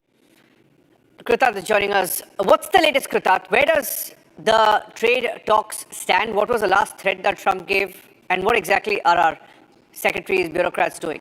Well, Niranjan, it is the fifth round of talks for which our government officials have now landed in Washington. The fourth round of talks, of course, was held in New Delhi where the US officials had visited us. This is the fifth round of talk and it is a massive development that the trade negotiations are ongoing. Remember, it was July 9, the self-imposed deadline by the US President Donald Trump to finalize all the trade negotiations. However, even back then, Union Minister Piyush Goyal had stated that India does not negotiate based on arbitrary deadlines, but we only negotiate based on national interest. Subsequently, we saw that the Trump administration has released more than 21 letters of tariffs issued to 21 separate nations, but India has not been part of that. So we believe that India and US are in very advanced stages of negotiation when it comes to an interim trade agreement. Of course, the final trade agreement is expected to be signed later this year by the end of fall, but initially under consideration, there are more than 6,000 items that are under this very big and massive interim trade agreement. As Nirmala Sitharaman, the finance minister, also said that we look for a big, beautiful trade deal with the United States. 6,000 items in consideration, more than 19 chapters. So it's going to be very comprehensive. In fact, it is believed to be one of the biggest deals that the US is negotiating this season. Obviously, there have been only two other parallels, the United Kingdom and Vietnam, who have signed a trade agreement with the US so far since the tariff announcements were made. But India and US have a very clear outline. That is also what the government officials said. In February, when Prime Minister Narendra Modi met Donald Trump, that is when both of them had decided that by 2030, they will reach $500 billion of trade. Subsequently, in the month of March, just immediately the next month when the negotiations began, the terms of reference were signed and the fall deadline was set. So there is still a lot of time left. Obviously, US President Donald Trump is expected to visit India later this year for the Quad Leaders Summit, and by that time we expect that the interim trade agreement at least will be finalized. Initially, it was even hypothesized that the full trade agreement could also come up, but India is clearly playing hardball and standing its ground and negotiating in national interest, and that's the big developing story. Yeah, thank you for that, Kritat. Very comprehensive lowdown on where the talks stand now. Let's move on to some more breaking news updates now coming in. This one from Karnataka, where we are reporting another stray dog menace incident. An incident of stray dogs attacking a young girl. This is an update that's come in where a bunch of stray dogs have attacked a girl while she was playing on the street. There is a CCTV video as well. The girl escaped after a brief struggle. The neighbors had to step in. The entire attack has been caught on camera by the stray dogs. The attack captured on CCTV visuals. A 9-year-old girl was playing with her friends when the attack took place. And while the video of the stray dog menace has gone viral, residents demanding action on stray dogs. And this is not just a story limited to this incident alone. This is not just about this incident in Chitradurga. It is a disturbing video, but it tells you how the stray dog menace needs to be acted upon, because there are some state governments that are promoting feeding of stray dogs. For example, in Karnataka, there is a program, a very controversial program, where they want to give stray dogs chicken and rice. And different people, different groups, different points of view, but the stray dog menace is something that state of Karnataka is grappling with. Of course, many states are, but in Karnataka, it's a burning issue right now. Smita's in the Republic Kannada newsroom right now, getting us some updates. Smita, what's going on? What is the government's view on this? Niranjan, as you were rightly quoting, that the state government is busy, planning to feed the stray dogs biryani, that is chicken rice.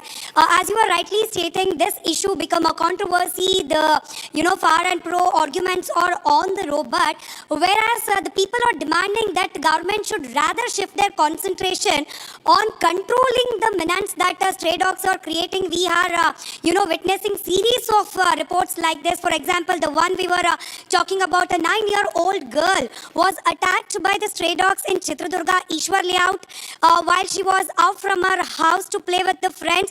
But luckily she got escaped because the neighbors came rushing in to help that little girl. She survived with minor injuries and she's hospitalized and getting the treatment. But the major issue here is the stray dogs are to be controlled. They are to be, vaccinated time and now. But the government and the local authorities which have to shift their focus on this issue. There are a lot of funds dedicated for controlling the number of the stray dogs and also getting them vaccinated to avoid such kind of attacks on people, especially on the children. But instead of doing that, the state government and the local authorities are busy thinking, feeding the dogs the chicken rice or the biryani is what people, especially from Chitradurga, are blaming the government. Okay, thank you for that update. It's a story that the state government will have to think about because, from the latest details we're picking up, the state government in Karnataka and the BBMP, which is the municipal body, they've set aside nearly 3 crore rupees to feed the city's stray dogs daily meal of chicken and rice to about 5,000 dogs across 8 zones with 500 dogs per zone. Food will be prepared centrally, delivered to roughly 125 feeding spots, and there is a huge uproar against the state government's new push. They don't have money to pay for schemes. They could have used this money to perhaps control the population of street dogs, but instead they are feeding them biryani. Let's move on now. A 20-year-old student who attempted self-immolation has succumbed to her injuries on campus in Odisha. Despite her repeated calls, complaints against a professor who was sexually harassing her, her pleas fell on deaf ears. And now this case raises serious concerns about safety of women students on campus, systemic ignorance that forced this student to take the extreme step. It's a tragedy that has numbed India. The 20-year-old Balasore student who attempted self-immolation over harassment succumbed to her burn injuries. The young victim had suffered a staggering 95% burns and was battling for life at AIIMS Bhubaneswar. But despite all efforts by doctors, she could not be saved. The victim claimed repeated harassment by her college head of department. An accused student and the suspended principal of Fakir Mohan University have now been arrested. The principal is facing serious allegations. Ghosh has been accused of ignoring repeated harassment complaints and failing to act despite desperate pleas from the student. Odisha Chief Minister Mohan Charan Manjhi has announced a compensation of rupees 20 lakhs for the kin of the victim, while assuring strict action against the accused. बड़ी दुखद की घटना है कि हम लोग सब उनको डॉक्टर लोगों ने 3 दिन से जी तोड़ मेहनत कर रहे थे। दिल्ली की एम्स की सराहना पे चिकित्सा भी हो रही थी लेकिन हम सब मिलके भी उनको बचा नहीं पाए। उड़ीसा की एक बेटी ने जिस किस्म की बलिदान दी है, इसमें जो भी इन्वॉल्व है सरकार उनके ऊपर कठोर कार्यानुष्ठान करेगी। अभी तो दोनों जेल में हैं। Women rights activists also weighed in and condemned the harassment and systemic silence despite repeated cries.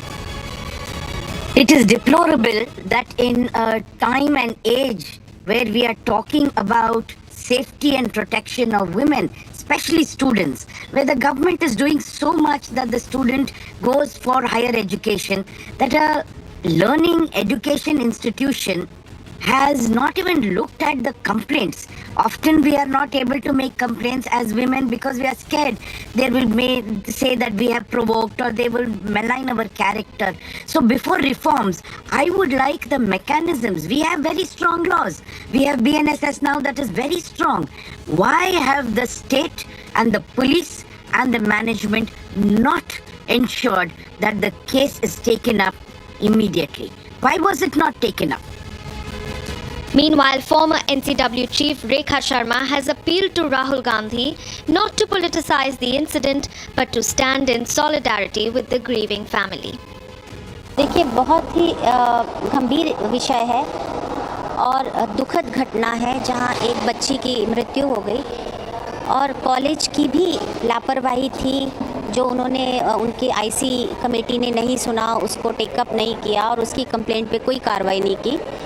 ऐसे विषयों पर पॉलिटिक्स करने के बजाय राहुल गांधी को इस समय परिवार को और स्पेशली विक्टिम्स के परिवार के साथ खड़ा होना चाहिए, ना कि उसे पॉलिटिसाइज करना चाहिए।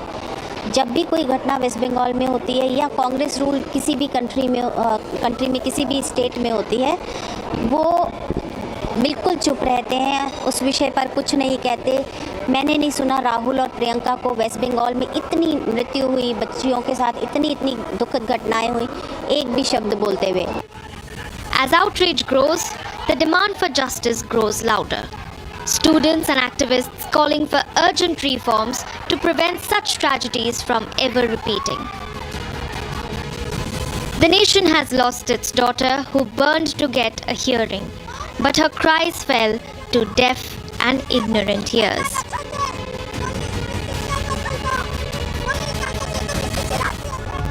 In a joint operation, the Manipur Police, the Central Armed Police Forces, and others have made a big breakthrough. They've recovered 86 weapons. Assam rifles also involved. 86 weapons recovered. 974 pieces of ammunition, including grenades, IEDs, AK series, INSAS rifles, pistols, anti-riot guns, and SPBL in the areas of Imphal East, Imphal West, Kakching, Bishnupur districts. Major arms recovery from 5 districts in the valley in Manipur. Warlike stores have also been recovered. They were acting on a specific intelligence about a large cache of arms, ammunition, and warlike materials concealed at various locations. Coordinated operations were launched simultaneously at multiple sites in the peripheral and suspected areas of Imphal East, West, Thobal, Kakching, and Bishnupur districts. I have Johnson joining us live on the broadcast. Johnson is in Imphal. Johnson, there were reports of firing in the last 24 to 48 hours. There was a concern. Is this crackdown post that firing? Can you take our viewers through what has been recovered and why this is significant? Yes, Niranjan, today in the early morning, the security forces, as you have also already mentioned, the recovery of arms in both the hills and valley districts is still in progress. This is a major the development of the security forces to bring peace and development in the state and normalcy to return. So, in today's operation in the early morning, security forces are the combined security forces. They have based on an intelligent input, they have undergone an operation in the in the 5 valley districts, namely Imphal East, Imphal West, Thobal, Kakching, and Bishnupur districts. So on this very operation, the security forces could recover total number of 86 arms from, including assault rifles, and also including high explosive mortar shells and hand grenades. The security forces could recover 974 numbers of ammunition. Above all this, the security forces also could recover 41 numbers of assorted magazines. This is not the first recovery, and this will also will not the last recovery. Before today's recovery, even yesterday also, there were some firing sounds heard by the farmers in the Salung paddy fields. So they are acting. I hope acting on this acting on yesterday's tragic incident and yesterday's incident, the security forces have launched this operation involve the Belly district. I hope so. Yeah. Getting us the inputs and the pictures from Imphal on that big recovery. There was firing in the last few days, and that's why this is critical now. Moving on to some news coming in from Punjab, where second bomb threat has been reported in the last 24 hours to the Golden Temple in Amritsar. Punjab police have launched an investigation. They've now assured that there's nothing to panic about. Earlier, the Golden Temple received a bomb threat over email. The security was tightened, and the Amritsar Commissioner had also gone on record to confirming receiving a complaint about bomb threat, saying the police will ensure security, crack the case. And let me go across to my colleague Lalit, now joining us on the story. Lalit, how many threats have been received? Any breakthrough on who's sending these threats, whether these threats are credible in the first place? Well, Niranjan, in the past 24 hours, it's the second threat mail which has been received by the SGPC, and the Amritsar Police Commissioner has confirmed it. Regarding that, now the security has been tightened in the Golden Temple premises.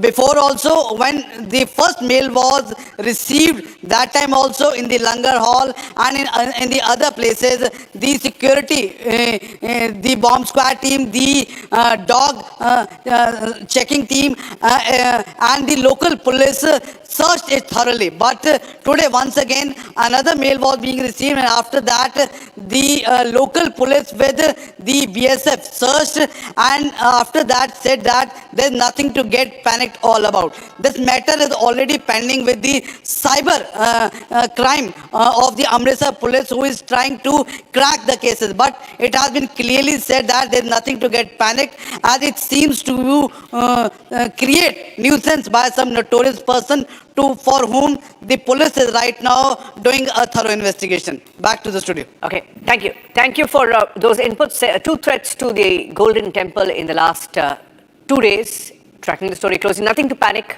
is what the police is saying on record. Taking a break here on Republic TV.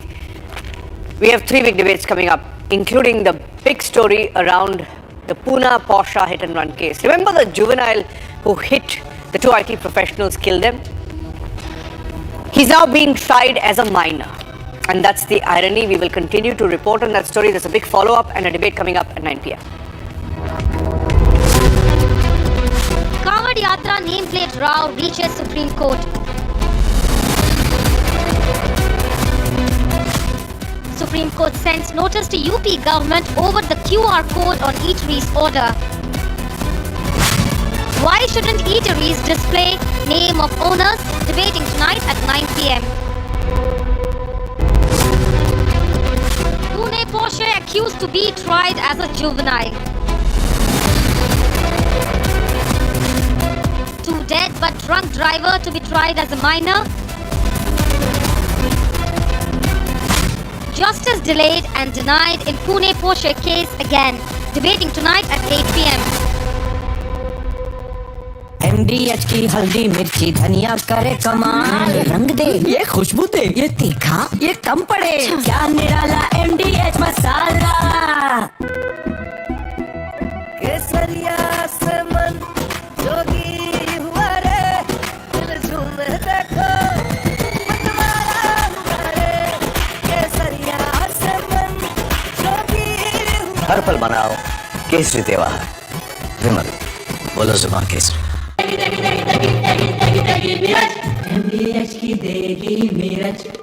देगी मिर्च का तड़का, अंग अंग फड़का। MDH की देगी मिर्च। Hi, this is Chef Ranveer Brat. Guarantee you brilliance on behalf of IHM. अब छोलिया हो या लोबिया, सफेद चने या काले चने, सब कुछ मजेदार बने। केसरिया से मन जोगी हुआ रे, दिल झूम देखो तुम्हारा हुआ रे। केसरिया से मन जोगी हुआ। हर पल मनाओ केसरी त्योहार। विमल, बोलो जुबान केसरी।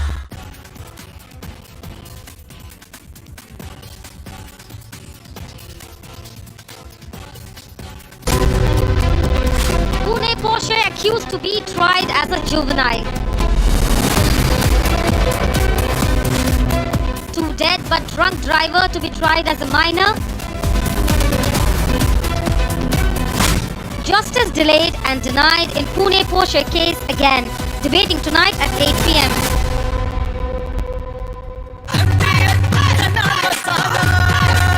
अब छोलिया हो या लोबिया, सफेद चने या काले चने, सब कुछ मजेदार बने। केसरिया से मन जोगी हुआ रे, दिल झूम देखो तुम्हारा हुआ रे। केसरिया से मन जोगी हुआ। हर पल मनाओ केसरी त्योहार। विमल, बोलो जुबान केसरी। आधे बाउल दही में 4 चम्मच MDH चटनी पुदीना मसाला डाला, स्टर करो, पुदीना चटनी तैयार। MDH चटनी पुदीना मसाला। We've been very successful in settling wars. You have India, Pakistan, you have Rwanda and the Congo. That was going on for 30 years. India, by the way, and Pakistan would have been a nuclear war within another week, the way that was going. That was going very badly. And we did that through trade. I said, we're not going to talk to you about trade unless you get this thing settled, and they did, and they were both great, great leaders, and they were great.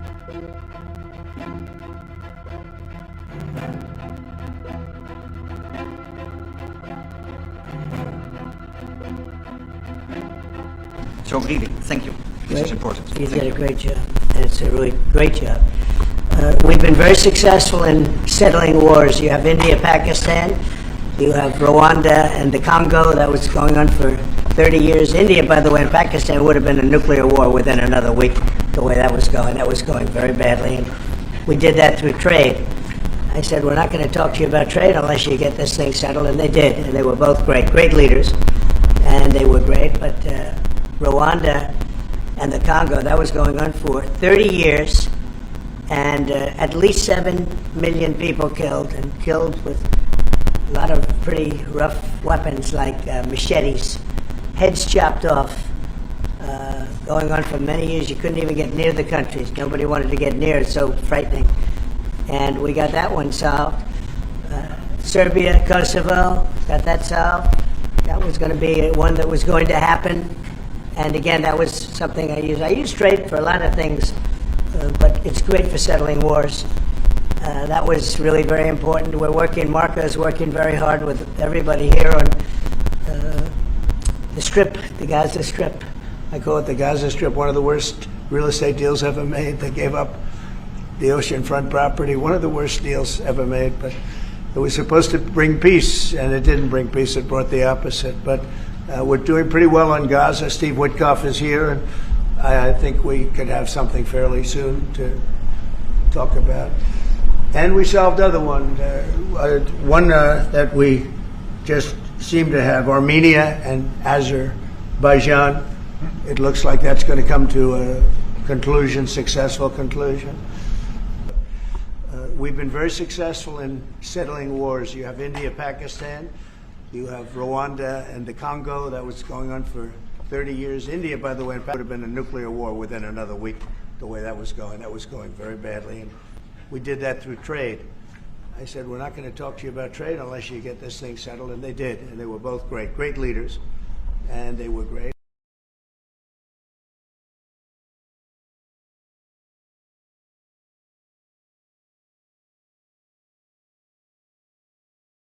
We are very unhappy, I am, with Russia, but we'll discuss that maybe a different day. but we're very, very unhappy with them, and we're going to be doing very severe tariffs if we don't have a deal in 50 days. Tariffs at about 100%. You'd call them secondary tariffs. You know what that means.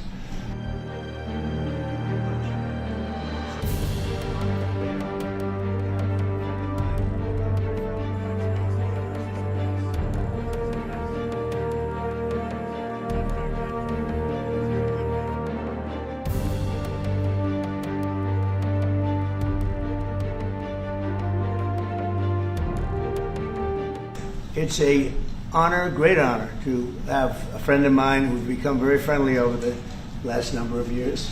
We knew each other before, but Mark is the head of NATO, Mark Rutte, Secretary General of NATO. Highly respected by everybody that knows him, but in particular the European countries. They have great reliance on him, and he's done a fantastic job. And we had a tremendous meeting, I guess it's about a month ago, and I think Mark will tell you that it was really perhaps more important the date of November 5th. That was the election day. Maybe that was the most important, because we've made tremendous progress together. And one of the reasons that you're here today is to hear that we are very unhappy, I am, with Russia. But we'll discuss that maybe a different day. But we're very, very unhappy with them, and we're going to be doing very severe tariffs if we don't have a deal in 50 days. Tariffs at about 100%. You'd call them secondary tariffs. You know what that means. But today we're going to talk about...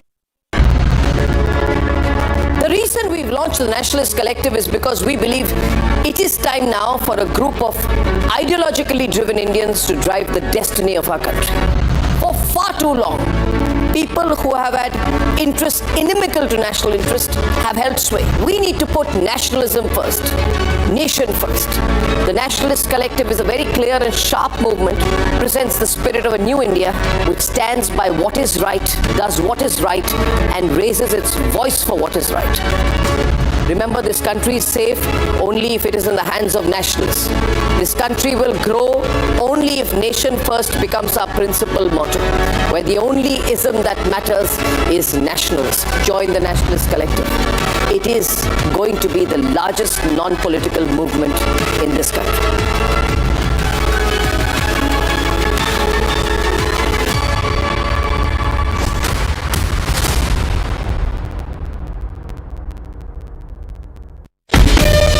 From Asia's largest news headquarters, setting the agenda for Bharat.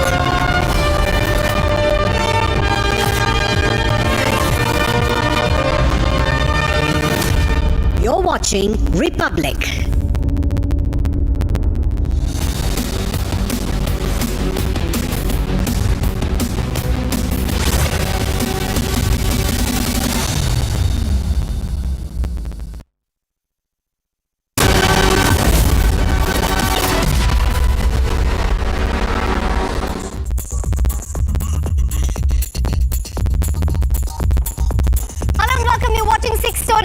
With me, Akanksha Kajuri, and this evening we begin with a shocker coming in from Pune in Maharashtra. Remember the boy who mowed down two people with his Porsche? He has gotten another relief. We'll speak to the defense lawyer of this case, and up next, Sare Jahan Se Acha echoes as Shubhanshu Shukla has returned back to the earth. In a temporary respite to Indian nurse Nimisha, her execution has now been postponed. Also, S. Jaishankar is in China, where he met with his counterpart. We will tell you what he said there. And Tesla has opened the first showroom in the country, entering India after much back and forth in the last few years. And finally, King Charles III met with our cricket team in England, and we will show you the visuals that is coming from there. Let's get started.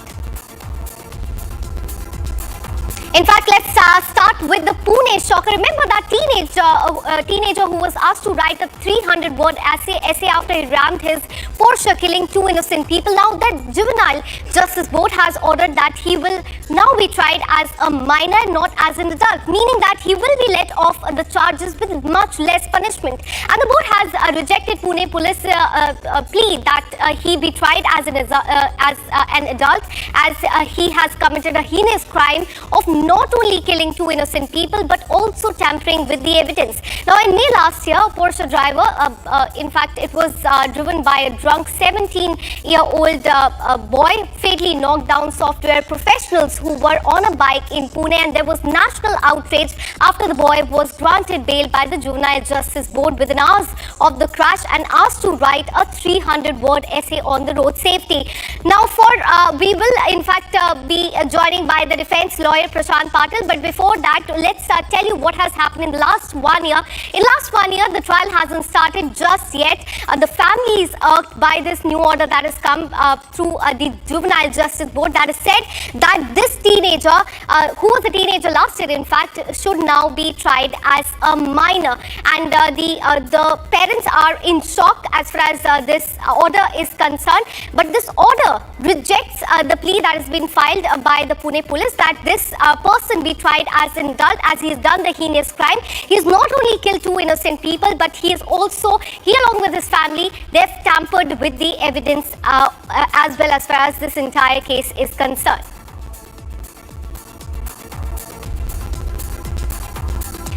In fact, we've been taking you through what has happened in the last 1 year. There have been several attempts to cover up, and we've been telling you what has happened. Driver was falsely named by the family. In the last 1 year, there was a bit to cover up the investigation in this case as well. And those there on the screen, you can see those are the 2 people who lost their life.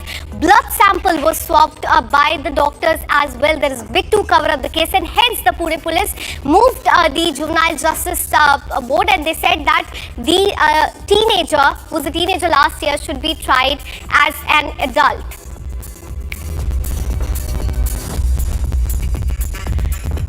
In fact, now this plea has been rejected by the Juvenile Justice Board, which has said that, in fact, this boy will have to be tried as a minor, which means that he will be let off the charges with a very less punishment is what we are learning. We've been speaking to the family members that they're not happy with this recent order that has come in, because not just this, in the last 1 year, there's been several attempts to, in fact, hide a lot of things as far as this case is concerned.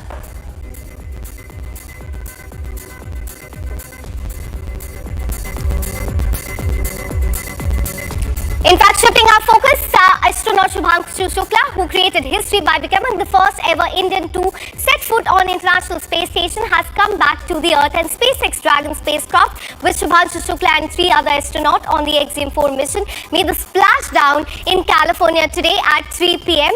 and he spent 18 days in space, conducted science experiments. Let's now show you the visuals of his parents staring up and cutting cake after the splashdown. Have a look at these amazing visuals which came in after the splashdown at 3 o'clock today.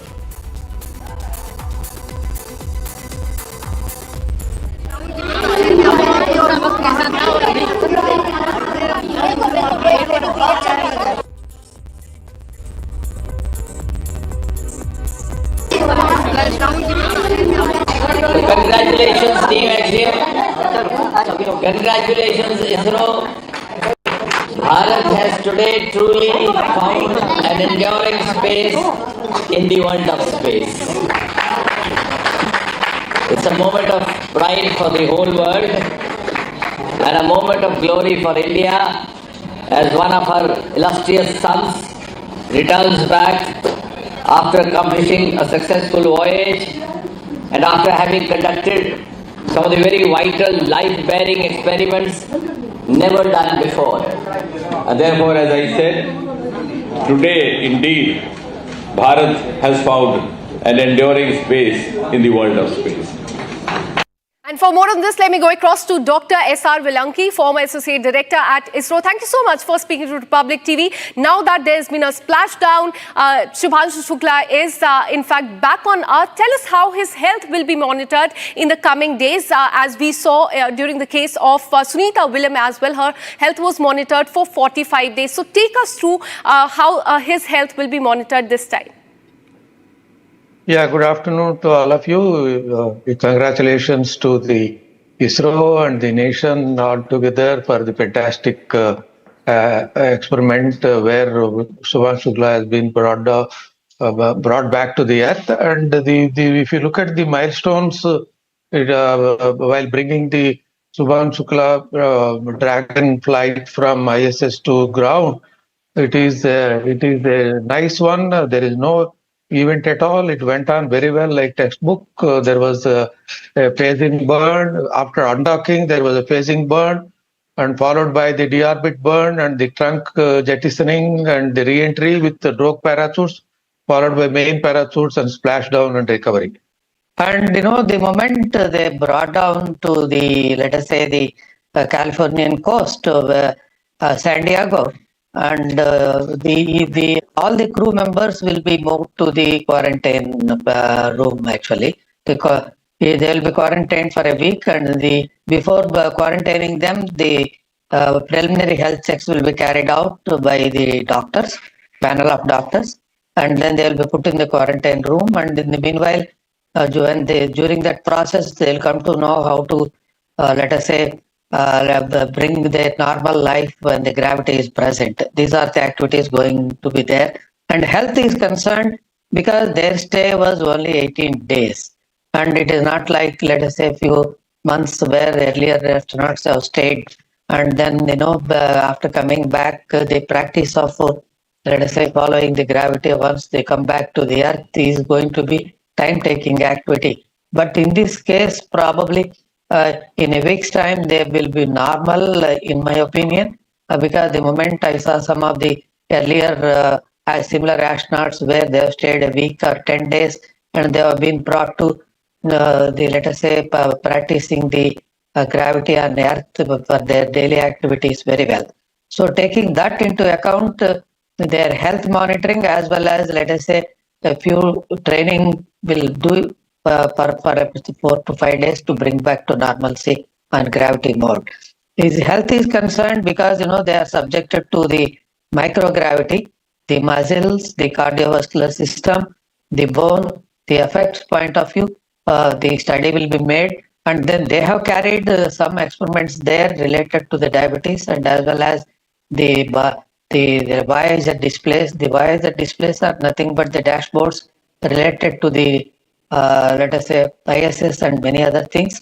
Where on the microgravity, your let us say inference and let us say understanding the system, are there going to be any difference between the presence of gravity and non-microgravity? Those things were already done there. After coming back to the Earth, they have to get back the normalcy of understanding of many things about what they are used to do earlier. So these things will be made, let us say, understood very clearly, and then in a week's time, in my opinion, they will be all right. Absolutely. So their health will be monitored for the next 7 days, and it remains to be seen when they will adapt to the gravity now that they are back to the Earth. Thanks so much, sir, for speaking to Republic TV. Now, shifting our focus, there is a breather in nick of time for Indian nurse Nimisha Priya as her execution in Yemen has been postponed. Just 24 hours before the execution, it has been deferred. And remember, the nurse's family was trying to negotiate a blood money deal with the family of the murder victim so that Priya could be pardoned under the Sharia law. They had offered 8 crore rupees to the victim's family and even sought Supreme Court's intervention yesterday. The Indian government too was rendering all the possible assistance in the matter and made concerted efforts in the last 2 weeks. Now this has come as a major relief for Nimisha Priya and family, as they will now get more time to reach a mutually agreeable solution with the victim's family. And we'll get you more details, and we'll also be joined by Nimisha's lawyer Subhash Chandra in just some time. But let me tell you what has happened in the last few days. We're learning that Nimisha Priya was to be executed on July 16, that is in the next 24 hours. But just in the nick of time, we're learning that execution has been deferred. It has been postponed, and this is a huge relief for Nimisha Priya and the family. In fact, this is as far as the execution of Nimisha Priya is concerned. She is accused of murder in Yemen, and her execution was to take place on July 16. But just few moments, just few hours before that, now what we're learning is that now it has been deferred. And this will give a lot of time to the family members also to, in fact, do the blood money deal with the family of the murder victim as well. They had offered 8.6 crore rupees under the Sharia law to let Priya off the hook as far as her execution is concerned. So this is a temporary relief for Nimisha Priya as far as her execution is concerned. So there on the screen you can see that as far as Nimisha Priya is concerned, she is facing death in Yemen, a death penalty there. She is accused of murdering a Yemeni citizen in 2017. She has been jailed since 2017 for murdering a Yemeni national, and she was to be executed tomorrow. But now there's a temporary relief for her and her family. And we must also talk about the intervention of the central government as far as this entire execution is concerned.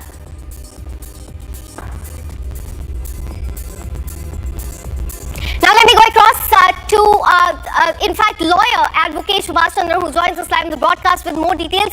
Advocate Subhash, you are representing Nimisha Priya in the case. There is a temporary relief that will give time to the family to settle the case with that of the victim's family. Tell us and give us your first reaction to this.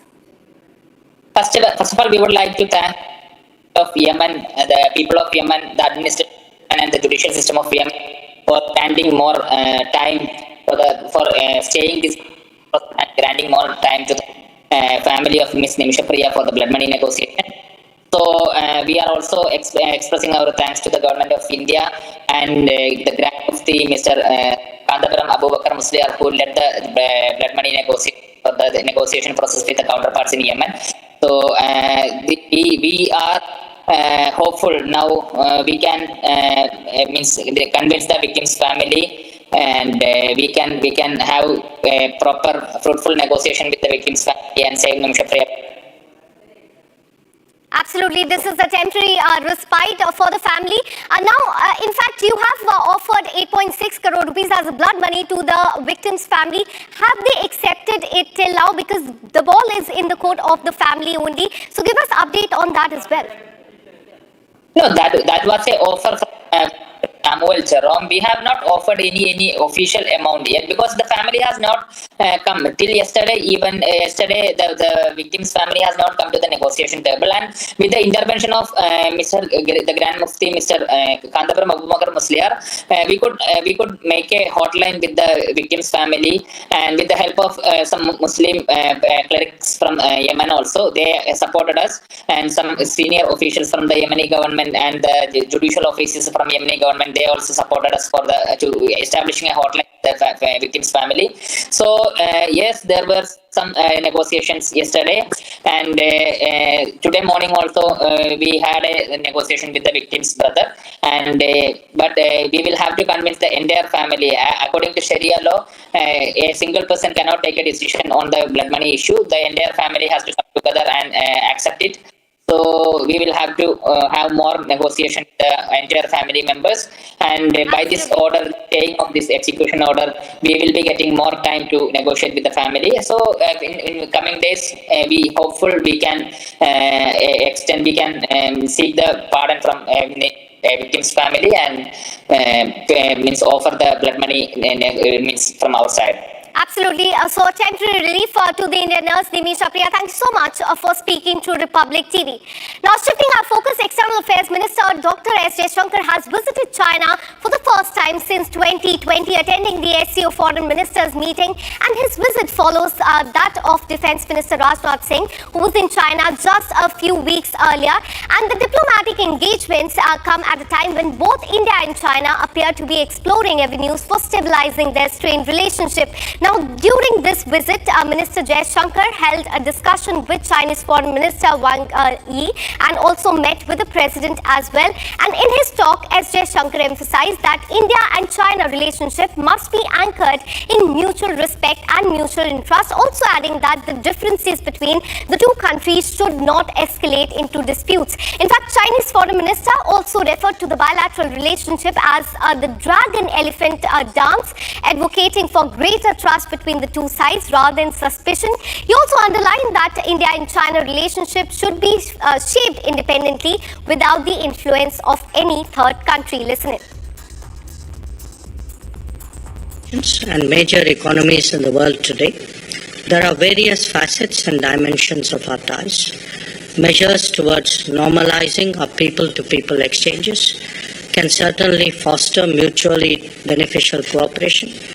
It is also essential in this context that restrictive trade measures and roadblocks are avoided. I hope to discuss these issues with you in further detail.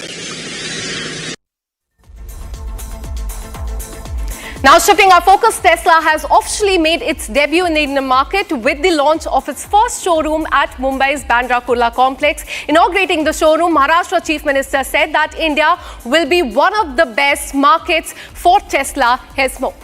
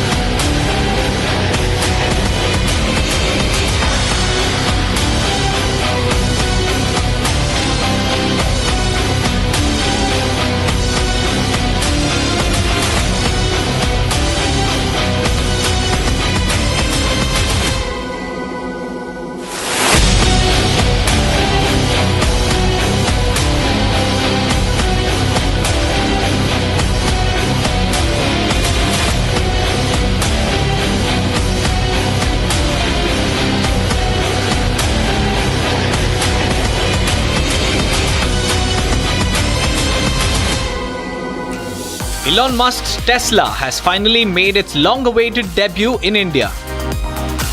The EV maker has opened its first showroom in Mumbai's Bandra Kurla complex. Tesla has begun its India journey with the Model Y SUV.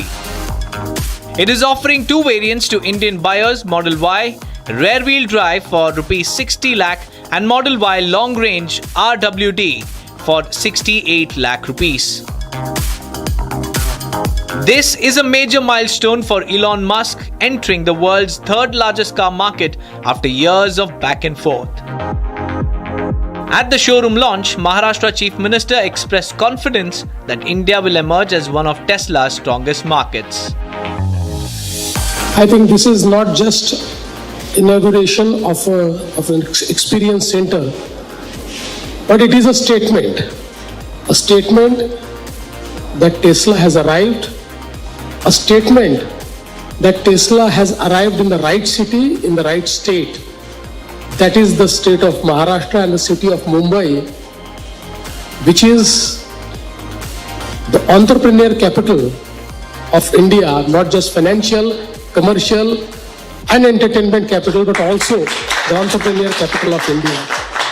We are very happy that you are here, and I'm sure that the people of Mumbai and the people of India are going to love Tesla, and you will have one of your best market in India. Tesla's formal entry comes after years of delays, tax talks and tweets, but the EV giant now plans to expand with more showrooms likely on the way.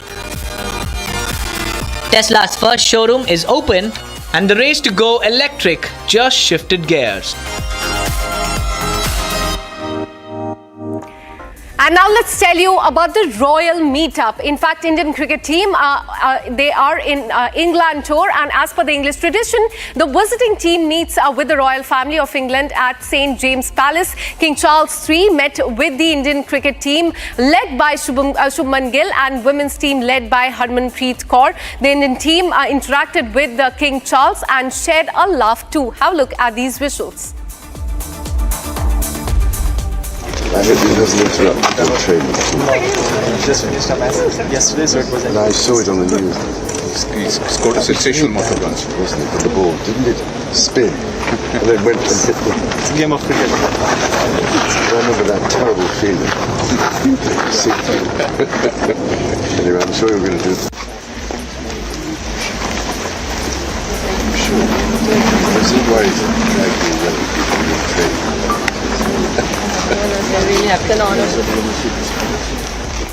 And this is what we could pack for you in this bulletin of 6 at 6. We'll be back tomorrow with more such stories. Till then, keep watching Republic TV.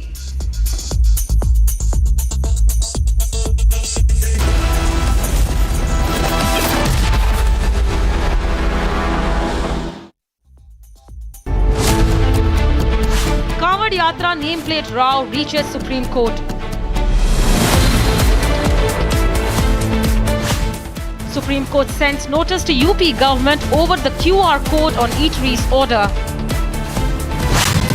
Why shouldn't eateries display name of owners? Debating tonight at 9 p.m.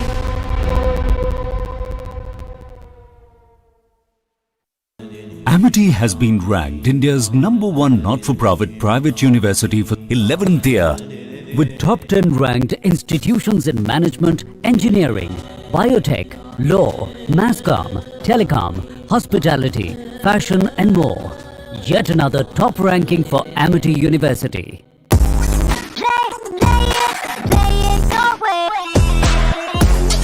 Sarah, this is your space, play it your way.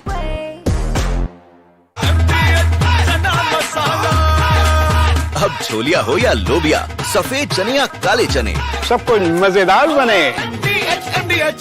इसको घर पे लगाओगे तो शादी का तो पता नहीं, पर घर पक्का नहीं टूटेगा। रुंगटा नहीं तो घर स्ट्रॉन्ग नहीं। रुंगटा स्टील TMT बार एकदम सॉलिड। पहाड़ों में एक हाइकिंग स्टिक भी बन सकती है। MDH की हल्दी मिर्ची धनिया करे कमाल, ये रंग दे, ये खुशबू दे, ये तीखा, ये कम पड़े, क्या निराला MDH masala.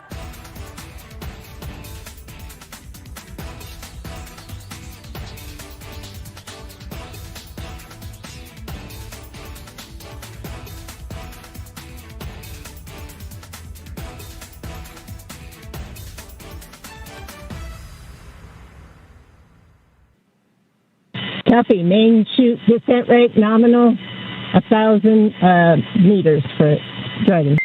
We copy 1,000 meters. Great visual confirmation as well as those comms that the 4 main parachutes have deployed.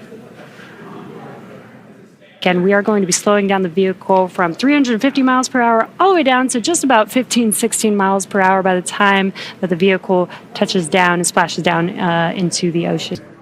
For its water landing. And it's a little foggy, as you can see there. Yeah, Pacific fog is rolling in. We've got some very bright lights as Dragon, you can see the ocean there. Dragon is about to touch down in just a few seconds here. And working their way towards the vehicle are the SpaceX and Axiom support teams that will be present for the next phase of our splashdown coverage today.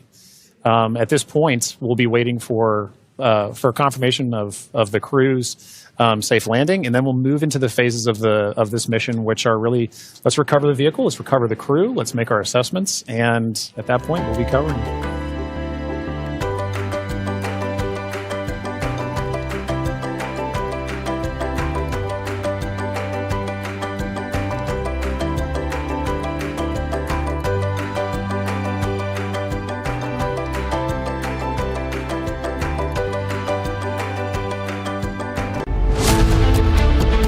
Pune Porsche accused to be tried as a juvenile. 2 dead but drunk driver to be tried as a minor. Justice delayed and denied in Pune Porsche case again. Debating tonight at 8 p.m.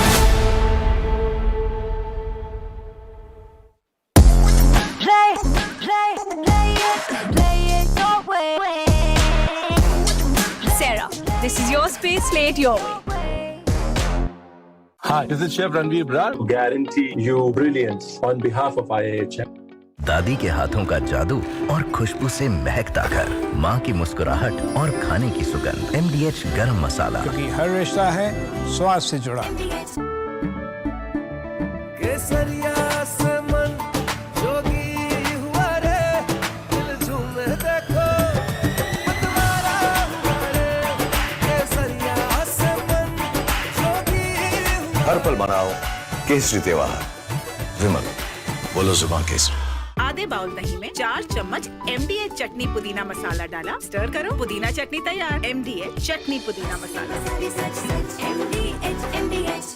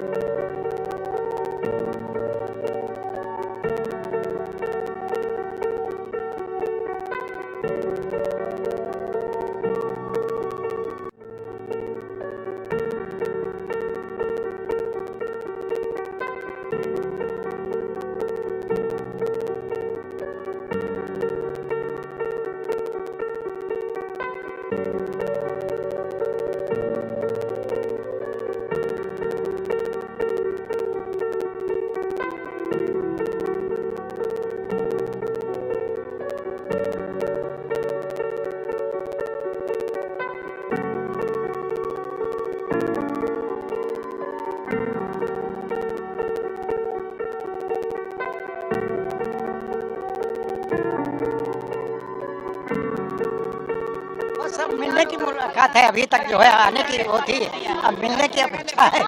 बस जितनी जल्दी मिलेंगे उतनी जल्दी मिलेंगे हमसे।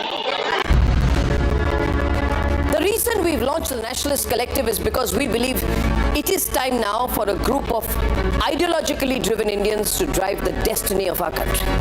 For far too long, people who have had interests inimical to national interest have held sway. We need to put nationalism first, nation first. The Nationalist Collective is a very clear and sharp movement, presents the spirit of a new India which stands by what is right, does what is right, and raises its voice for what is right. Remember, this country is safe only if it is in the hands of nationalists. This country will grow only if nation first becomes our principal motto, where the only ism that matters is nationalism. Join the Nationalist Collective. It is going to be the largest non-political movement in this country.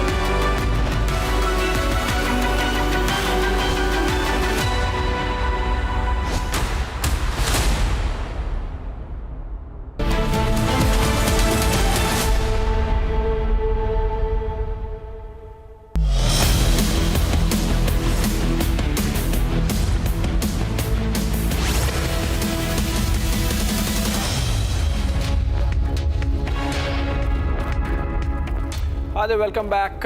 India's space ambitions are one notch closer with the Axiom mission and its commander, Group Captain Shubhanshu Shukla, back with a lot of learnings which will help India's Gaganyaan mission. And also, in another development, Parliament's monsoon session dates have been announced. We are focusing on those. Let's begin with the headlines.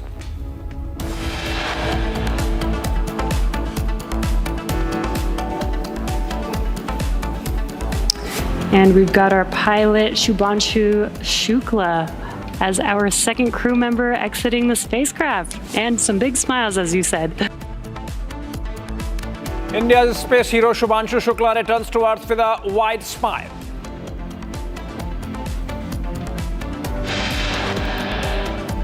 Peace, he'll be moving out to Houston. He'll arrive there close to midnight by Indian time today. Then he'll be spending a week in discussions with Team ISRO. Then about 2 weeks having separate sessions with all the partners, the XGO, SpaceX, NASA. Maybe he'll be in Delhi by 17th of August. Group Captain Shukla is expected to be in Delhi on 17th of August. Prime Minister congratulates Shukla, says he has inspired a billion dreams. Juvenile Justice Board rejects police plea in Pune Porsche hit and run case. Minor won't be tried as adult. Notice to Uttar Pradesh and Uttarakhand government over their orders to put nameplates on and QR codes in front of eateries.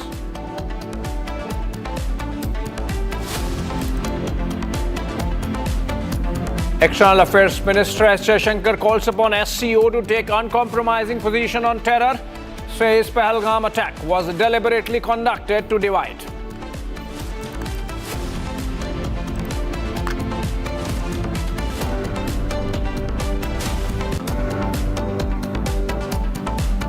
All right, friends, let's begin with a breaking news and interesting one with Chief Minister of Andhra Pradesh, Chandrababu Naidu, wading into the language row. He has said while speaking at an event in New Delhi that while Prime Minister P.V. Narasimha Rao learnt 17 languages, we are questioning the importance of learning Hindi. Naidu defended learning Hindi and added that today we are all talking about why we should learn Hindi. The former Prime Minister Narasimha Rao was a scholar of 17 languages. He did not just learn Hindi, but other languages too, and that's how he became a great man and a statesman. Chandrababu Naidu there drawing out from the Andhra legacy, and Prime Minister P.V. Narasimha Rao, who was a polyglot, and Chandrababu Naidu there giving a new dimension to the language debate in the country, with every state having its version of their mother tongue and fighting or contesting Hindi. Let's listen to what Chandrababu Naidu said.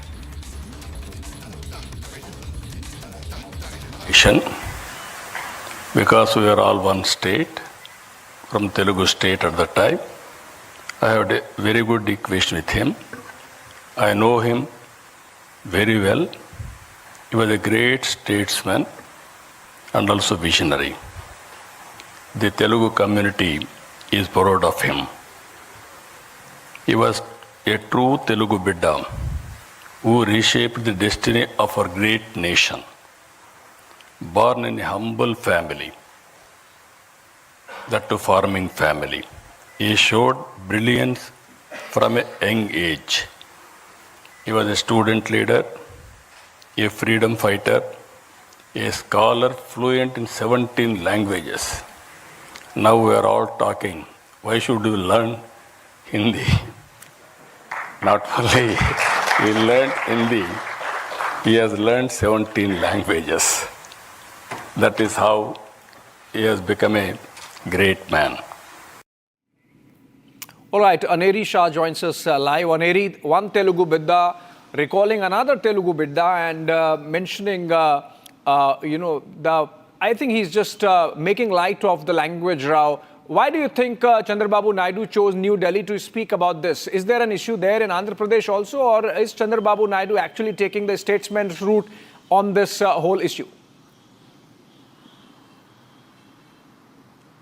Well, we have been seeing that since the time there is NDA government in the state of Andhra Pradesh, we have been seeing that Chandrababu Naidu and Pawan Kalyan also have been time and again talking about the importance of Hindi language and why should we not learn Hindi language is the larger question that earlier Pawan Kalyan had also asked. And today we see that Andhra Pradesh Chief Minister, while attending a program of P.V. Narasimha Rao, ceremonial program there in the national capital. We see Chandrababu Naidu pointing out at P.V. Narasimha Rao's importance and also how he had learned 17 languages, and now we are questioning the language Hindi, and as we have been seeing that how there has been an ongoing language roar where every state has been talking about their own mother tongue. Chandrababu Naidu says that why not learn Hindi, and he also points out that how P.V. Narasimha Rao had known 17 languages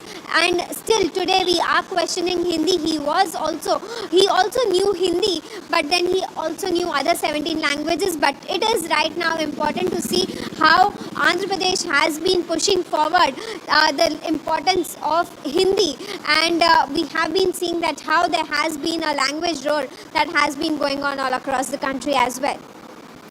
All right, Andhra Chief Minister, they are getting into the language roar, but in fact taking a position which sort of makes light of the kind of trench warfare that's going on in some states, including in Tamil Nadu and Maharashtra and even Karnataka. Moving on for now, in the case of Nimisha Priya, the Kerala nurse who was on a death row in Yemen, it has been learned that the local authorities in the country have postponed the execution scheduled for July 16, that's tomorrow. The government of India, which has since the beginning of the case been rendering all possible assistance in the matter, has made concerted efforts in recent days to seek more time for the family of Nimisha to reach a mutually agreeable solution with the other party. Despite the sensitivities involved, Indian officials have been in regular touch with the local jail authorities and the prosecutor's office, leading to securing this postponement. Some role, of course, coming in also from the Grand Mufti of Kerala, and he leveraged his personal connections in Yemen, AP Abu Bakr Musaliar, and that's led to this postponement and possible sparing of the life of the Indian nurse in Yemen. Let's listen to the chief negotiator on what he had to say on this development. The Embassy of India in Saudi Arabia, the local staff, and Sheikh Abdul Malik Nahia. Sheikh Abdul Malik Nahia was the person who was able to go over the public prosecutor's office, North Yemen, Al-Houthis president, to go and get this permission. And the government of India helped with all the interventions that they have to do, and that was what this was achieved. And the local staff of the embassy came with us to the public prosecutor office. We gave the paper and everything went on well. This is what happened. Everything else is fake news. This is the fact. I had this, you have to understand, we had this news since Sunday. All right, moving on to a breaking news development coming in connection with the incident at the ISKCON Toronto Rath Yatra annual parade. An official statement has come in from the ISKCON Communications North America, and during the annual parade, multiple eggs were thrown from a residential balcony onto the public street where thousands of parade goers had gathered. ISKCON has strongly condemned the disrespectful and potentially dangerous act, and they have further reiterated that there is no place for such behavior in a multicultural and tolerant society like Canada.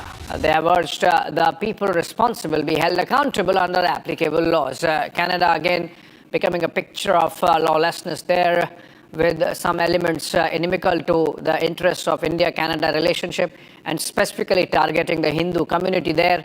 And through this Rath Yatra, again throwing a challenge to the Canadian state to take on them. We have, in fact, Sangana Bajaj joining us from Canada on this. Sangana, these incidents keep happening. Brampton, Surrey, and in this case, Toronto. Please tell us what's been the response of the Canadian authorities since this incident happened 24 hours back? Well, officially, nobody has reached out to me. But this is the first time I have faced something like this here in Toronto. And the Rath Yatra was going quite peacefully. We were quite happy, enjoying, chanting bhajan, singing, dancing. And suddenly at one point, eggs were thrown at us from a nearby building. And it was quite shocking.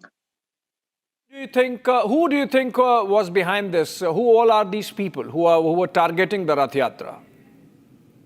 I have no clue about that. Like I said, this is the first time I witnessed something like this in front of me. So we all were quite shocked and hurt at that time, and we have no clue who did this.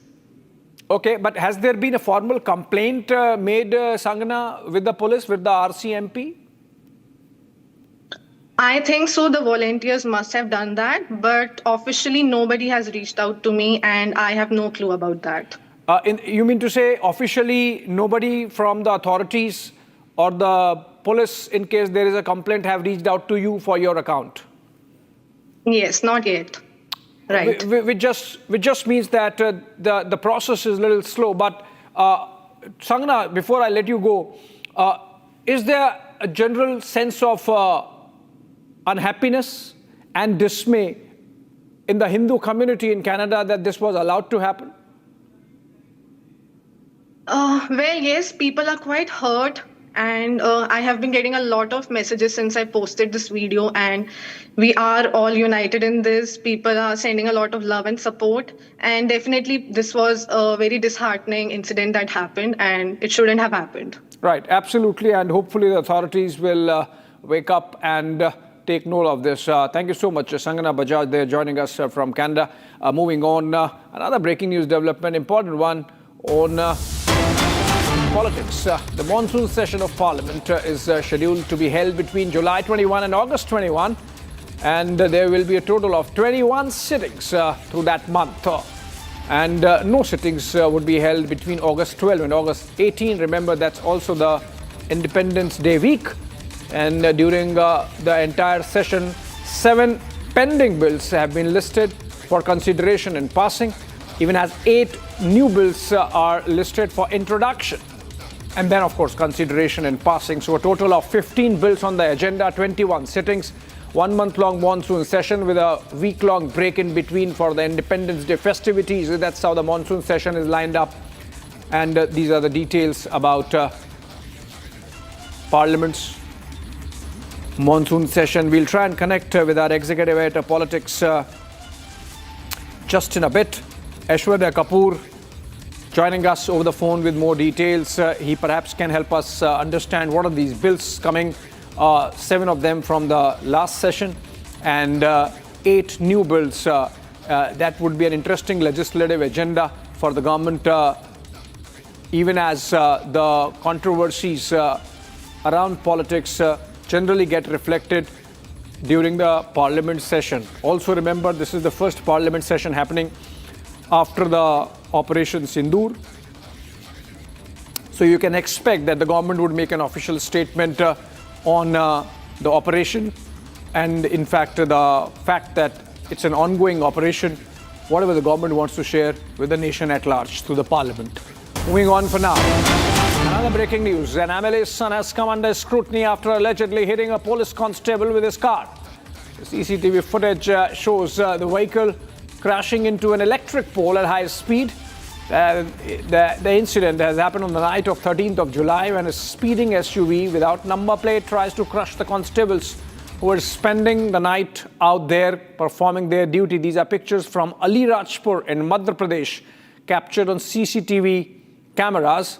The police were at the city square in Alirajpur carrying out their responsibilities.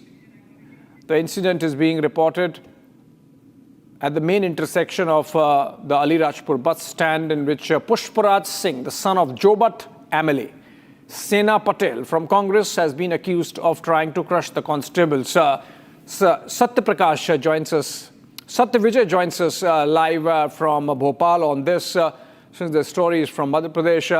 Satyavijay, please tell us, was this a deliberate act, or was this a case of drunken driving? Because it's clear that the speed at which the car comes and the manner in which it ramps into the electric pole, not noticing that the constables are standing there seems to be something amiss. ये जो घटना हुई है, इसके पीछे क्या सत्य सामने आ रहा है, सत्यविजय? जी देखिए, मध्य प्रदेश के अलीराजपुर से ये बड़ा घटनाक्रम सामने आया है, जहां पर कि कांग्रेस विधायक, जोवट से कांग्रेस विधायक है सेना पटेल, उनका बेटा है पुष्पराज पटेल, जो कि बिना नंबर की गाड़ी से चल रहा था। फॉर्च्यूनर गाड़ी थी। देर रात 13 तारीख की ये घटना है। देर रात जब पुलिस ने इस गाड़ी को रोकने की कोशिश की, पुलिस ने, आप CCTV फुटेज देखेंगे कि पुलिस ने इशारा किया, उसे रोकने की कोशिश की, तो ये जो पुष्पराज पटेल है, इसने पुलिसकर्मियों पर ही गाड़ी चढ़ा दी। और इसकी रफ्तार इतनी ज्यादा थी कि अगर जो पुलिसकर्मी है वो वहां से कूदकर अपनी जान नहीं बचाते तो उनकी जान भी जा सकती थी। हालांकि इस मामले में एक आरक्षक घायल है, जिसकी शिकायत पर पुलिस ने प्रकरण दर्ज कर लिया है। इस मामले में जो पुष्पराज पटेल है, उसकी अभी तक गिरफ्तारी नहीं हुई, वो फरार है। और बड़ी बात है कि पुष्पराज पटेल जो है, जो कि सेना पटेल कांग्रेस से विधायक उनका बेटा है, ये आदतन इस तरह के अपराधों में लिप्त रहा है। इससे पहले भी उसके ऊपर कई केस दर्ज हो चुके हैं। वहीं पुष्पराज पटेल के पिता यानी कि कांग्रेस विधायक के पति ये कह रहे हैं कि पुलिस ने जानबूझकर इस तरह की सरकार के दबाव में धाराएं लगाई है, क्योंकि वो कांग्रेस से बिलोंग करते हैं और वो हाईकोर्ट जाने की बात कर रहे हैं। लेकिन फुटेज में आप देखिए कि पुलिसकर्मी एक बिना नंबर की गाड़ी को रोकने की कोशिश करती है, इशारा करती है। ऐसे में अगर पुष्पराज की कोई गलती नहीं थी तो उसे वहां रुक जाना था, क्योंकि आशंका ये भी है कि पुष्पराज पटेल जो है वो, ये आशंका है कि चूंकि अभी उसका मेडिकल नहीं हुआ, वो गिरफ्तार नहीं हुआ, आशंका है कि वो शराब के नशे में भी था और उसने जानबूझकर गाड़ी से पुलिस आरक्षकों को चलने की कोशिश की और इसीलिए अब वो भागा हुआ है। उसकी गिरफ्तारी के लिए पुलिस की टीम लगातार एक्शन में है। कोशिश की जा रही है कि जल्दी इस आरोपी को गिरफ्तार किया जा सके। All right, thank you so much, Satyavijay there, bringing us the details about this CCTV cam footage, which clearly shows a case of a man driving recklessly and injuring police. Moving on, over 1 billion Indians, multinational space agencies, ISRO, NASA, ESA, SpaceX, all waited with bated breath as the Dragon capsule entered the Earth's atmosphere. It was dreams fulfilled, future missions secured, and a hero back home. The splashdown has started a new chapter of India's space story. Here's how it all started. The experiments, the splashdown, and the history scripted by the Shooks mission. Take a look. Dragon copies, automated chute deployed. History touched down in the vast blue expanse of the Pacific Ocean. On behalf of SpaceX, welcome home. India's pride, Group Captain Shubhanshu Shukla has returned home, not just from space, but from the edge of human possibilities. With that splash, a new chapter has been written in India's space story. A journey that began with a delayed launch has culminated into a heroic homecoming.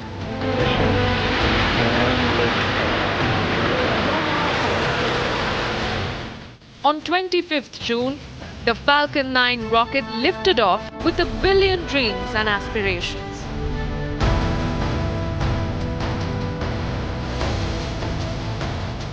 Aboard the module, a mission of science, of endurance, one that holds key to future space missions. Group Captain Shukla represented a country that's fast becoming a force in space, from observing cosmic radiation to monitoring health vitals. Group Captain Shubhanshu Shukla carried out 7 key experiments. These experiments are very, very instrumental for future manned missions to space, because these experiments focused on enhancing sustainability hold the key to surviving long missions beyond the moon and the International Space Station. Dragon will also execute a phasing burn. He carried the tricolor beyond Earth, conducted critical experiments in the orbit, and today history has been scripted. As the re-entry window opened, heat shields braced for impact. And while we are in a blackout period, this is an excellent view, seeing Dragon from the ground as it's re-entering back into Earth's atmosphere. Parachutes deployed in a flawless precision and sequence. Excellent view. Great view. Drogue parachutes are deployed. And just like that, over the calm blue expanse of the ocean, there was a historic splashdown. You can see the ocean there. Dragon is about to touch down in just a few seconds here. And we have splashdown of the AX-4 crew back on planet Earth. Welcome home.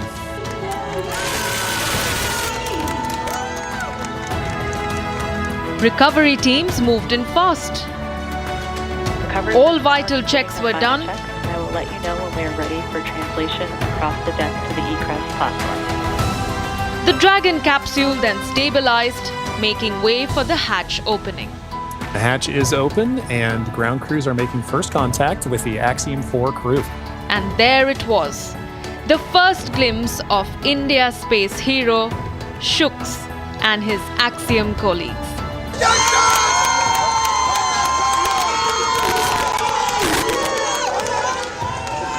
And we've got our pilot, Shubhanshu Shukla, as our second crew member exiting the spacecraft. And some big smiles, as you said.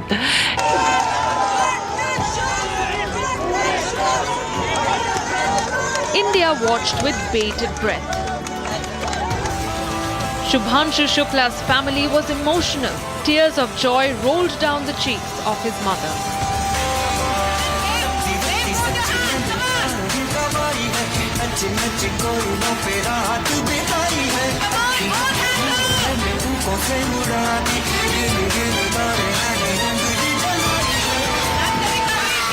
ईश्वर को धन्यवाद करते हैं, सभी लोगों का मतलब आभार प्रकट करते हैं जिन्होंने हमारे बच्चे को आशीर्वाद दिया और मिशन पूरा हुआ, उसके लिए सबको हम आभार प्रकट करते हैं और ईश्वर को धन्यवाद। बहुत खुशी है, हम तो गार्जियन हैं बहुत, और पूरे देश को खुशी है, आप सब लोगों को खुशी है कि बच्चा हमारा वापस सकुशल वापस आ गया। एक्साइटमेंट की कोई लेवल नहीं, कोई सीमा नहीं, एक्साइटमेंट इतना ज़्यादा है और गर्व भी इतना ज़्यादा है कि वो शब्दों में नहीं बयान कर सकते। हाँ, उस समय थोड़ा सा डर लगा था क्योंकि सुनते यही थे कि आखिरी टाइम में ही गड़बड़ होता जो होता है। अब इस समय लगेगा मैम, तब तक आप बात, लेकिन ईश्वर का शुक्र है कि सारी चीज़ें बहुत अच्छे से रही, सब अच्छे से हो गया। सब ईश्वर साथ में है, ईश्वर ने ही उसको वहाँ पहुँचाया था, उसी की दुआओं से उसी के सब पहुँचाया था, उसी ने सब सुरक्षित लैंड कराया, सब कुछ वही है। Prime Minister Modi also welcomed Shooks back to Earth in a social media post. And MOS PMO Dr. Jitendra Singh also hailed our space hero Shubhanshu Shukla. Indeed, it's a moment of celebration for India and a moment of glory for India, because one of Mother India's illustrious son has come back after having successfully performed a voyage, and more importantly also for having performed some of the first of its kind experiments which were never taken up before. So we are today, India is in a position to say that we were already equal as far as our space achievements and capabilities are concerned, which was more than evident even after Chandrayaan 3. But today we have proved that we can also accept the challenge of performing the maiden experiments, have the courage and conviction, and live up to the role of Vishwa Bandhu, as Prime Minister Modi keeps envisaging for us. He is not just an astronaut, he is now a national icon, a name etched forever into the constellation of Indian achievement. He carried the tricolour beyond Earth, conducted critical experiments in orbit, and today he returns with data, discoveries, and most of all, dreams fulfilled. It was a moment that belonged to every single Indian, one that will be remembered for generations to come. A moment when science met courage, when mission met milestone, when one man became the face of an entire nation's space ambitions. And we've got our pilot, Shubhanshu Shukla.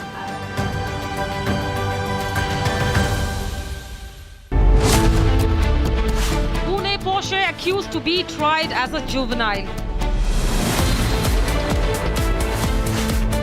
2 dead but drunk driver to be tried as a minor. Justice delayed and denied in Pune Porsche case again. Debating tonight at 8 p.m.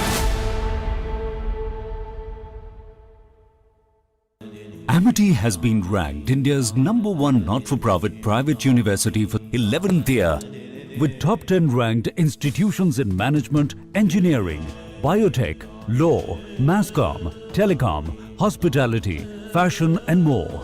Yet another top ranking for Amity University.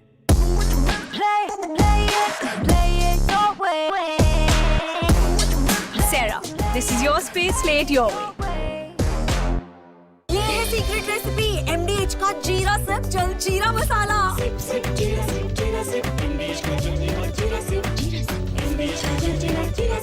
इसको घर पे लगाओगे तो शादी का तो पता नहीं, पर घर पक्का नहीं टूटेगा। रुंगटा नहीं तो घर स्ट्रॉन्ग नहीं। रुंगटा स्टील TMT बार एकदम सॉलिड। पहाड़ों में एक हाइकिंग शिप भी बन सकती है।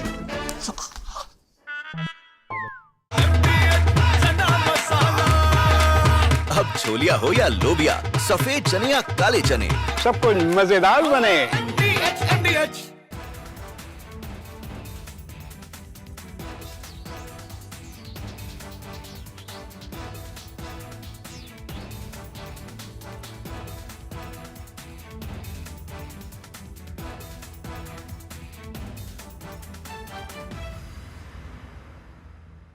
We'll see another big smile coming out of the Dragon spacecraft in a moment.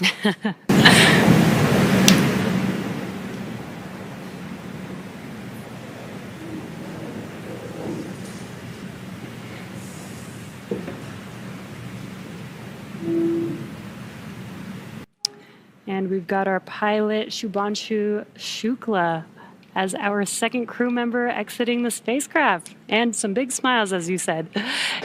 सब अच्छे से हो गया सब। ईश्वर साथ में है, ईश्वर नहीं उसको वहाँ पहुँचाया था, उसी की दुआओं से उसी के सब पहुँचाया था, उसी ने सब सुरक्षित लैंड कराया, सब कुछ वही है। नहीं, ये उसकी सफल लैंडिंग के लिए हम ईश्वर को धन्यवाद करते हैं और देशवासियों का, समस्त देशवासियों का और माननीय प्रधानमंत्री जी और सभी गणमान्य सदस्यों का बहुत बहुत शुक्रिया अदा करते हैं। उनको तहे दिल से जो है हम आभार प्रकट करते हैं कि उन्होंने हमारे बच्चे को आशीर्वाद दिया। उनकी दुआओं से, उनके आशीर्वाद से बच्चे का ये मिशन सफल हुआ और सकुशल मतलब पृथ्वी पर आ गया और यही हमारी इच्छा थी कि मतलब बच्चा सकुशल। Kavad Yatra nameplate row reaches Supreme Court. Supreme Court sends notice to UP government over the QR code on eateries order. Why shouldn't eateries display name of owners? Debating tonight at 9 p.m.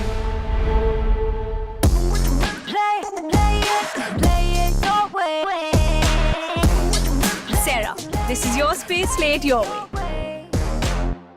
Hi, this is Chef Ranveer Brat. Guarantee you brilliance on behalf of IIHM.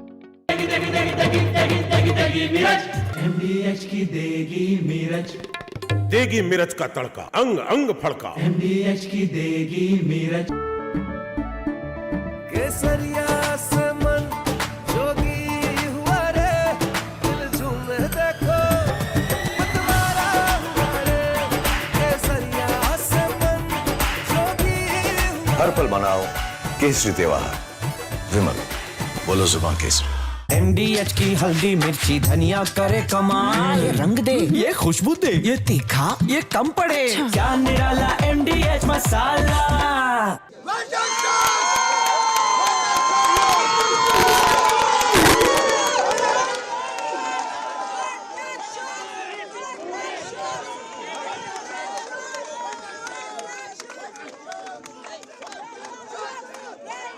They're all important, and we are now seeing great confirmations of the Dragon spacecraft making its return back to Earth right now.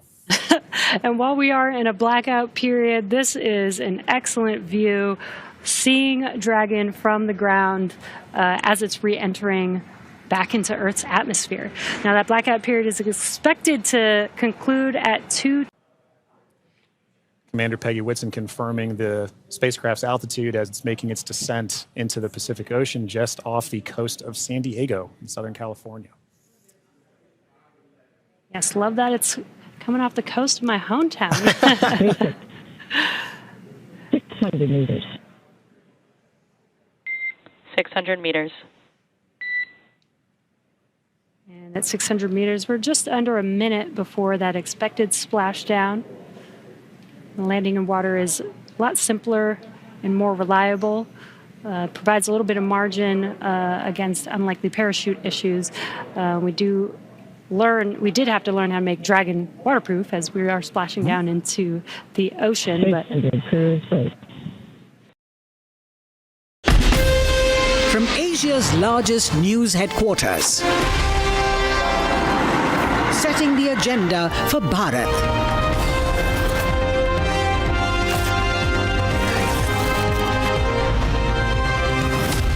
You're watching Republic.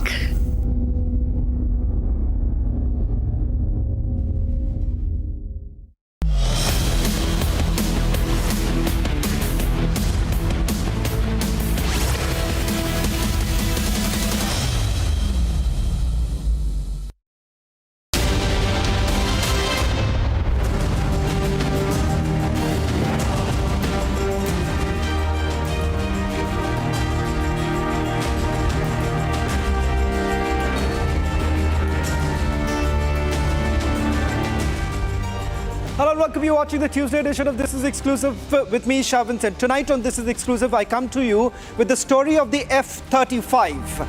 It's stranded, grounded for almost a month. What's really wrong with this $88 million powerhouse of a fighter aircraft? Why is it in Kerala even now, inside the hangar? Tonight on This Is Exclusive, we get you full details of a report that has been published in Britain as far as the F-35 is concerned, and also the big story coming up from Pune, the Pune Porsche case. All this and much more, but up first, let me take you through the headlines we're tracking at this hour.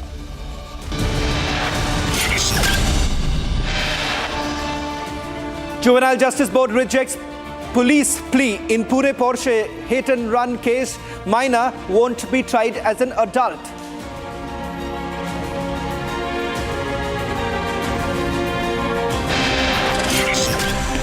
British fighter jet F-35 stranded in Kerala for almost a month. Audit report exclusively accessed by Republic lays bare fault lines in the program.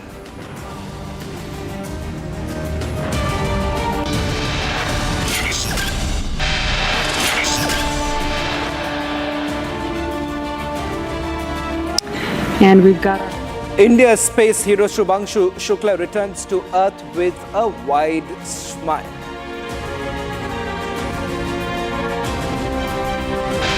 Prime Minister congratulates Group Captain Shubhanshu Shukla, says he has inspired a billion dreams.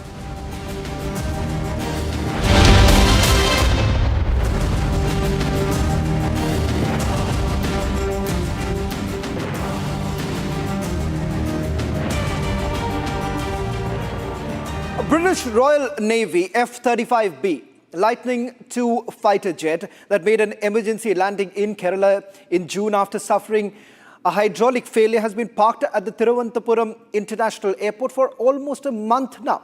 On 6th of July, 3 weeks after the aircraft made an emergency landing, the fighter jet was towed to a hangar to fix engineering issues and hydraulic snag.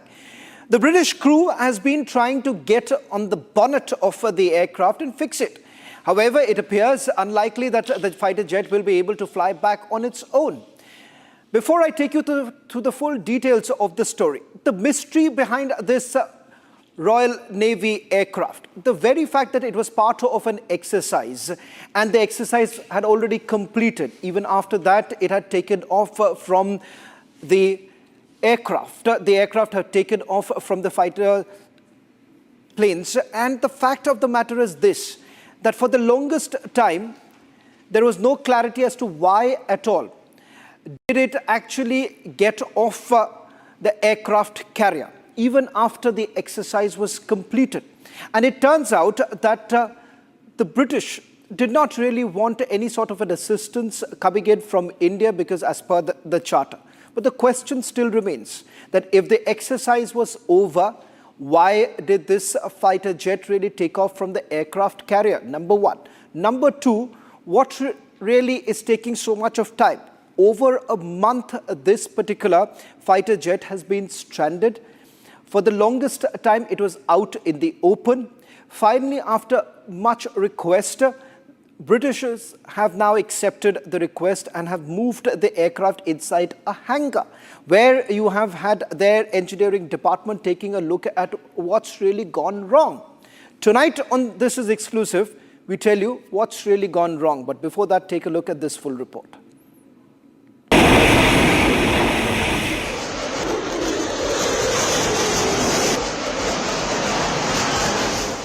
The British Royal Navy F-35 Lightning fighter jet that made an emergency landing in Kerala in June after suffering a hydraulic failure has been parked at the Thiruvananthapuram International Airport for a month now.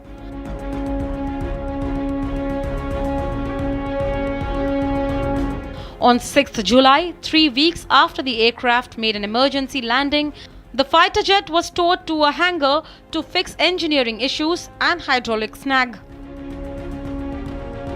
The F-35B fighter jet that was grounded in the Thiruvananthapuram International Civil Airport on June 14th continues to be in the airport. It has been understood that there is a problem with the hydraulic system of this particular flight, because of which it has been grounded. It had made an emergency landing on June 14th, Saturday night at the Thiruvananthapuram International Airport, and in fact all support was given by the Indian government. However, many days there has been a fiasco that the fighter pilot in fact refused to move away from this flight and refused FIR, Mr. Hire, the 304, Section 304, culpable homicide was not invoked. Generally, FIR in cases where accident occurred and someone lost or lose his life, the FIR is usually registered under Section 304. This is what happened. Because this is the provision of the law. Okay. Mr. Hire, thank you very much for joining us on this broadcast. That was the special public prosecutor in the Pune Porsche case who was brought in by the government at a later stage. But the reality is this, ladies and gentlemen, several questions still remain completely unanswered. The reality is also this, that a VVIP brat seems to have now gone completely scot-free. Thank you very much for joining us on this broadcast, Mr. Hire. Well, that's all that we could pack in this edition of This Is Exclusive. Coming up, trending with my colleague Rakshita.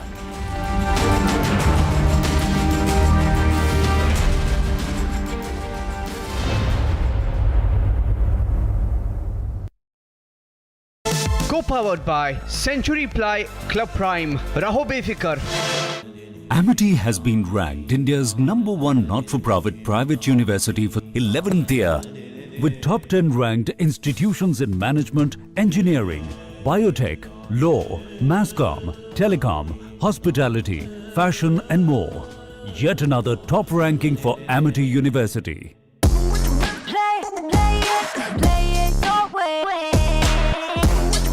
Sarah, this is your space, play it your way.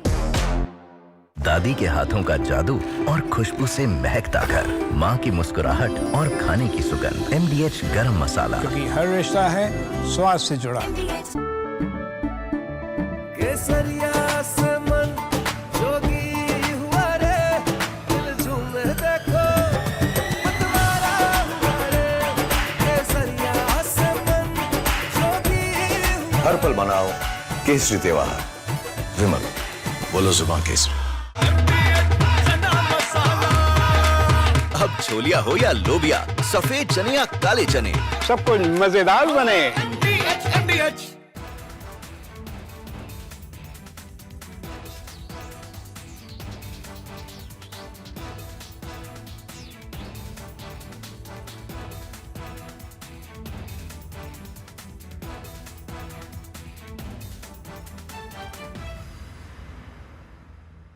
We'll see another big smile coming out of the Dragon spacecraft in a moment.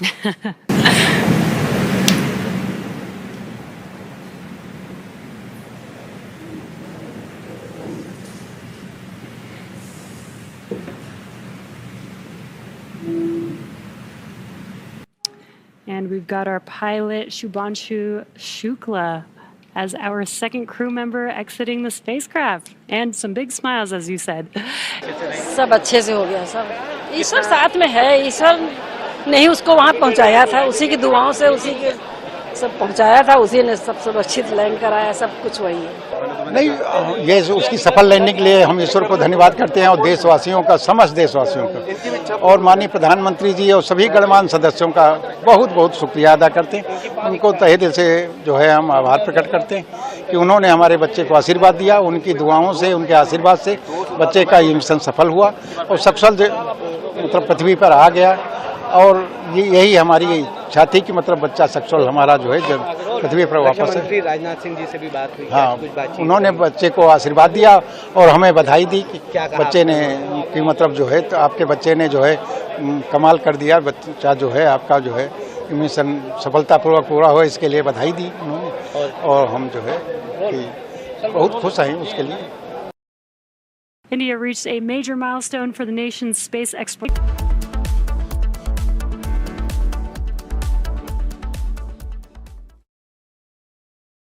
Co-powered by Century Ply Club Prime. रहो बेफिक्र। पैसा लगाना है तो century ply club prime पे लगाओ। डूबेगा नहीं, जलेगा भी नहीं, कोई खा नहीं जाएगा, धोखा नहीं देगा, ऊपर नीचे भी नहीं होगा, सेफ रहेगा, सिक्योर्ड में मिनिमम 30 साल का रिटर्न देगा। अब इससे बेटर इन्वेस्टमेंट है तो बताओ। सेंचुरी प्लाई क्लब प्राइम, रहो बेफिक्र। ये है सीक्रेट रेसिपी MDH का jeera sip jaljeera masala.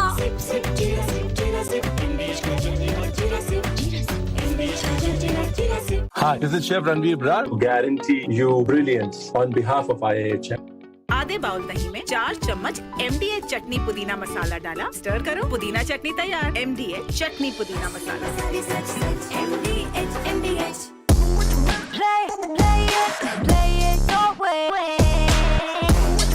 Sarah, this is your space, play it your way.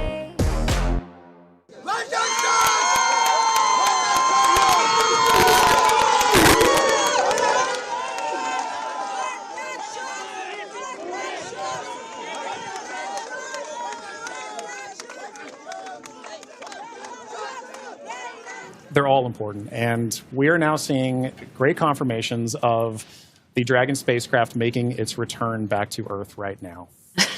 And while we are in a blackout period, this is an excellent view, seeing Dragon from the ground as it's re-entering back into Earth's atmosphere. Now, that blackout period is expected to conclude at 2. Commander Peggy Whitson confirming the spacecraft's altitude as it's making its descent into the Pacific Ocean just off the coast of San Diego in Southern California. Yes, love that it's coming up.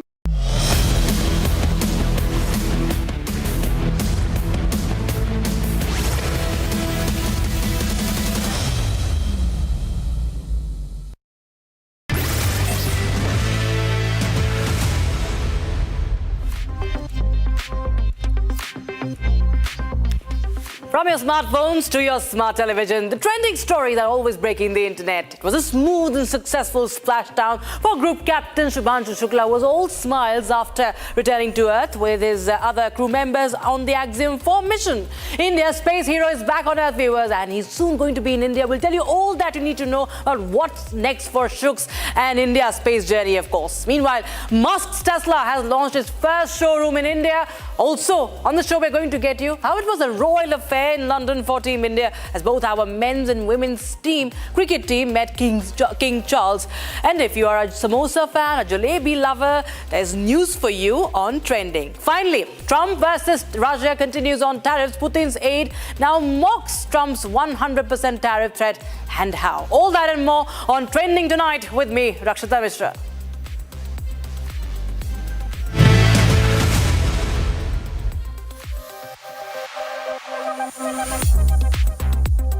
In a proud moment for India, Group Captain Shubhanshu Shukla and the Axiom 4 crew returned safely to Earth today after spending 18 days aboard the International Space Station. And as soon as Group Captain Shukla landed back, celebrations erupted in his hometown as well. But this is the moment of the splashdown and he exiting from the spacecraft.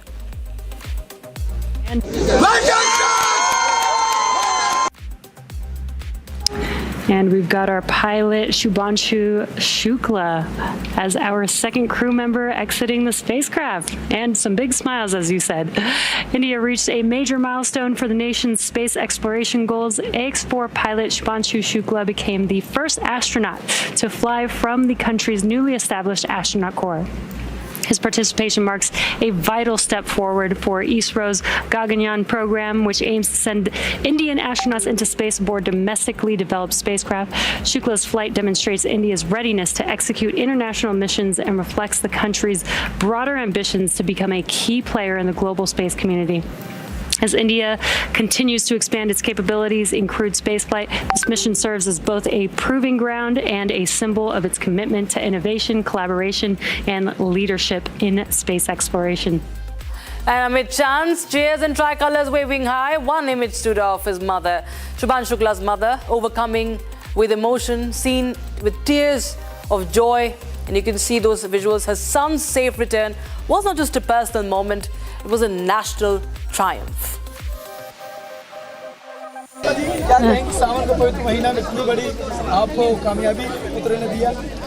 सावन के महीने में क्या हो तो पिछले 6 साल से लगा हुआ था, इसी की तैयारी में लगा हुआ था। हम लोग तो पिछले 6 साल से देख रहे हैं उसको। हाँ, मंगलवार का दिन भी है। बिल्कुल बिल्कुल, हनुमान जी की कृपा है, शंकर जी की कृपा है, सबकी कृपा है, जिसकी वजह से सेफ लैंडिंग हुए निकले हैं। बिल्कुल बिल्कुल, वो हंसता वैसे ही रहता। आप जब कभी देखोगे हमेशा उसको मुस्कुराते हुए देखोगे, चाहे जितना, हमेशा। Indeed, it was a blessed moment for India, a proud moment for the nation, and Prime Minister Narendra Modi also posted on X welcoming astronaut Shubhanshu Shukla's safe return to Earth, calling it a landmark and another milestone towards Indian human space flight mission, the Gaganyaan. And Shubhanshu Shukla's capsule successfully splashed down in the Pacific Ocean today. With the parachutes deployed flawlessly, the re-entry marked the end of a historic journey. Watch these visuals on your screen, viewers. And Shubhanshu Shukla, of course, was all smiles as he stepped out of the capsule, waving to the recovery crew and the camera.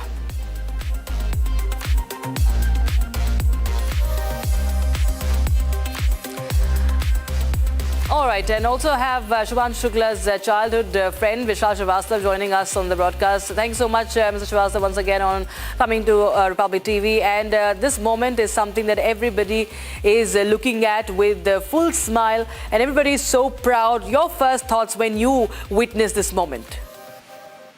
So first of all, thank you, Rakshita, for having me. I think it's a historic moment. I can say that, this is something what we have, the thrill that we have experienced. I don't think so, at least in my lifetime, I'm ever going to experience this again. In fact, when we got to know that he's returning today, so obviously there was a lot of anxiety that was instilling. So I thought I'll keep my day busy and be busy with my all corporate meetings wherever required. But I couldn't hold myself watching the life splash down. And trust me, when I spoke to you a few days back, I was saying that it's anxiety and feeling of, the pride that I'm feeling within. But today I can say that there is no space for anxiety. It is all over now.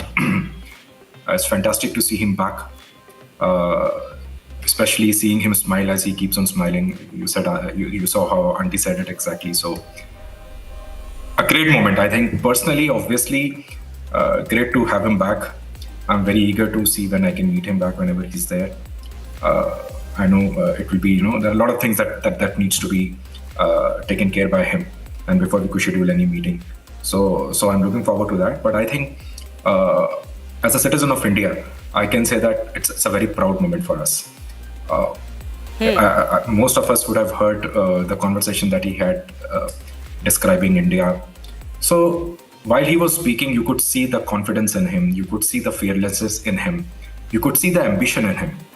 I could very confidently say that it was not only his ambition, his pride, or his fearlessness. It was the fearlessness, pride, and ambition of 140 crore plus Indians that he was carrying with him, the ambitions and their dreams. So yes, and I can't still get over from his statement that he made, that "Sare jahan se acha Hindustan hamara." So I think what was said about 41 years back is being said today, and I'm very sure this is going to be the case in future also. Absolutely. In So fact, he is embarking a history. The person with whom I studied is now becoming a question in himself in the history books. I'm sure a lot of the UPSC selections and different competitive exam selection will be based on his questions. Who was this first astronaut to go to ISS and what kind of experiments he conducted? So we are beaming with pride. We are beaming with pride, actually. yeah. And on a personal front, yes, we are very relaxed that he's back, he's safe. What else could we have prayed for? So how eager are you to meet him? What are you going to tell him when you meet him? And did you also manage to speak to his wife? How is she? Is she relieved? And how is his son doing? What's really next? You plan to meet him soon? See, I've been in touch with his wife and been getting on and off, of what things are going on. So we are able to share each other's anxiety. Sometimes I'm able to say that, okay, everything is fine. Things will go well. Sometimes she tells me the same thing. So I think that has been happening. She is definitely relieved. I'm sure she's relieved, although I've not been able to speak to her. But yes, we have been in touch. So lately, haven't spoken as of now. But it's I think completely the relief that I am feeling, I can multiply it exponentially until that is what his wife would also be feeling. And with respect to meeting him, I'm sure there are a lot of protocols and processes in terms of once he's returned, he'll have to spend some time getting used to the gravity of Earth, right? And then there'll be a lot of discussions that he will have to. I'm sure there would be a lot of discussions that he'll have to, handle at both at US and then in India. So I would give him his space right now, and as soon as he's free, I'll coordinate and get to meet him. And can't explain how eager I am to meet him. It's been close to a year that we last met. So if I keep away the conversation that we have had in between, yes, we haven't really met in person for a very long time. And so I'm looking forward to meeting. Very excited, and we're trying to plan for some grand welcoming in whatever form and format that we can. Oh yes, the entire country is waiting to meet him and welcome him. And of course, on 17th of August, we expect him in New Delhi. That's what Union Minister Jitendra Singh has also said. But thank you so much, Vishal, for joining us. And of course, many congratulations for your friend as well. And he's, of course, India's space hero now. So we have a lot to talk about still how it affects India's space journey. So for that, I have senior scientist Dr. Srijan Pal Singh joining us, an author and also innovation policy expert joining us. Dr. Singh, welcome back to Trending once again. And this is, of course, a moment that everybody hasn't witnessed ever. An Indian astronaut on ISS and coming back from space. He was the pilot of this mission, and it was a safe, smooth, and a very smiling splashdown. From here on, because he's also chosen for the Gaganyaan. He's going to be the Gaganaut. So how do you think it's going to help us, and how does it, revolutionize India's space journey? A very important day for India, and what was very interesting and noteworthy is the fact that all the astronauts walked out of the Dragon module on their own feet. So that's quite a courageous thing to do, especially if you've been outside in space for 18 days. This is the beginning, the heralding of a new era of India's space dreams and space aspirations. We now are going to compete with the world's best and foremost in manned space missions, which means that an entirely new dimension of technology is to be added in the Indian arsenal of space technologies. And this is a very important mission because now the mission commander, the mission pilot in this case, but I'm sure that in the Gaganyaan mission, he will be the mission commander, and I hope so, will have an experience of being in space. So that's a very valuable experience, number one. Number two, he will be well aware of what things can go right and wrong in space and how to tackle them. He has spent in the company of some of the foremost and the most experienced astronauts from around the globe and learned from them. He's also now accustomed to how an international space station looks like and operates, which will be very useful in 2035 when we eventually build the Bharat Antariksh Station. So that run up to that 1 decade mission of India, he will be an important aspect, and his knowledge would be important. And of course, all the experiments which he brings in, which is so valuable and so cherished property for not just space agencies of India, but agricultural universities, science colleges, and so on, which will find it noteworthy on understanding him and his findings. So all this is important, and most importantly, I think the way it all happened and the whole coverage and what is going to happen now when he comes back to India, it will motivate millions and millions of young children in India, both boys and girls, who are in school, to take up challenging missions of space and even other sectors, but be the very best in whatever you do. That is important aspiration of India. That's the new India. That's what he said when he went to space, and he said, Bharat bahar se mahatvakanshi dikhta hai. India looks ambitious from space. Yes. And that's the ambitious India we're talking about. Right. Dr. Sujan Basing, thanks so much for joining us on Republic TV with your thoughts and your understanding of this latest development. Viewers, we shift our focus to the other trending story on the show tonight. It's official, viewers, now. It's official. Tesla has made its debut in Indian markets with its launch of their first showroom in Mumbai today. The American electric vehicle giant launched an experience center at the Bandra Kurla complex. This marks the beginning of Tesla's journey in the world's third largest car market, as the company looks to expand beyond its traditional strongholds and counter the slowing global sales.